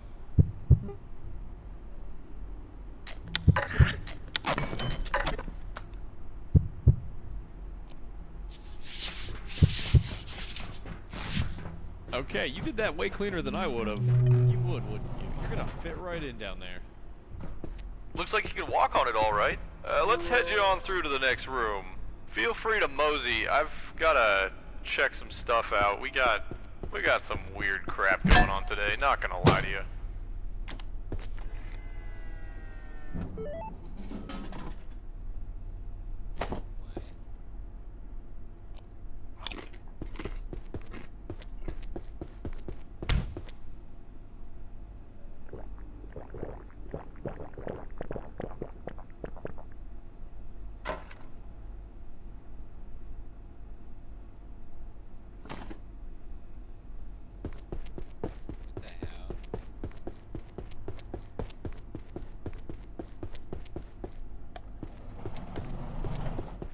So, I'm betting they didn't have these at Springer.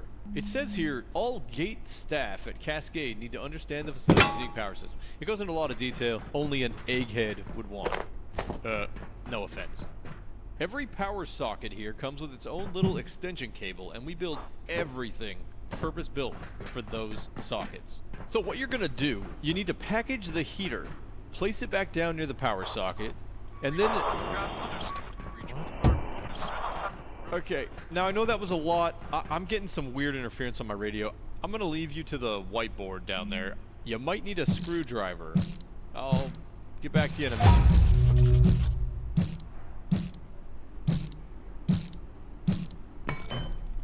Station 3, what's going on? Over. Station 3, Station 2.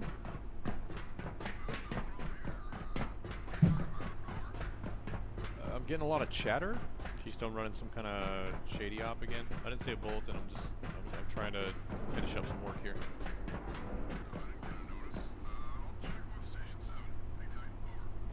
Okay, just let me know if it's any GKers coming my way. They creep me the hell out. Over.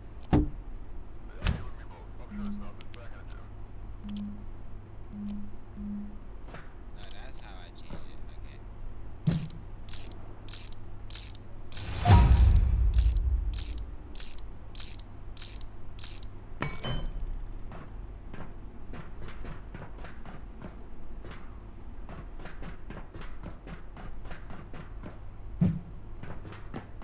It says redeploy heater and plug it in. That's a real good. Must have didn't do it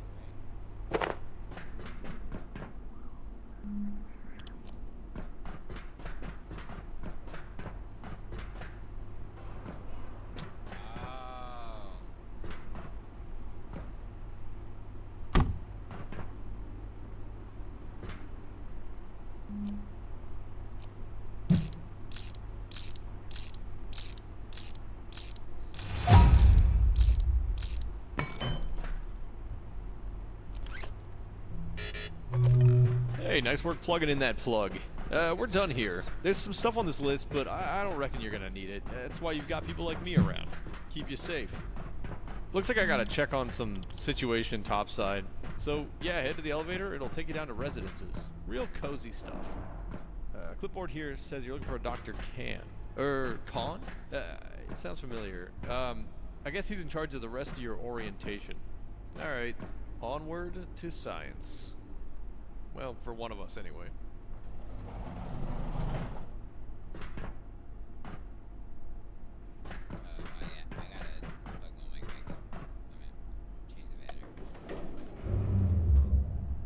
Attention. This is a high priority safety broadcast.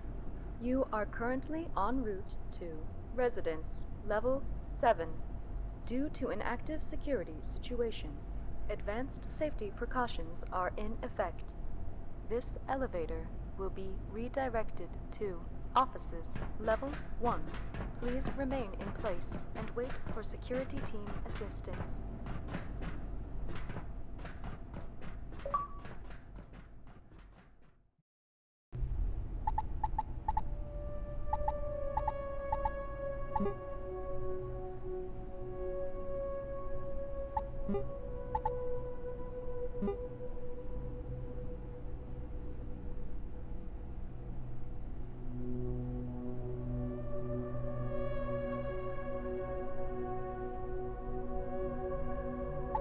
I don't know how this.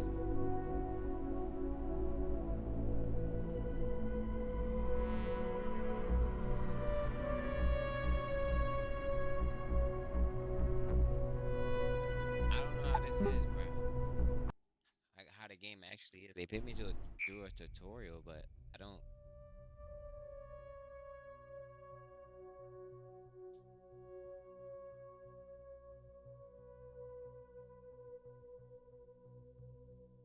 Ah, lab consultant. Research on live subjects, torture early in your body, random abilities, first aid, blunt melee, fortitude, sprinting, strength, destruction, strength, cooking, shot melee, fortitude, cooking, throwing, crafting, sneaking, reloading, construction.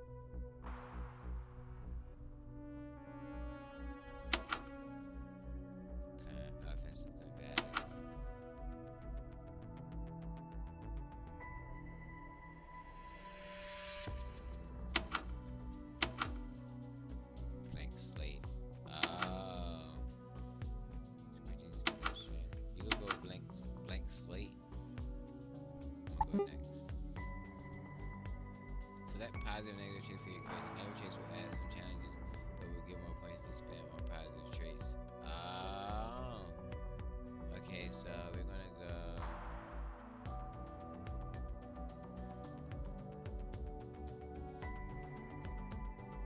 We're gonna go.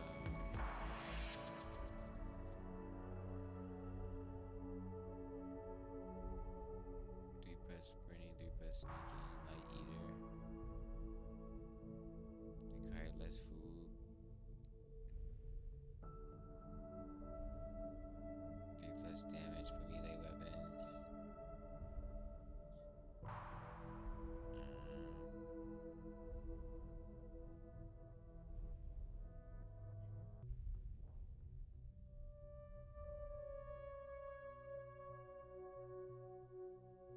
Painfully obvious. You stand out to your attachment. You attract enemy attention 40% faster.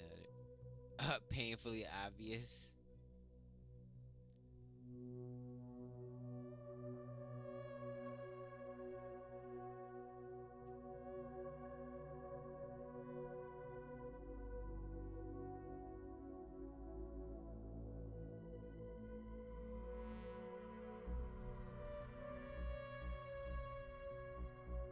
Oh god.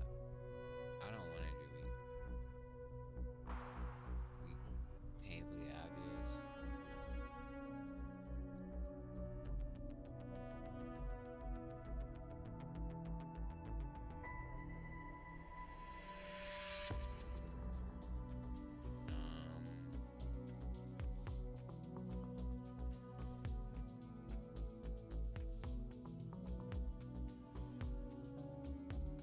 Thick skinned. Certain things cancel each other out too.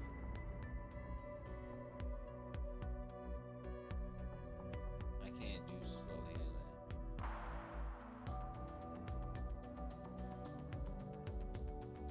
Well, it's not that bad.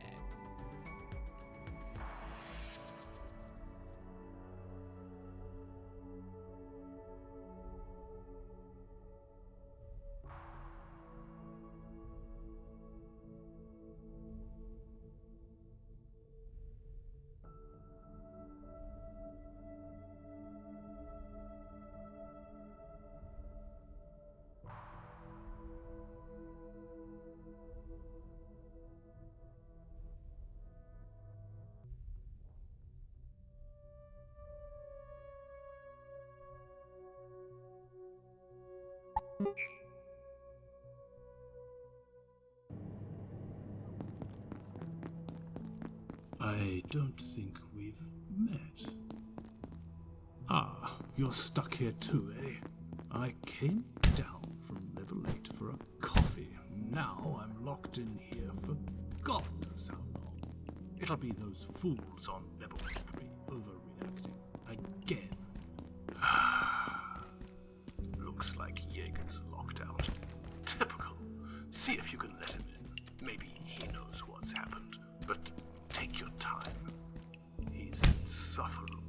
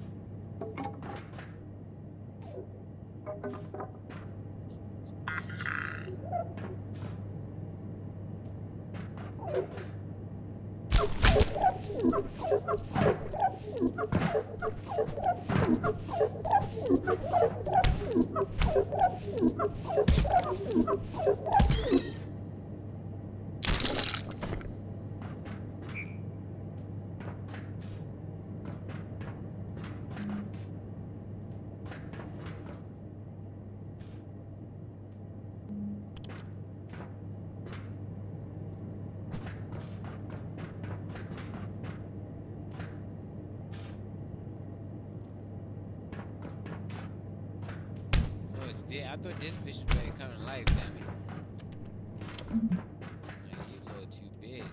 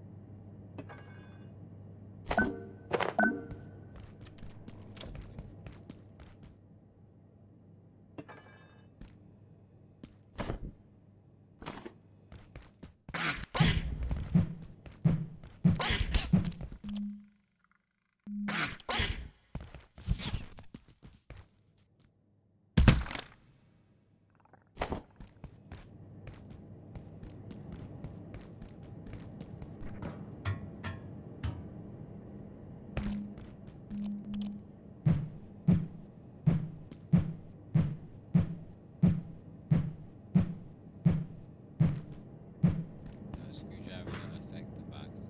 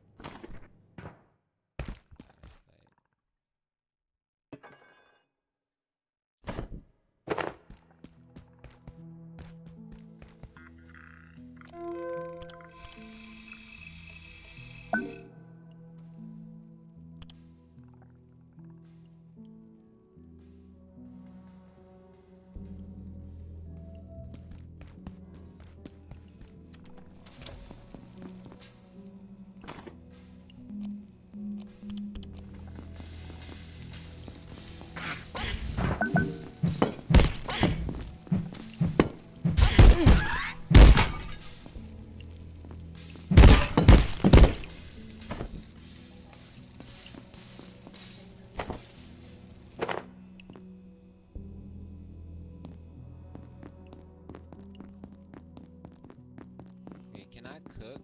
I can cook. Wait, let me see something.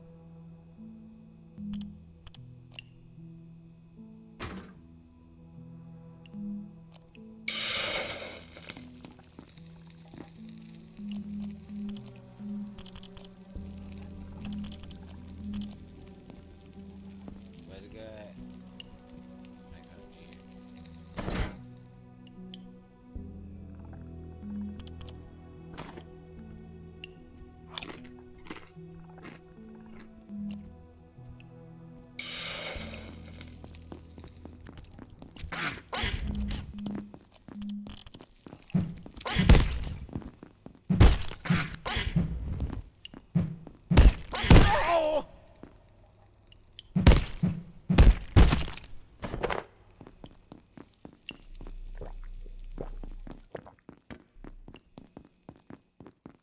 What's the point of this game right here?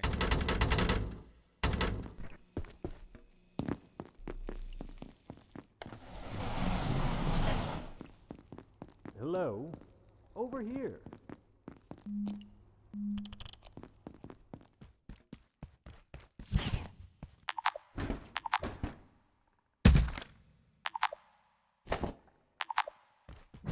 You going to leave me standing here? Man, shut the hell up. For a nigga leave you standing there. Someone needs to sort this out.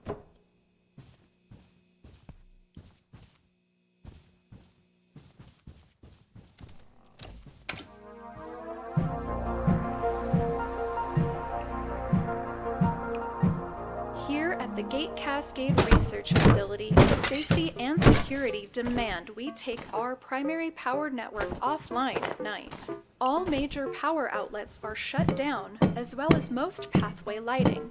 However, if your research or study requires a source of energy during nocturnal hours, protocols permit use of approved battery and electrical storage systems to power your projects when the lights go out.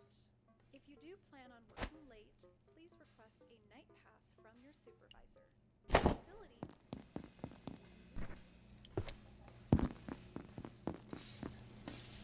Alright, what the fuck?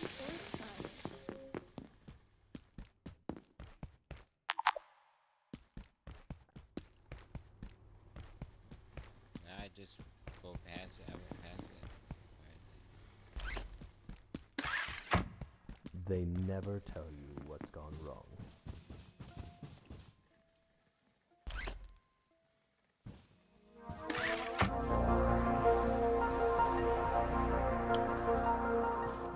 here at the safety and security.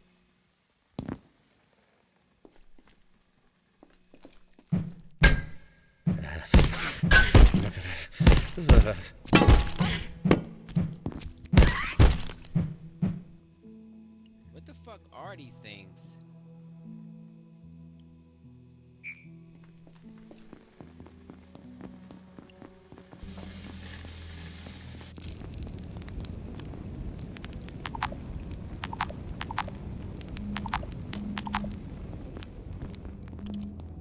Now rest up. Oh dear, I don't feel right at all. Did we meet?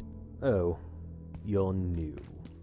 Looks like that little pest damaged the power system. Can you get someone to fix it? But hurry, would you? I'm not enjoying standing around out here. It was hours last time. I don't feel safe at all. I don't know what to do. Cause I gotta.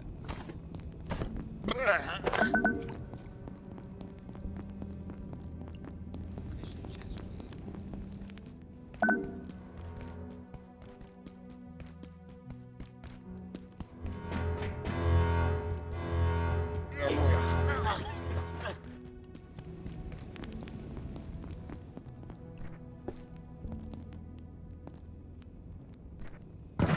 If you do plan on working late, please request a night. What the fuck?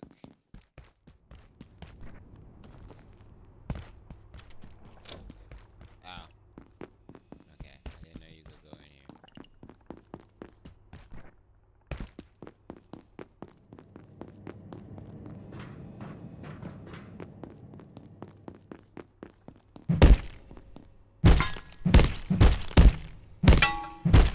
If Jaeger thinks I'm crawling through the vents to let him in, he's got another thing coming.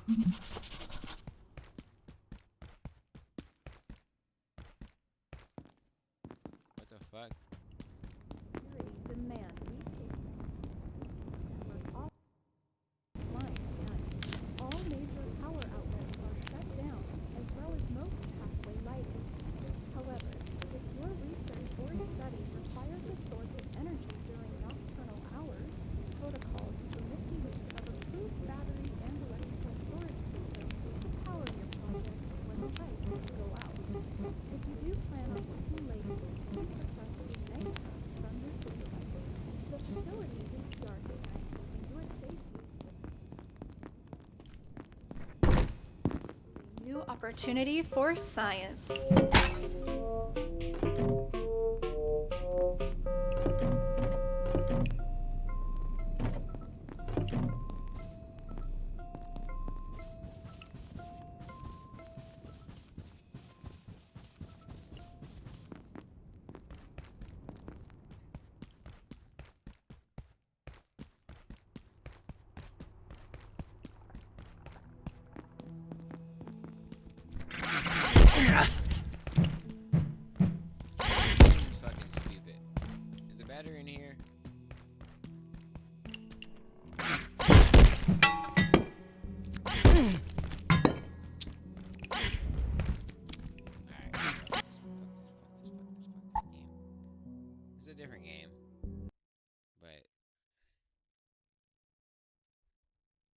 Always some dumbass shit. Gears of War Reloaded is multiplayer. Oh yeah, it's multiplayer. Okay, this shit may be dope. I went through a Gears of War phase, and it didn't last long, but it was for sure a phase.